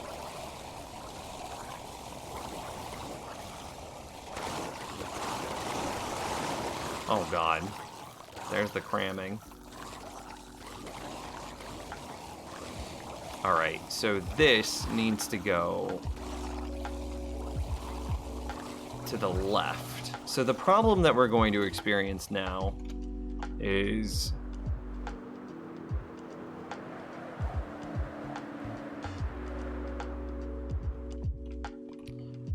in order to place hoppers down in a chain, you have to see where the end is.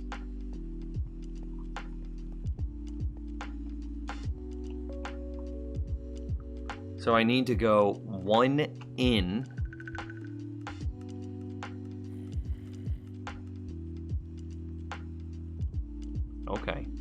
one in, and then, so it should be an L Tetris piece. One in, and then 2 over for a length of 3.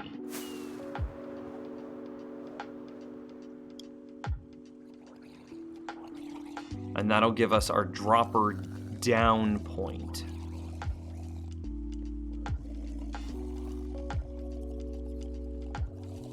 Okay.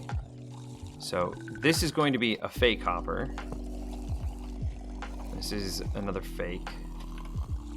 Here, let's use glass. Okay.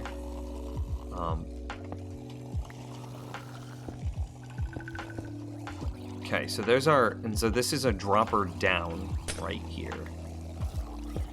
So everything out of this. So now I need to figure out how wide this is supposed to be.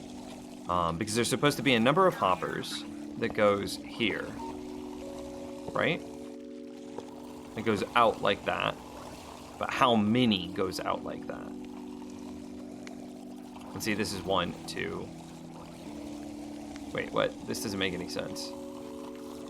Oh yeah, 1, 2, 3. Okay, yeah, this does make sense. I was lining off the chest and not off this. Okay, cool. So how many hoppers in that line?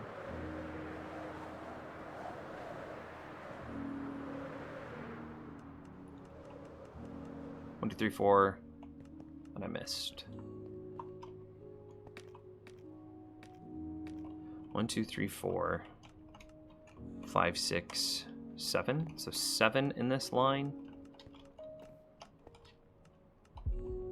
And actually, looking at this, I could reduce the total number of hoppers by...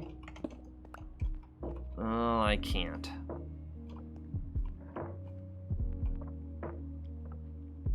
Can I? No. Okay. So 7. 7 hoppers on the front side.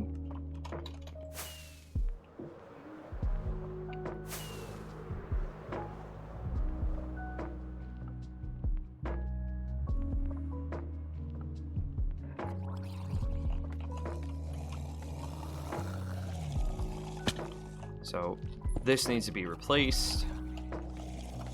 This needs to be punched out. This needs to go facing downward.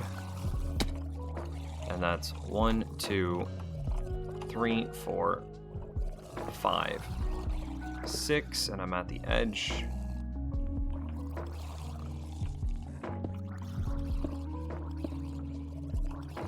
Seven, which makes this come, nope.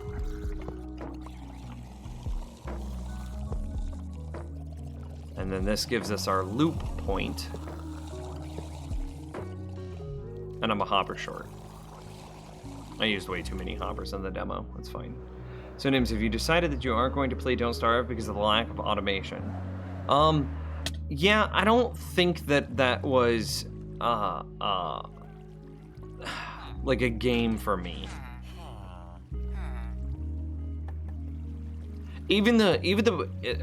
I saw the end game. And I saw the end game, and it was still manual. Everything was manual. It was basically like the equivalent of corralling cows and then breeding the cows in Minecraft terms. So like, yeah, you've managed to get like a thing of cows. And like in Don't Starve, that's considerably harder. Like a cow pen. But it's still just a cow pen, and there's absolutely nothing special or fancy about it.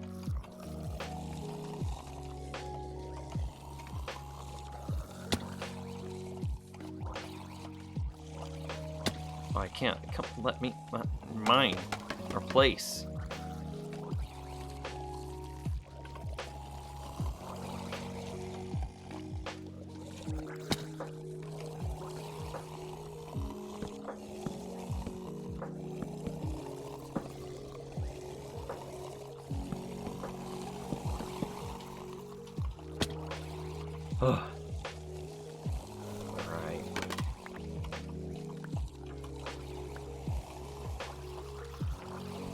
Do I really need to go out 3 more on all sides, or do I just need to center against the center point? Let's just... Let's see.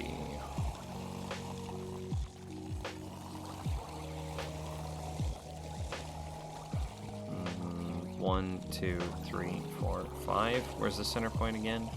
Here. Yeah.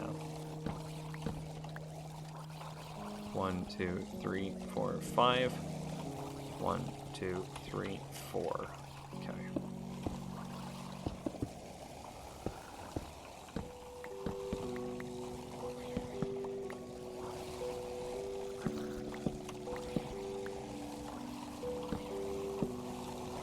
Don't Starve definitely seemed like a game where it's much more about the people that you're playing with and not so much about the game itself. I don't know. From my perspective, it didn't seem like a very... It felt monotonous or tedious.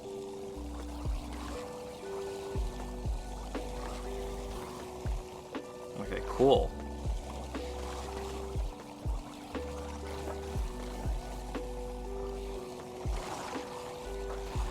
I'm sorry.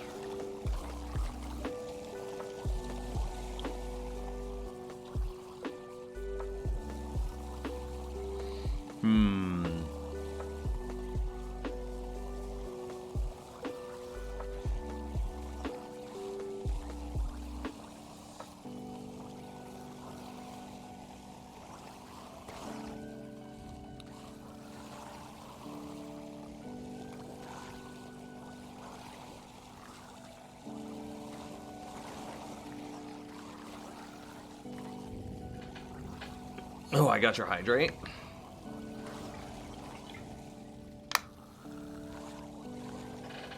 I have no idea how they found, or how they made the drown sounds. I found out today that I've been subbed to you on YouTube for 5.5 years. Didn't even sub at the beginning watching Skyblock. For shame!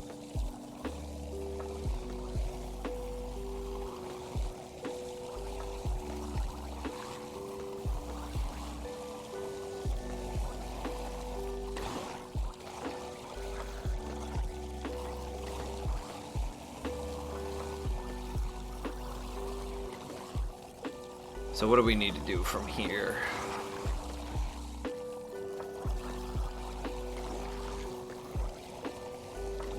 So I mean, there's the 6 blocks. So it's what? Like we just set up 6 filters immediately under that, right?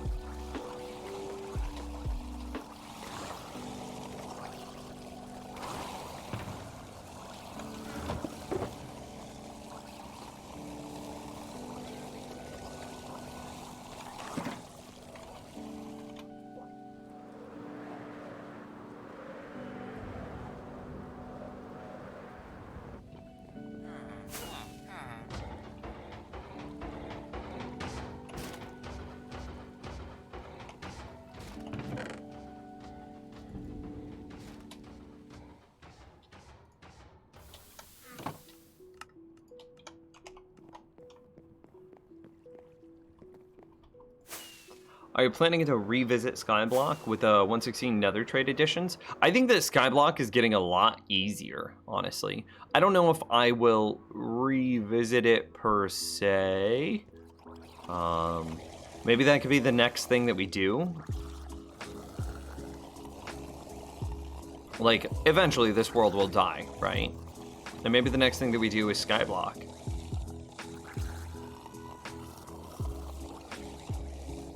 And the challenges that that entails.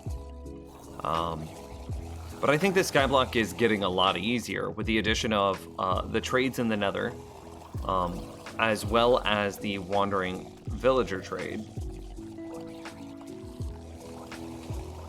See you later, Toad. Have a good night. Thanks, man.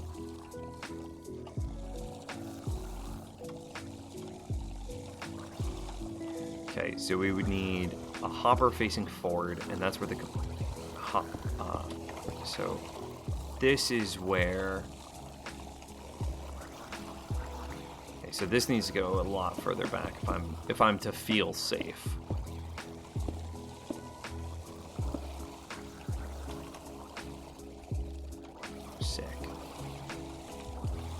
once a month Skyblock stream, I wouldn't do it like that. I would just say, once this world dies, then we'll do Skyblock. Well, maybe not quite that simply, because there's some other stuff that I want to do. I really want to introduce you guys to the Aether. Because there's, data packs can even spawn or generate dimensions now, which is showing that they are absolutely planning on adding new dimensions, right?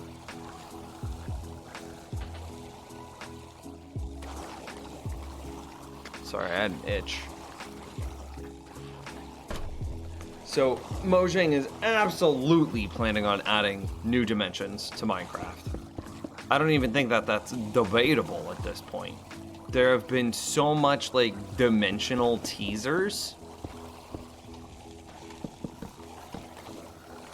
There's no way, right?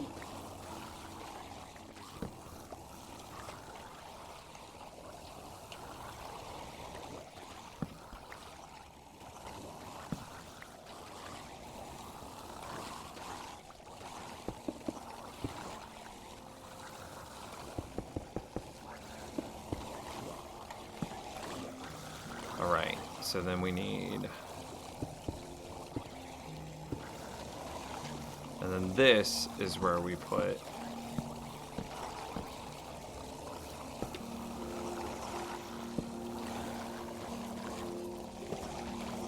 And now we have the spacing for our...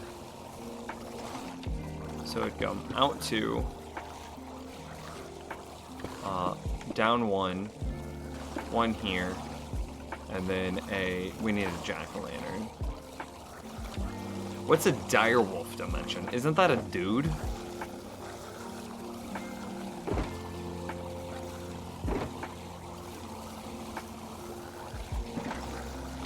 What if they say, psych, we're not doing that?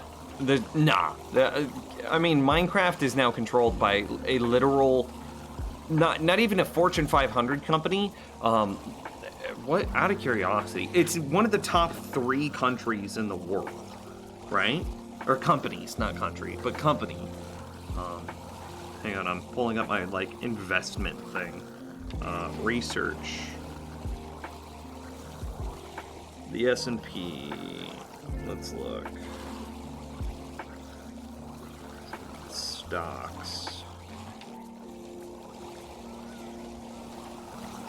Okay, well, something is clearly messy today, because there's a company out there that's gonna be a glitch. Anyway, Apple is 1.44 trillion. Microsoft is 1.42 trillion with a T, trillion.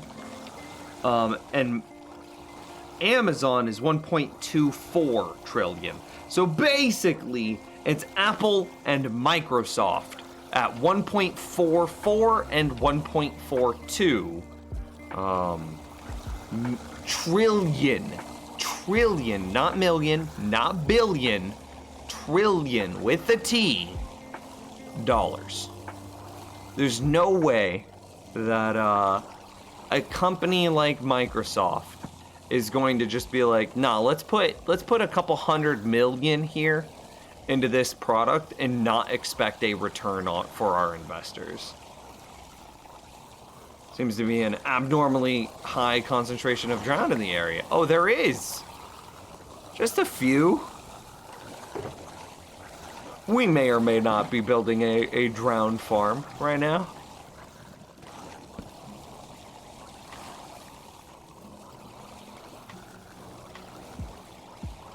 May or may not be.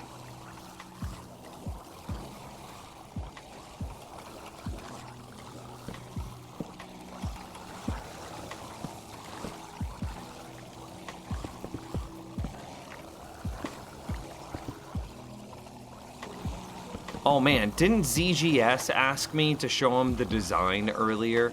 Somebody did, and I told him I asked him to wait, and now I realize that we're like much later. The dude and his cobble 9x9s, it was creating a... dropping right into the portal. Oh, I don't know. See ya, Link.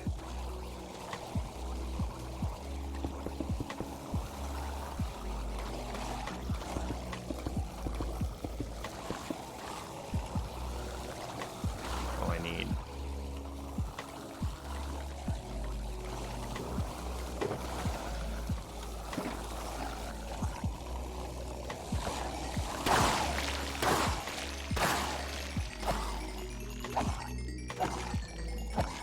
As soon as the XP stops, I will walk away.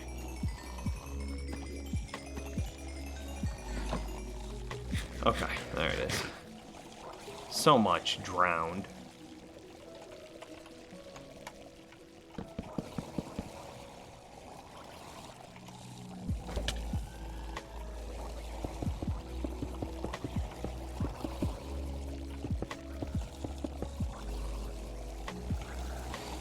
Alright. And so this is where we set up our filters. Oh, wait. I'm a dum-dum. It doesn't really matter. It's fine. We don't need a filter here, because this literally filters nothing. This one will literally just go straight into chest storage. So it doesn't need to be facing back. It literally just gets the face down.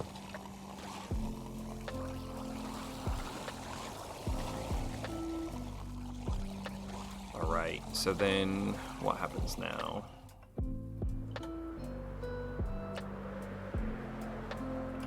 Check Elytra durability.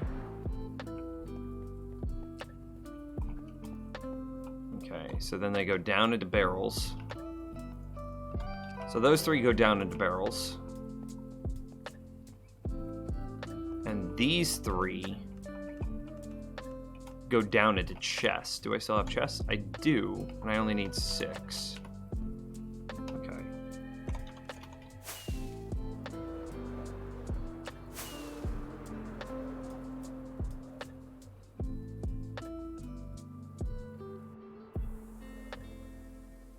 Not gonna be able to land there.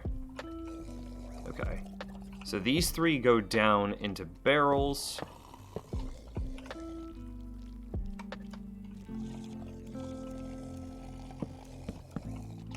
And then these three go down into chests. This one can even do some fancy stuff, so we could have like 2 chests worth of storage. Right? Because it really is this into this. If I could place the damn thing right. Into that. And then like conceptually this could go here. If it weren't for the torch here that would be shutting off the hopper that we'd want to place next to it. Hell with it. We're not gonna make it that fancy. It's good. Is good. Okay, so there's our 3. And this should be in line. I know it doesn't look aligned, but this should be 1 block to the left as well. Yeah, so it's 1 block to the left, and then this one's also 1 block to the left. Okay. And then from here, we go 3 hoppers like that. And then we're coming over here to get to a dropper on top of a cactus. So this dropper needs to be facing down. Okay, so this is going to be a little bit finicky. Not that, but this. Oh, I already had some of those. Sounds like they're cramming again. How many more blocks do I want to go down? I need to figure out the bottom height of the cactus. So, dropper. 1 makes air, 2 makes cactus, 3 makes sand, 4 makes block holding up sand. So 4 blocks down. 1, 2, 3, 4. How do I get it off the side here?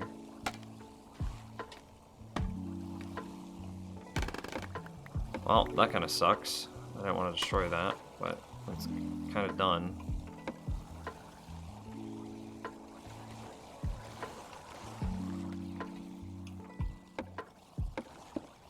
Nope.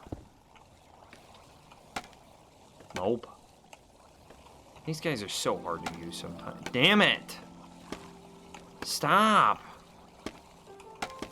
Oh my god, help me. Why?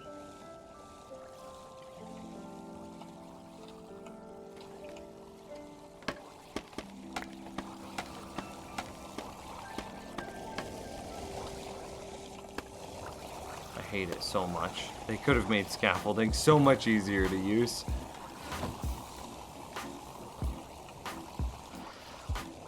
Alright, so did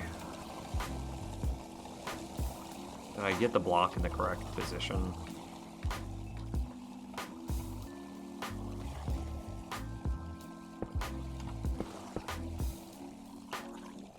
So this should be and a cactus with a dropper facing down, 1 air block above it.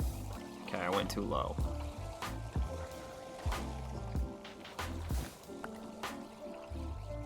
At least it's an easy fix.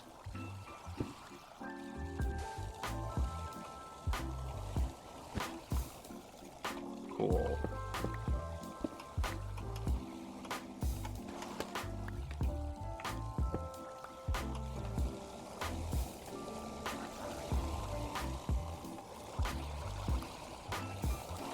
What have I missed? The completion of the prototype of this storage machine that we're now translating into the final storage machine.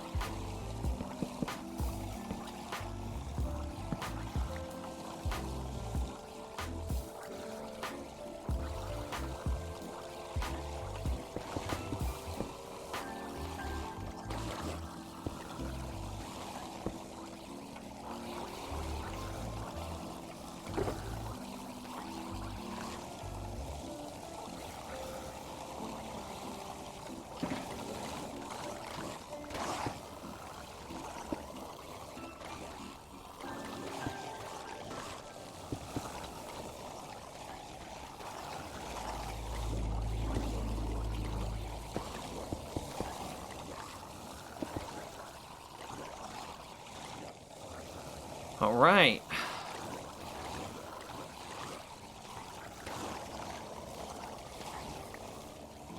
And then this guy needs to be a smart dropper. You can probably get that to fit here.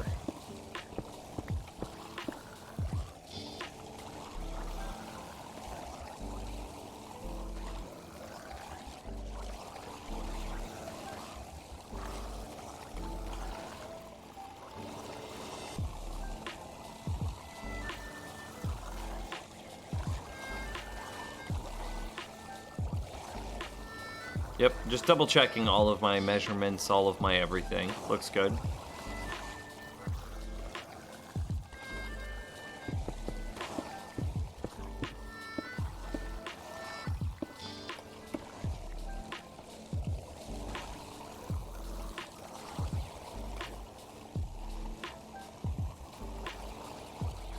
All right, and the last thing that I think we need to do is properly set up the freaking filters and candy bacon with a 300-bit tip. No message, just 300 bits. Hey, are you looking for a content editor for your YouTube? Maybe. To make stream highlights? Yeah, maybe.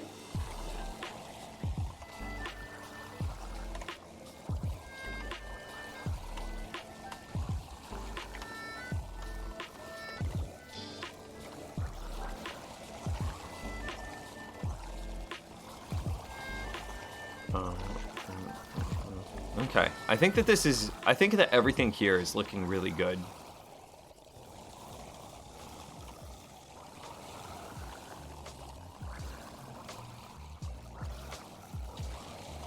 I'm not immediately seeing any problems. So then we need to set up... You DM me, buddy. It doesn't work that way.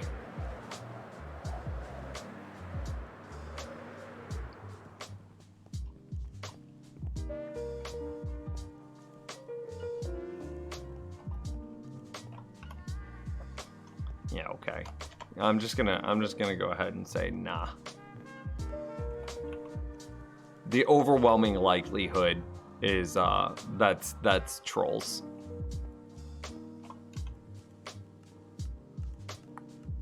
Let's see.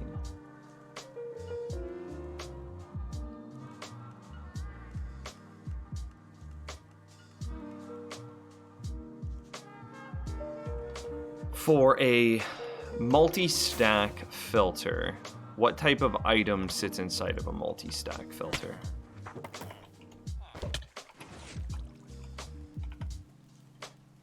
Non-stackable blocks. Okay.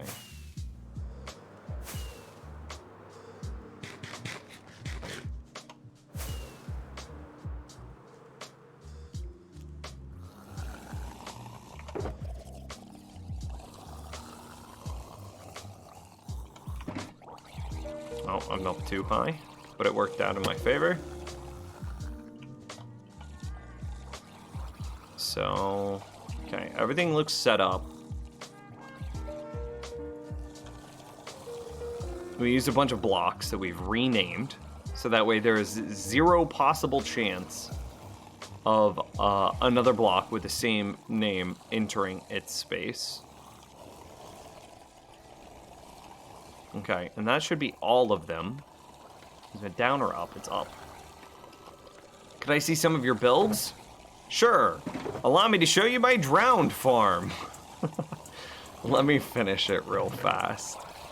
Okay, so I need to dump my inventory is what I need to do.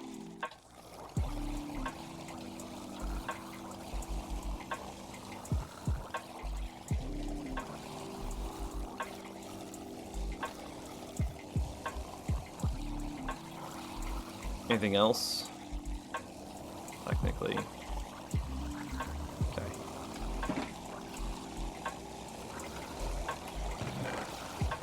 I need one of every stackable thing. So we have 5 stackable things, and so we should have 5 filters to set up. Gold is center. Knot shells are left center. And then these 3 here will be garbage. So rotten flesh, salmon, and bone meal will be garbage. Shouldn't we organize these actually in the order of prevalence? So shouldn't it be raw salmon and then, or excuse me, not raw salmon, rotten flesh, and then salmon, and then bone meal? Isn't that technically less laggy?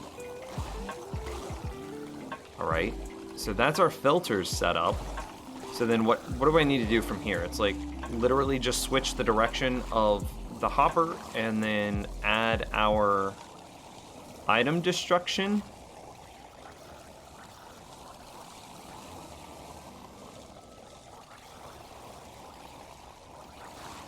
Is that right?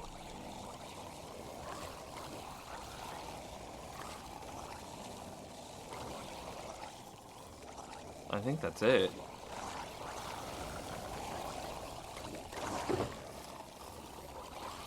I need to flip the direction of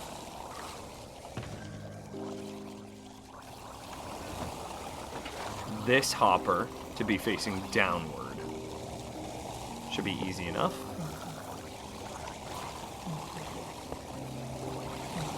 And then I need to flip the direction of this one to be facing forward. And that's it. We should be hooked up. It'll take a bit for those hopper filters to receive the items that they need.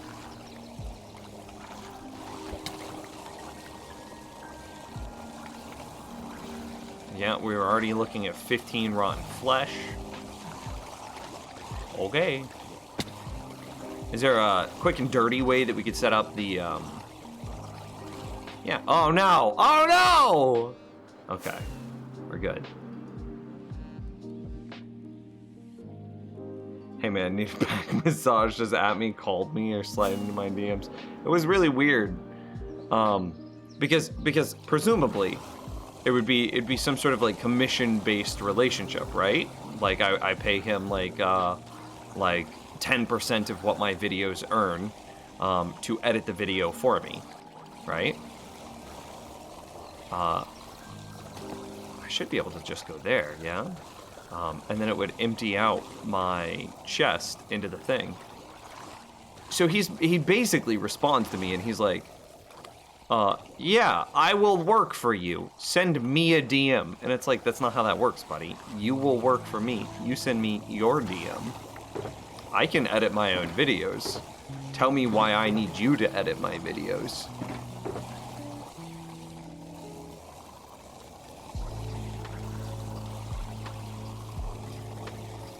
Bizarre.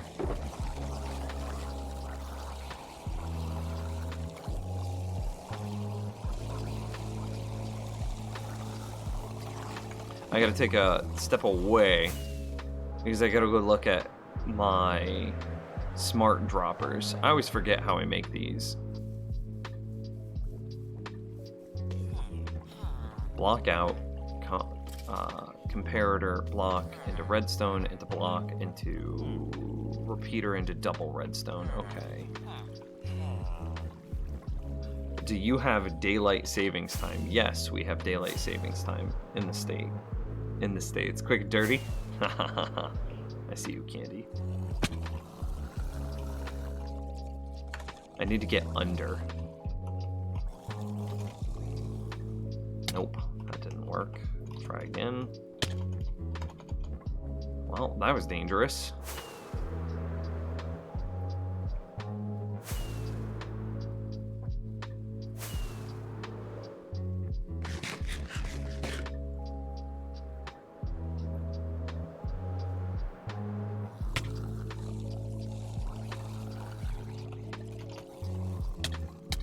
Okay, this is what I expected.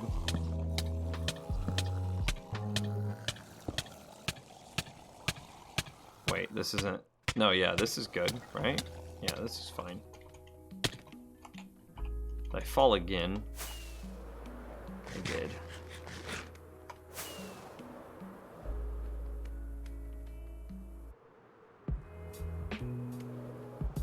Man!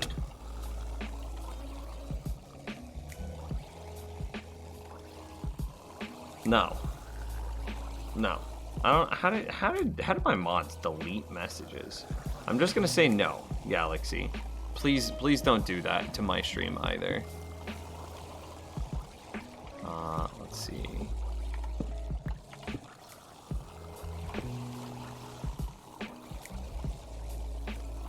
If you want to talk about like some sort of streaming or like collaboration thing, doing that in my chat is not the place to do it.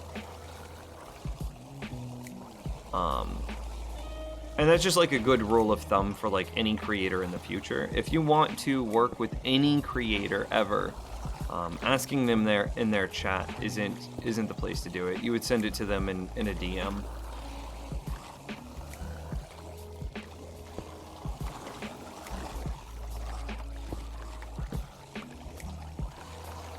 So you're gonna get a lot of no's, just for that reason. It's all right.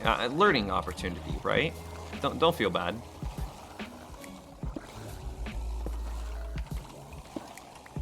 But you're effectively proposing like some sort of professional or business-esque relationship, and like walking up to somebody. It's just a not a good first interaction. So.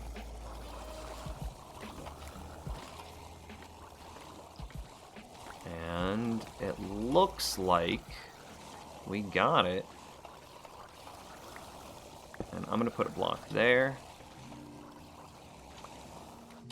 Oh, man, it's so hard to place blocks on right-click overwritable things. You know what, we're just gonna cheat. I don't care. There you go. And there's all of our rotten flesh being destroyed automatically. Flat.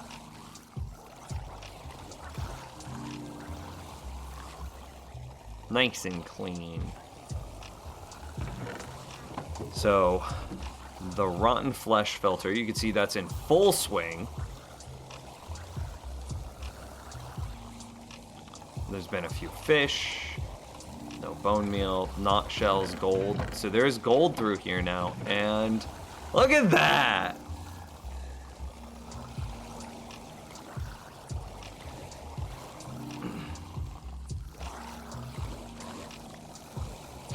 And I'm happy to see that we're only seeing tridents and fishing rods in here, which is exactly what we wanted to see. There might be an argument for me having some sort of like chest or trash can nearby. So I've never understood how you get the hoppers to only filter a single item. How do you do it? Sure. Let me double check this real quick. Kind of want to move a lot of this too. But I think we're good. That's good, that's good, that's good. Are we still pulling out of the chest? Yeah, the chest is still filtering now. Sick. Okay, so I'm going to speed it up by just trashing some of the stuff that we know we want to trash. I want to leave the bone meal in there, actually.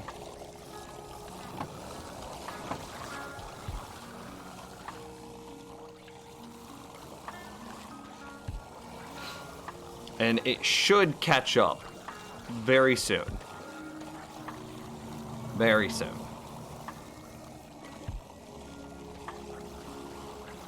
If it doesn't catch up, I will be nervous.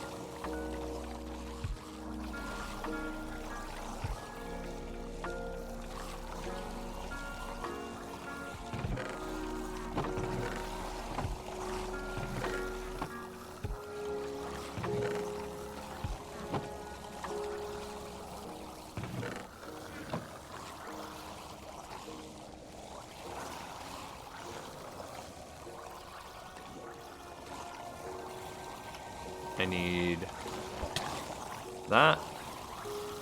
No. No, I'm stuck inside my hopper. I can't throw. Oh my god, no. Oh my god! Oh my! I don't care. We didn't pop the totem, but that was so close to death. Oh my god. Whew, I have to pee, dude.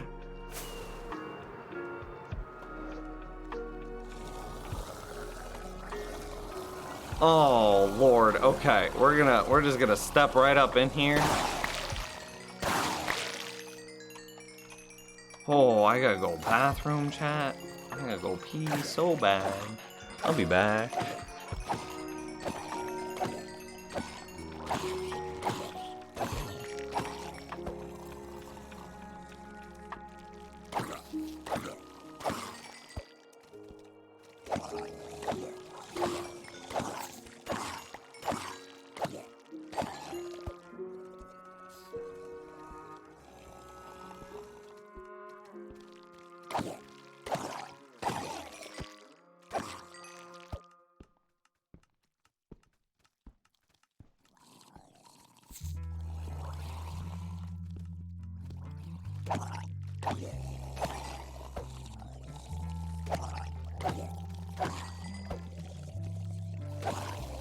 That was absolutely terrifying.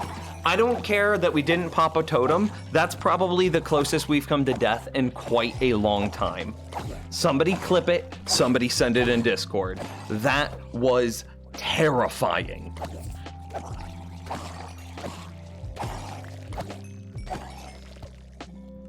Oh.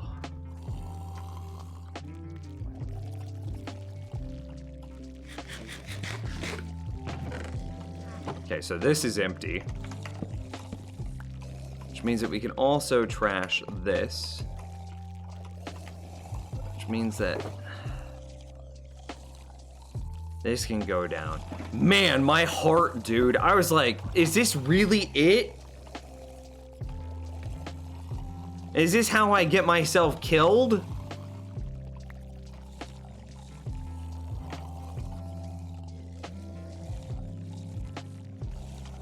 Oh. No. Well, this is exactly what I wanted to see out of this chest. This is nice.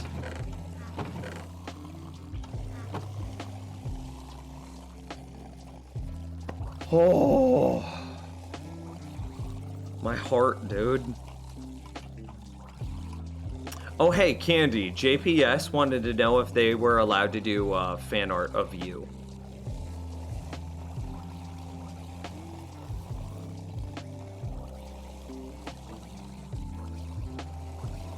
Maybe we don't use ender pearls while working on, like, cramming numbers of mobs. Oh. Okay.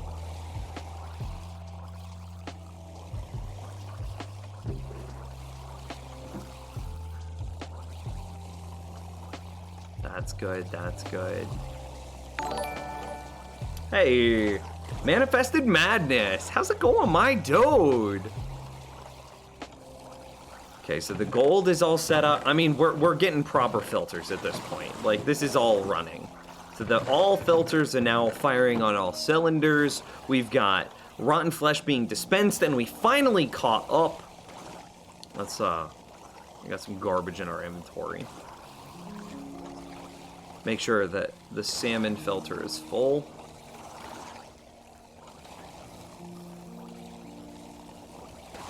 Okay, we're gonna be much more conservative with how we teleport now. That was so scary. Woo!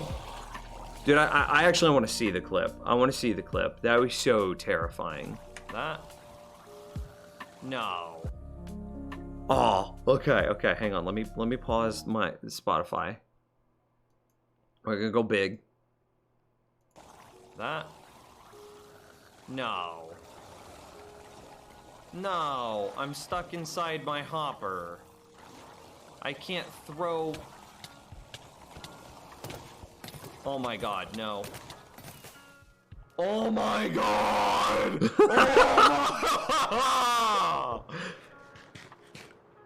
Oh, that was We so didn't pop the scary. totem, but that was so close to death.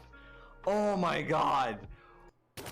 I mean, I hit. No. I was still quite healthy. God, no. I was still quite healthy. Cause what? I mean, 5 hearts, 5.5 hearts. My god, no. My saturation had 5 hearts, and my saturation had run out. I mean, there's just geometry on my screen. I can't see anything. Oh man. Oh my god! Oh! Oh, jeez, that was absolutely horrifying.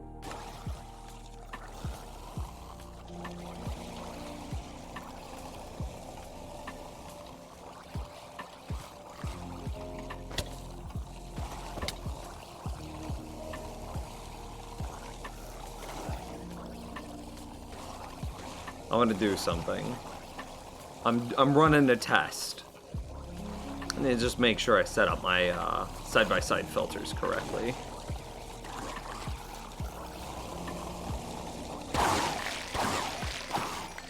Ugh.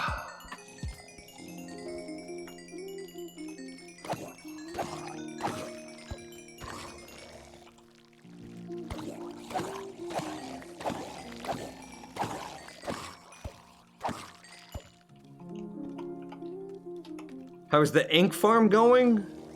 Ink farm, not at all. But my salmon farm. Actually, we're just throwing the salmon into a cactus. That's what this is. Just deletes it. More conservative with our ender pearls. Okay. We overload this, and it only creates a signal strength of 3. Perfect. Yeah, we're good. So I set that up correctly. That's what I wanted to see. Oh.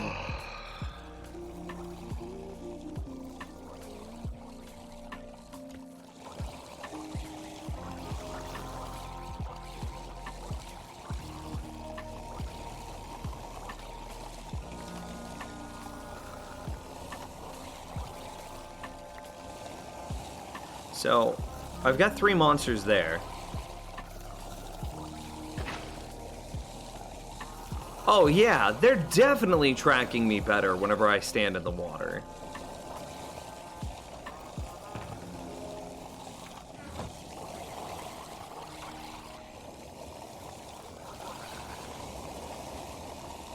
Not perfect still.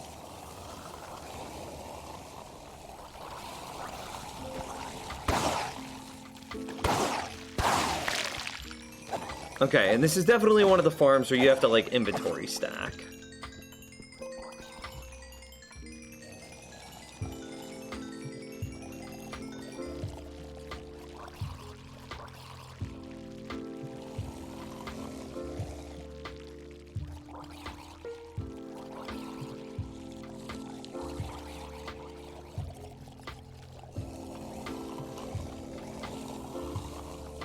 Are we pretty set up at this point?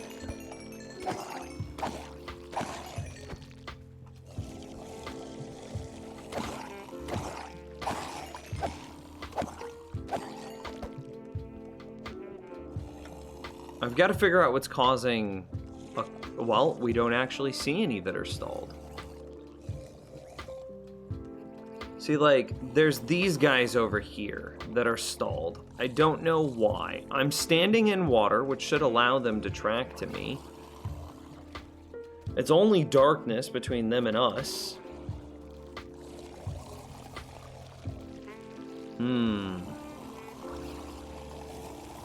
It was still just a panic misclick away from dead. It really was.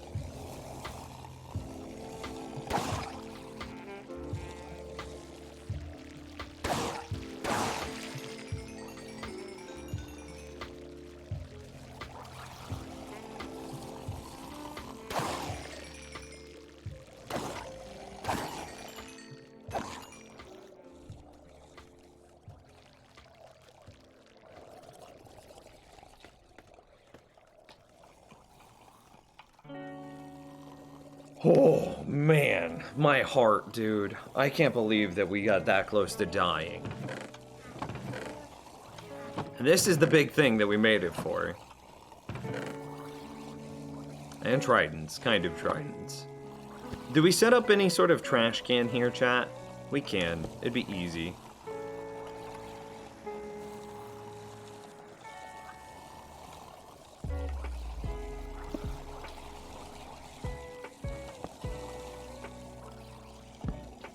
There's a trash can.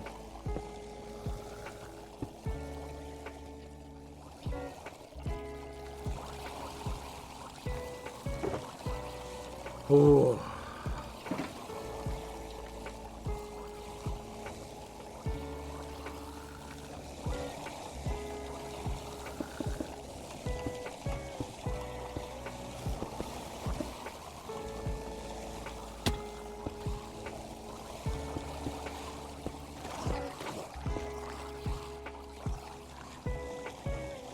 Two near deaths in one stream, personal best.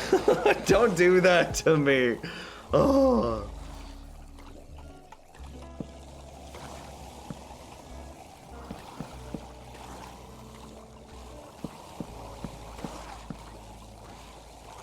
Okay, so we've clearly still got to clean up the scaffolding. We've clearly got some more work that needs to be done. I think I'm gonna seal that off. I think I seal that off. I think I seal that off.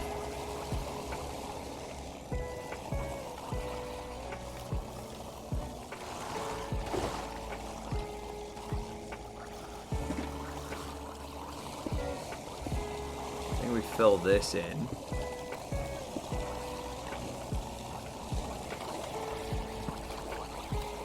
No longer need that opened up.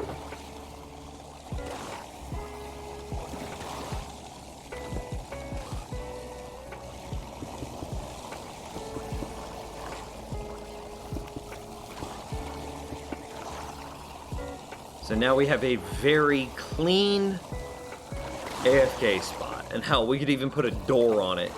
That might keep us a little safer.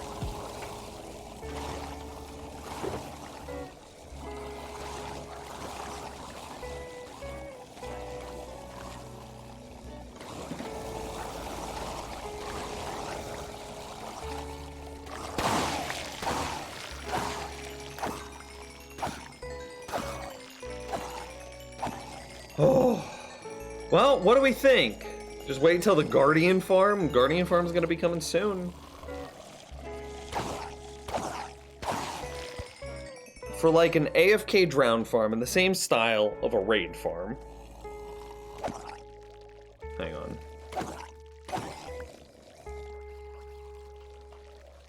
F3B to see hitboxes. I mean, yeah, they're coming. Oh yeah, that's right. There's a delay between when we let them build up and then whenever we actually start swinging. So judge, here in like 10 seconds, begin your judgment.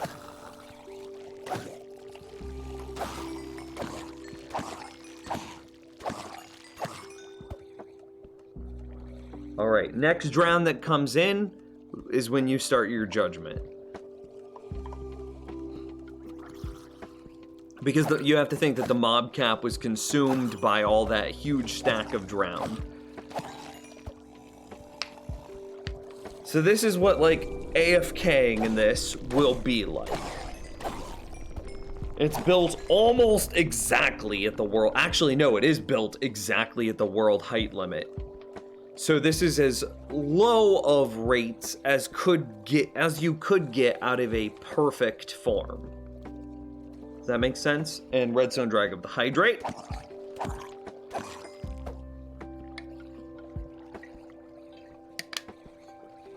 I gotta figure out why some of them are just chilling on their pathing. Like, look at this guy right here. He's just chilling. And this one now.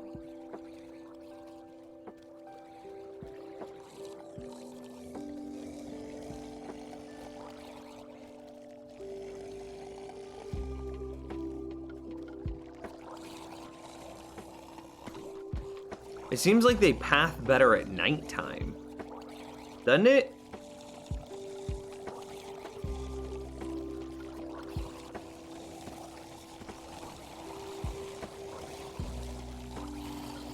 Like, look at this now.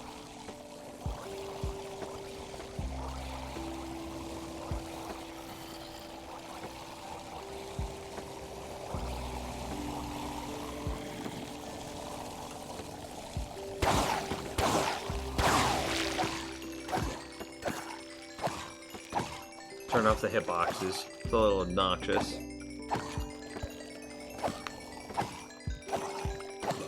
Doesn't it seem better at nighttime?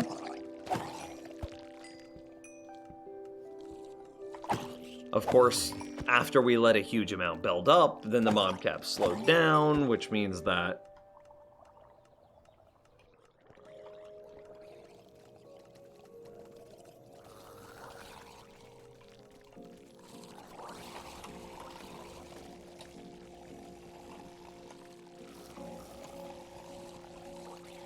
well, that's able to keep up.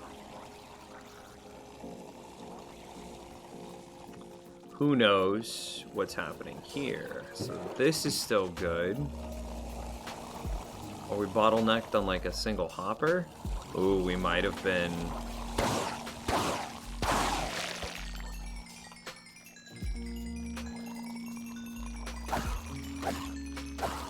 403, 17 levels to go.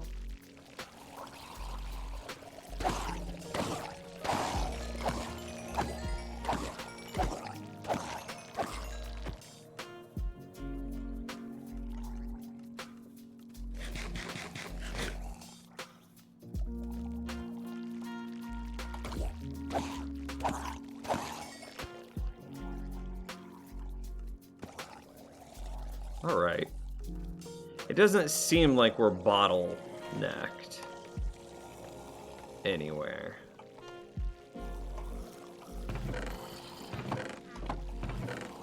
Because that was my concern, is are we going to get bottlenecked on, like, any one specific thing? Doesn't seem like it.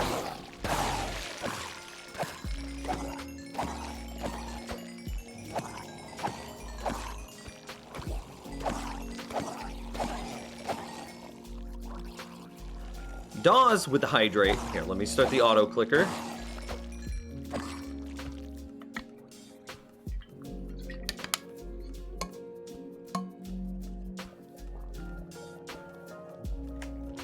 Okay, cool. I want to figure. I still think that there's some minor improvements to be made, but overall, I'm pretty happy with that.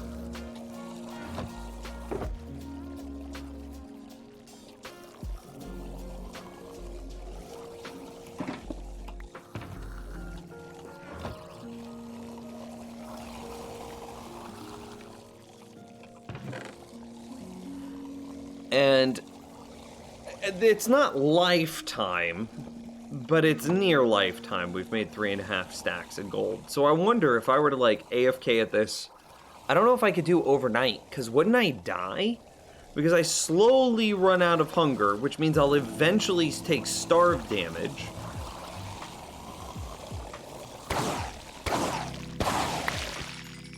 Oh, I forgot an inventory stack.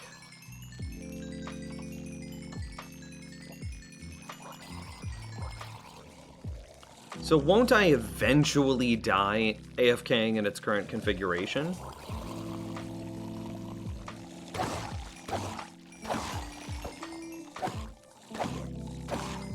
At the beginning of regen, you won't die. Okay.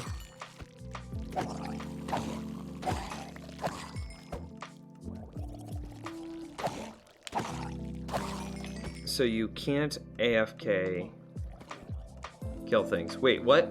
Yeah, not yet. Not until I get the regen beacon up over here.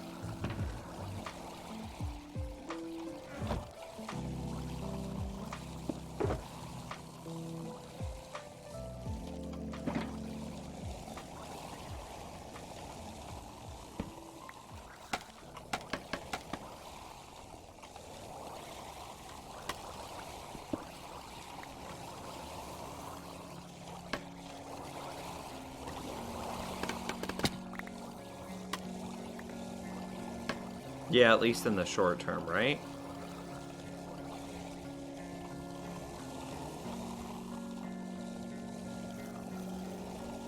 No, we don't need this here.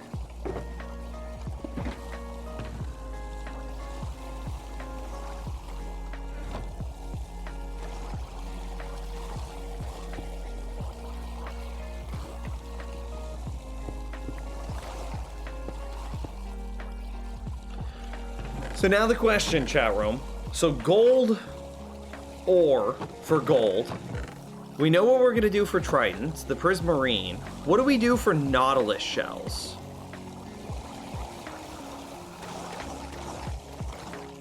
And instead of this, I think we have like bubble elevators going up and down, right?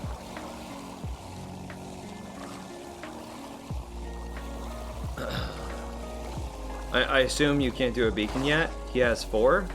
I have a lot more than 4 beacons. 1, 2, 3, 4, 5, 6, 7 beacons just in this area. I believe I have a few more around the world. What is the best way to mass amount of gunpowder? Also, what are your elytra enchants? The only elytra enchants that you can have: unbreaking and mending.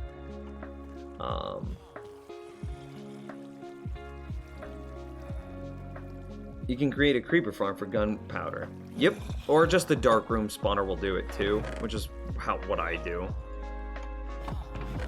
With just the dark room spawner, I have no problem keeping up with the with rockets.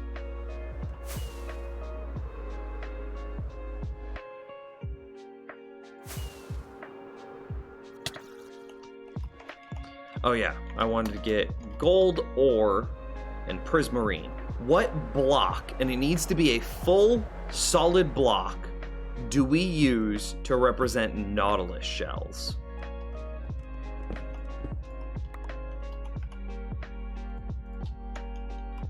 Anyone?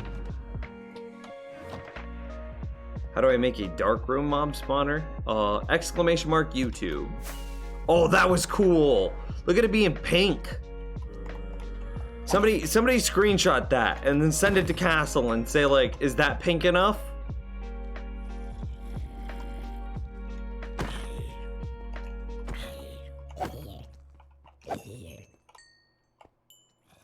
We hit the reinforce there.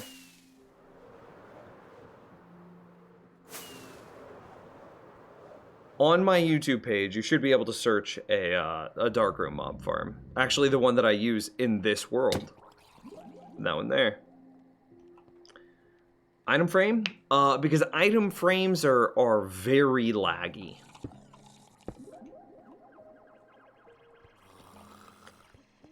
Pink concrete powder. Maybe. Brown concrete powder. Pink or brown concrete powder. Do the fish pattern terracotta? And that clownfish? Hang on, we actually have that. Is this one? Yeah, it's clownfish. That doesn't look anything like a nautilus shell.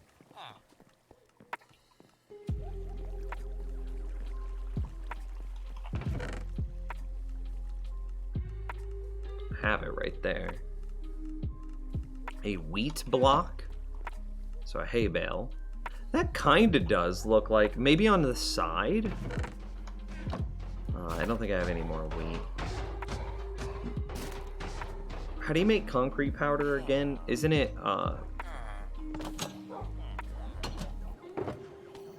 what the hell is it?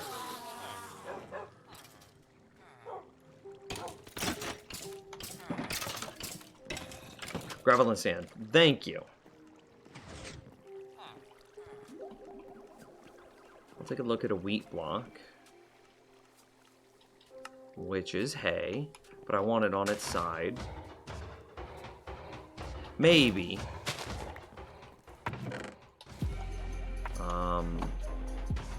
Gravel and sand.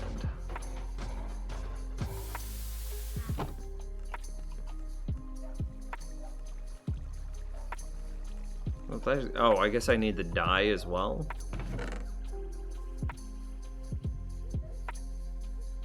Pink and brown.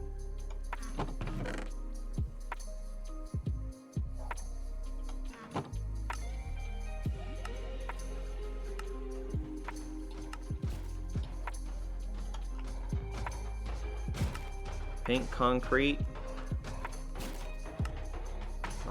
Brown concrete.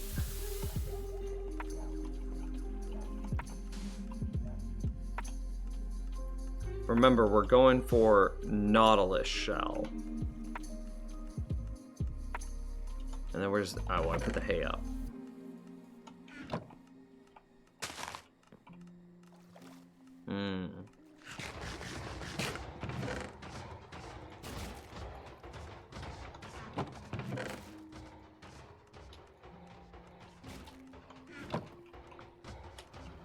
I was also thinking bone block.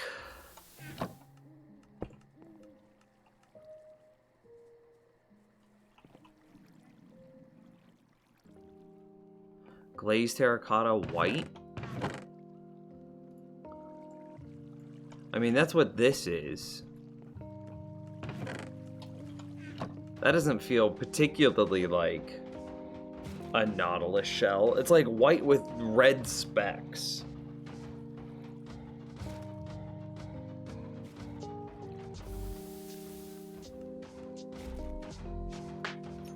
Brown mushroom block. Yeah, that was suggested earlier. I don't think I have any more brown mushrooms around my base. Wait, no, I might.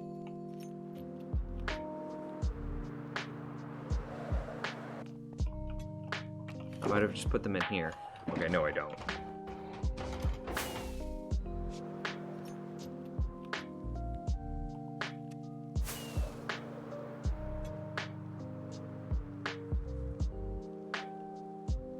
A quartz block? A chiseled quartz block. Okay, let me go get this brown mushroom block real quick. Check elytra durability. Should be in this direction.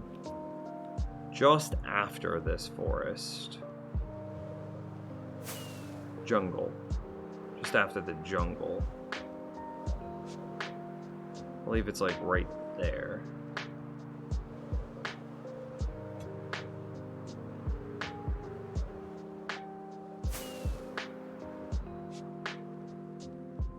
Okay, maybe it's not.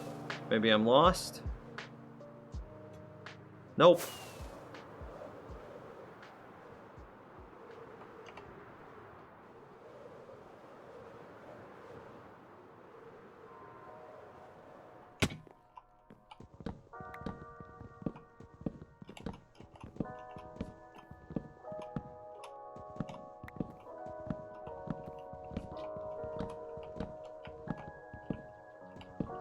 Chiseled red sandstone. Ooh. That's a block you don't see mentioned very often. I don't even know if I found red sand yet in this world.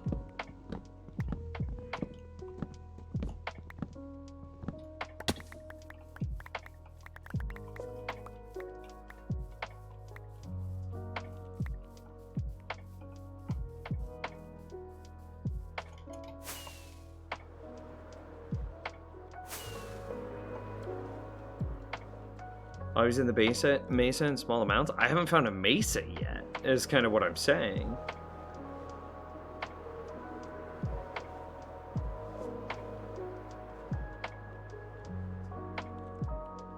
Look at these sheep.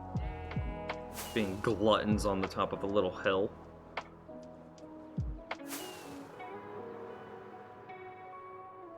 Pretty sure base is this way.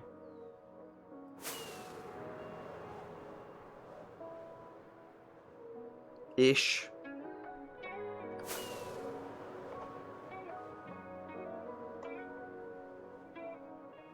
Is there a way to dye it? I don't think that... Oh, wow, dude. That is such an imposing structure to just pop in.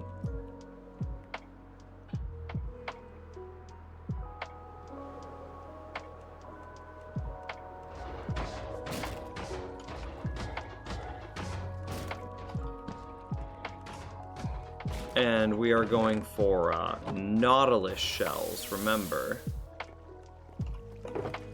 Oh yeah, and Echo, don't let me forget to show you how filters work.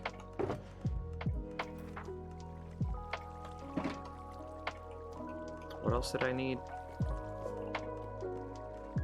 Oh, I know what I was gonna get.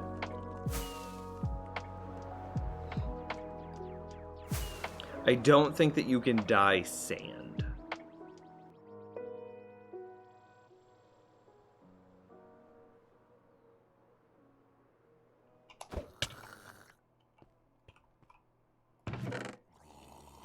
So here's the item in question.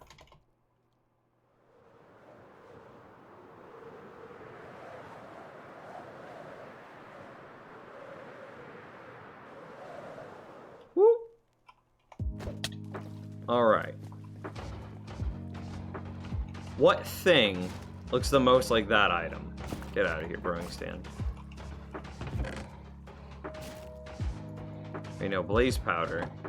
Don't I have a thing that's potions? Yeah.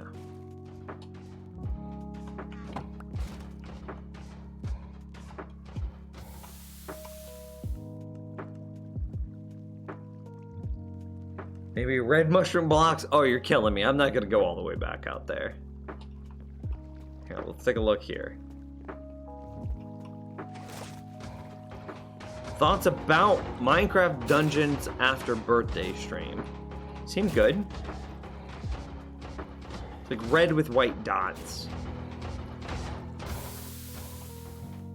This is like white with red dots. It's the inverse of red mushroom. Second one? So you think here.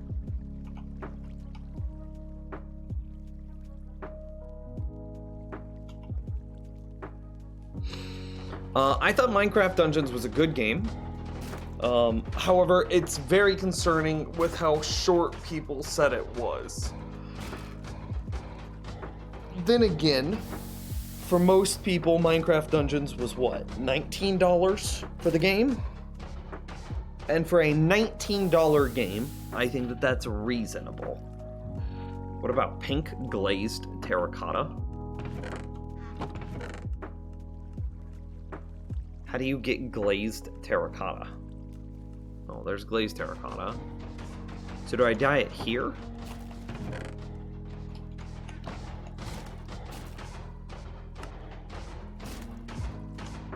Okay, so here's pink. Well, I'd say that that pink matches the, like the pink that's on the shell. Let's, smelt one real quick.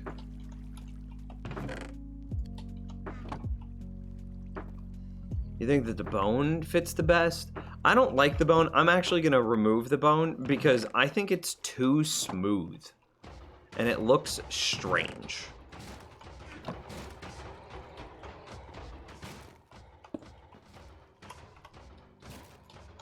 Yeah, this like feathery leaf design, I don't think fits it at all.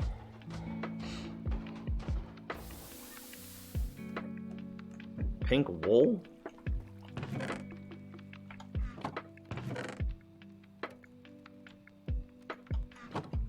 Wait, do I have to dye... Do I dye pinks, like, all at once?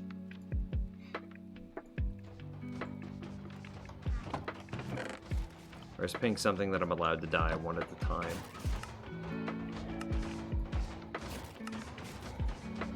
Okay, it's one at a time.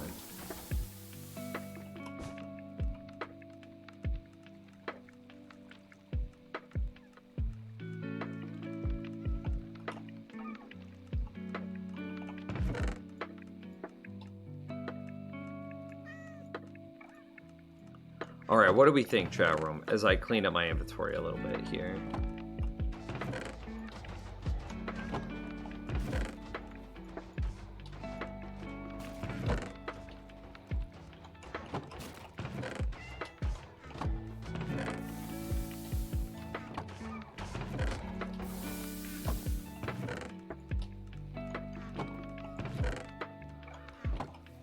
What block best represents a little not shell boy? What about a quartz one? I'm gonna go get that not shell so it doesn't despawn.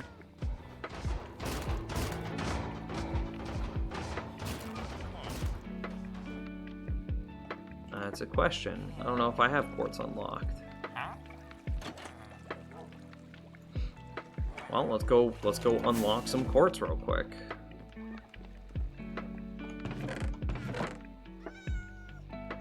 That's where I'm gonna shoot this cat. I'm allergic.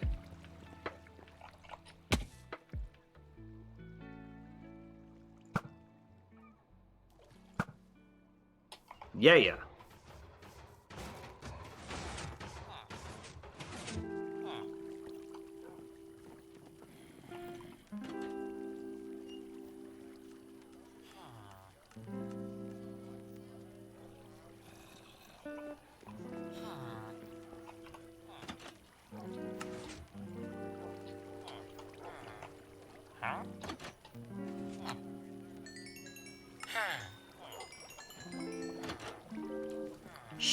Chat room, you saw nothing. Okay, so I got quartz blocks and quartz pillars here.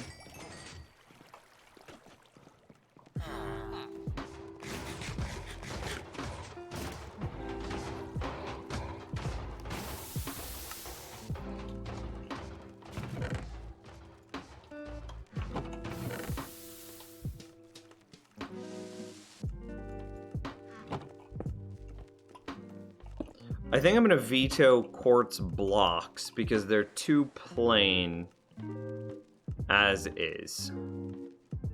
It's just too simple. Maybe not.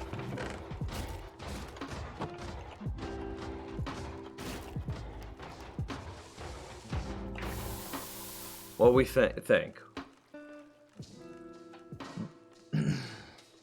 Brown mushroom. You guys like the bone? Pillar? It's not really the same shade. I think that the bone is the correct shade. The problem with the bone block is that it's so plain. It will look very generic once we put it in place. It should be some C block. I mean, it depends on, are you trying to match the knot shell, or are you trying to, like, the texture of the knot shell, or are you trying to match the theme of the knot shell? Like, because then we could also do, like, ice or something, or, like, a sea lantern, maybe. I don't have the stuff to make a sea lantern.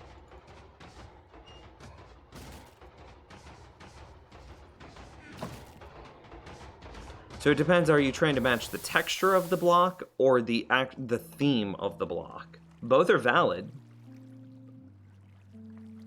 Maybe another quartz ore? Ooh, that's big brain. That might be a winner.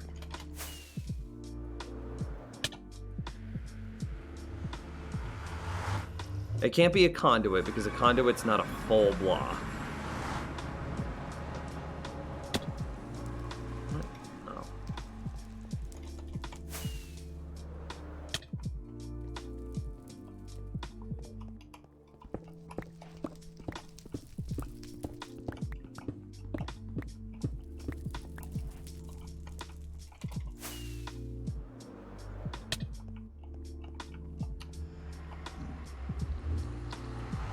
Just put a sign? Nope, can't be a sign. Signs are laggy.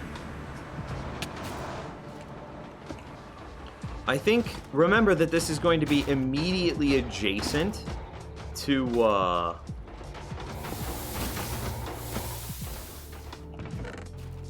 don't have another gold ore. I'm gonna use iron ore to represent the gold, right?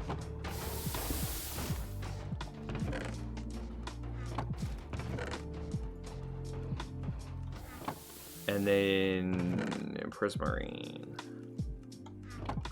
So this is like our test. This is what it's going to look like in place.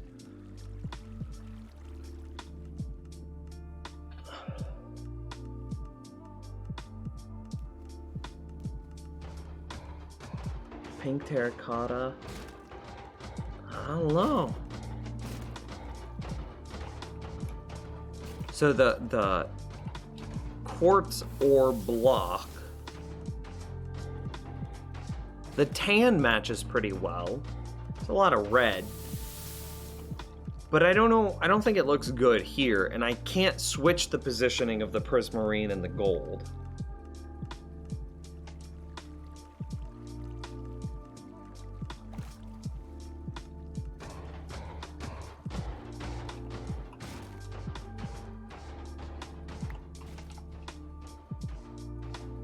I think that that's too simple. I think that these are all too simple.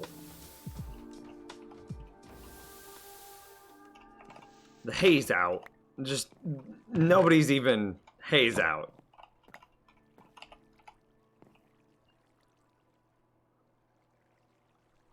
I think that the pink glazed terracotta is going to be too busy. I don't know, it kind of offsets nicely with the prismarine.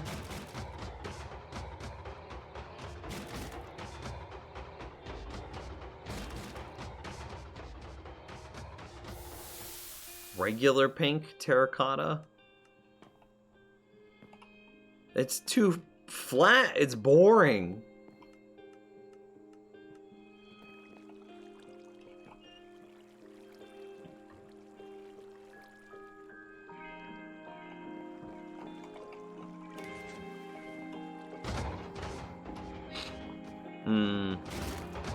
I think I like the pink glazed terracotta the best, yeah? Chiseled red sandstone? I don't have any red sandstone.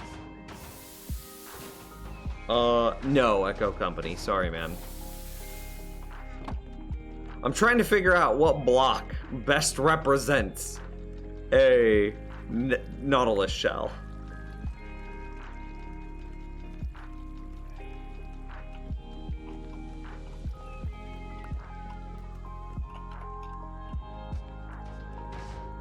I think that it's definitely between the nether quartz ore and the pink glazed terracotta. I'm gonna call it on those two.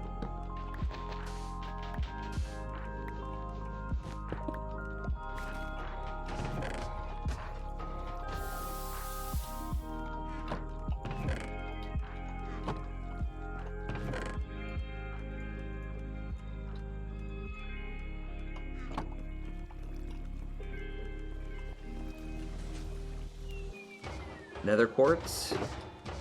Okay, yeah, that's a good point. That's a good point. I can make a poll. I can do a poll. Here, let me get set up.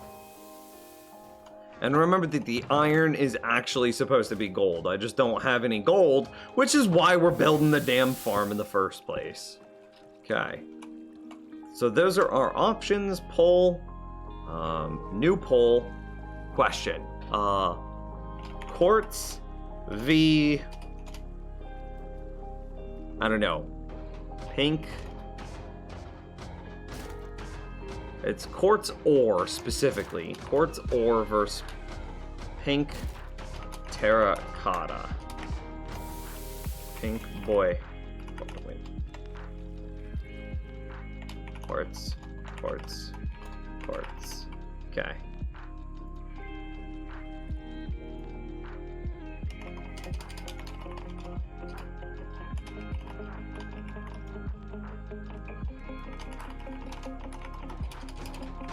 Okay, I got it. And we're gonna do a short poll. 1 minute poll. Fast. Fly like the wind.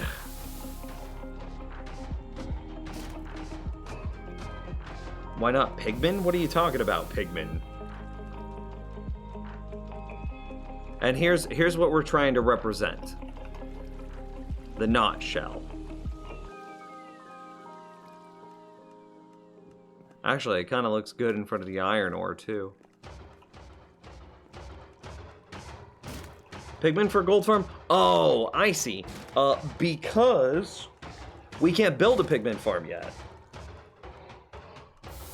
So 116 is right around the corner, and we're still in 115.2.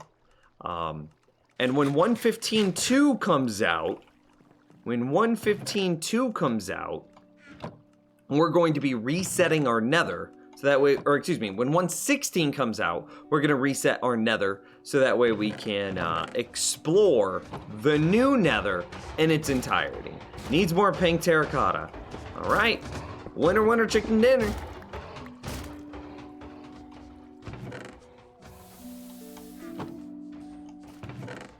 Democracy.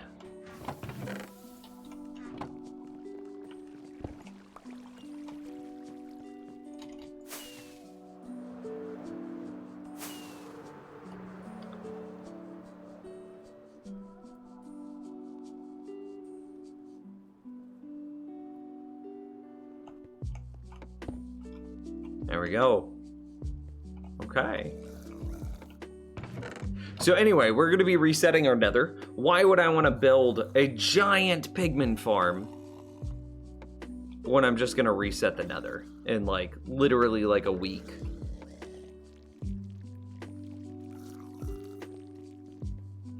It does look good.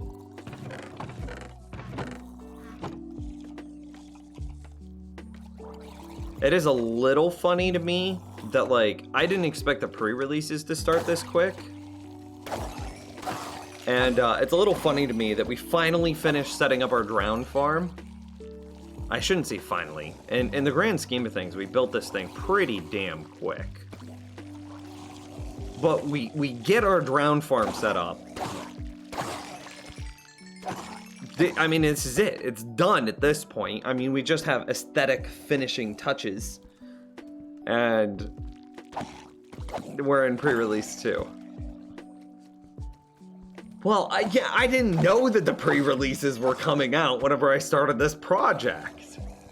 And at the time, whenever I did start the project, I didn't have tridents. I didn't have any tridents either. It was in the course of building this project that I got my first trident. Are you gonna make a blaze farm, or do you already have one? I will likely make a blaze farm, yes. Texas, how's it going, man? How's the farm going? Oh, I think we just put like one of the final touches on it. Oh, lost that guy forever. Oh, that's because my inventory is dumb.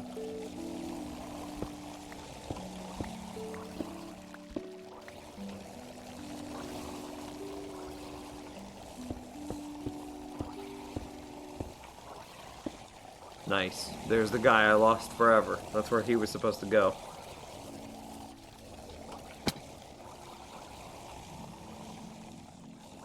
So, I don't know. Here, Texas, you tell me how you think the farm is going. First, here's the storage system. Not shells. Gold. Basic. It's supposed to be tridents, but, you know. But then we also got a... Oh, they're cramming. A trash can set up here.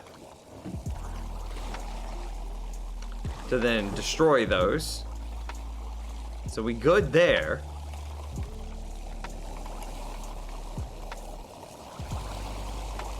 And then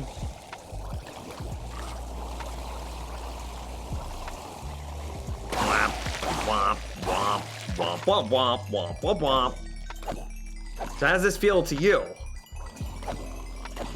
It is crazy to see Nims after so long. Oh, dude! I remember watching a Survival World and all of the stories it had with the zombie defense to corrupting chunks. That's old school, man. Much love.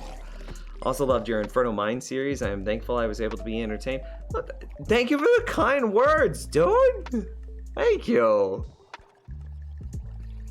You could use item frames. Nope, they cause lag. Both item frames and signs are huge proponents of, or huge causes of lag in a world. Obviously not as a single individual thing. Like a single sign isn't going to be like a make or break of world lag. But as a general rule, here I'll show you. So TPS is a measurement of world lag. So let me shut off my subtitles. And let me hit, it's Alt F3, and look at the lower right. So TPS is a measurement, and the thing in the lower right is a measurement of my TPS. That is a measurement of world lag. A great TPS will look something like, I realize that it's very big and very spammy. I'm gonna close it until we get away. So great TPS will look like this. Look at that. Look at that in comparison. Be aware that we're going to get some spikes as chunks load. We're going to get some naughty bits as... But look at this TPS. We went from like 20 average to 7 average. This is good. This is great TPS. Oh, and also another cause of TPS spikes are world saves. Whenever you auto-save your world. Anyway, this good TPS. This is the TPS you want to see TPS. Now watch what happens if I fly back over to my base.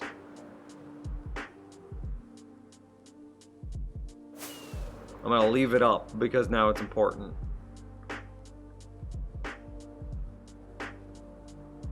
Oh.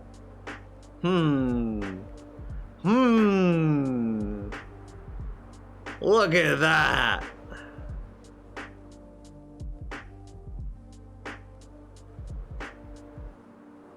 So, yeah, one sign isn't going to break my world. One item frame isn't going to break my world.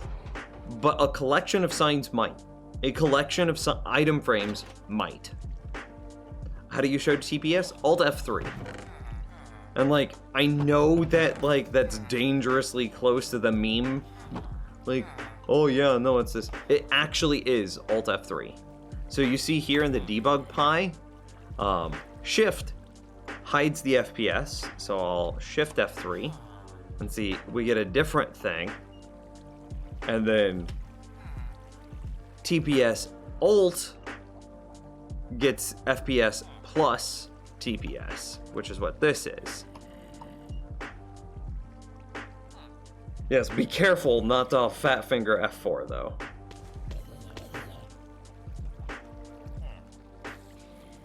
So this is why I'm so careful not to use signs, not to use item frames, none of it. None of it.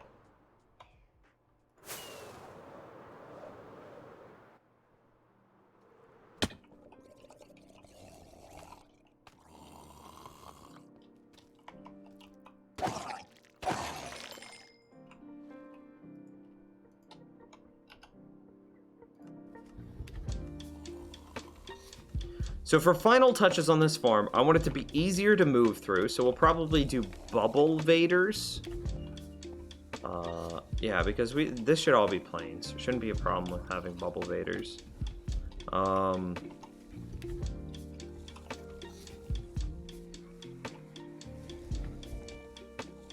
Yeah, bubble vaders. And then, so that way I don't have to climb up and down scaffolding. And then a bigger platform to land on. Right? This is kind of like a farm world? Sure. It's kind of like a big brain farm world. Yeah. I would give you a tour, but I might have to wait till next stream. So item filters is the last thing that I wanted to look at here. How do they work? Oh. Oh, didn't mean to fly into there.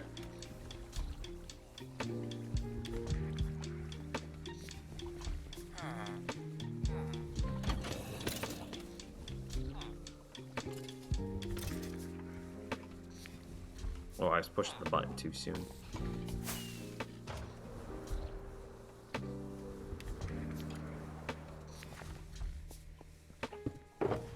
Okay, so let's set up one super duper quick.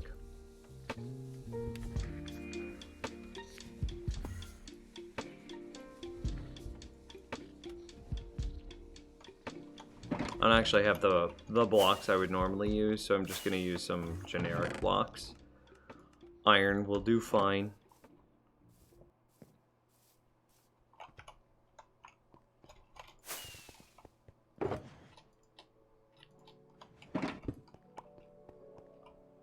Alright, so how does an item filter work? That is the question. So we're going to start out by just planning on how I want to show it.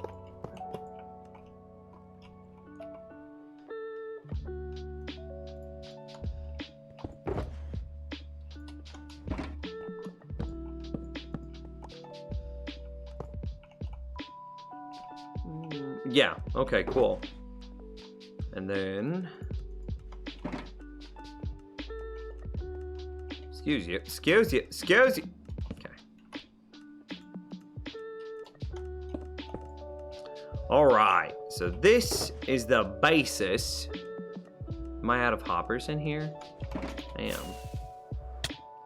Of an item filter. Once I get the hoppers.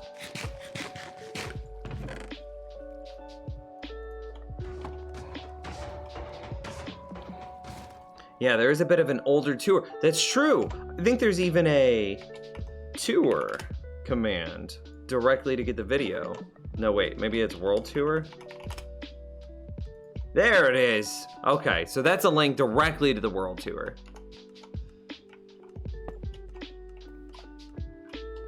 And let's say that there's your chest is right here, okay? So what's happening inside of an item filter, which is now set up like so. Okay, cool. So what's happening inside of this item filter? So we have our first hopper. Now this hopper is currently open and it's trying to pull items in from above it, but it can't pull most items in because it doesn't have the room for it. So it can only take redstone dust or blocks of iron. The blocks of iron must be some block that this hopper will never, ever be exposed to, which is why in my redstone chest, I have cobblestone that is named placeholder. So that way it can never, through natural means, come into contact with that block. So the only natural block that this can come in contact with is redstone dust. So we can take a little bit of redstone dust. Actually, I think there was some redstone dust there, yeah.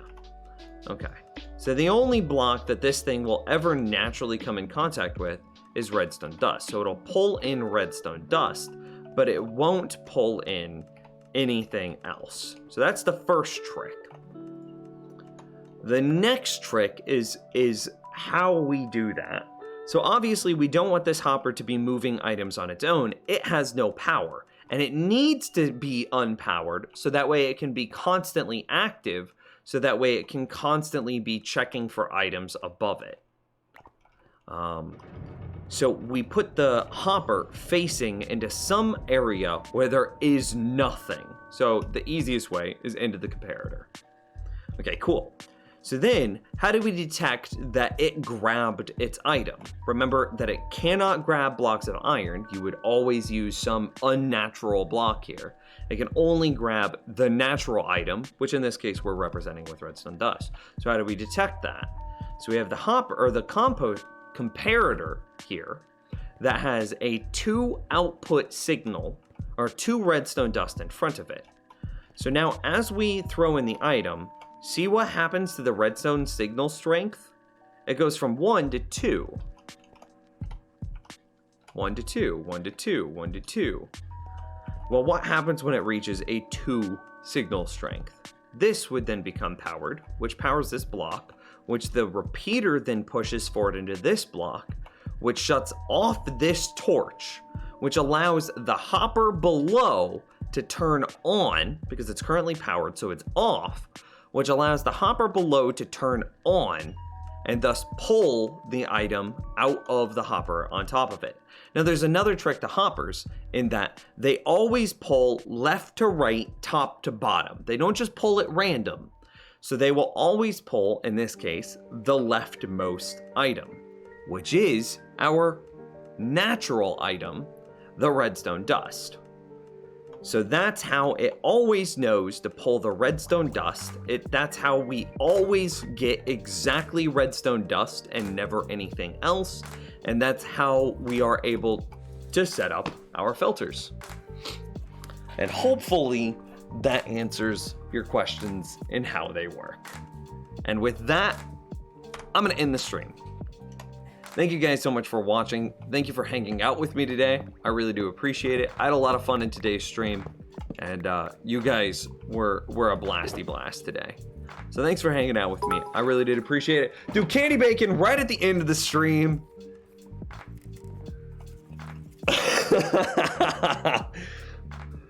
For your big freaking brain, my head actually hurts. I mean, it's not, filters weren't my design. But filters are just so commonplace in Minecraft that, yeah. But I do have a pretty good understanding of how they work, that's true. I swear I join always in at the end of the streams. It's possible, I'm sorry, man. Anyway, thank you guys for hanging out. Thanks Candy Bacon, Manifested Madness, J-Rock, Ghost, Clawley, and Eltrian, and Lil Hippo Lover. I almost missed that one. Oh, and Miss Castle, and Echo Company. Damn, dude. Thank you guys for the love and support today. Huge shout out to Eltrian with a $50 donation. That is gigantic and so freaking generous. Huge shout out to that guy. Thanks for hanging out with me tonight, guys. If you're new to the community, join the Discord with !Discord. There's also a link in the about. And don't forget to hit the follow button. That's it. That's it. No other. I'm not gonna push anything else on you. I'm not your mom. Except go brush your teeth. That's the other thing. And do your laundry. You're welcome. Good night, chat room.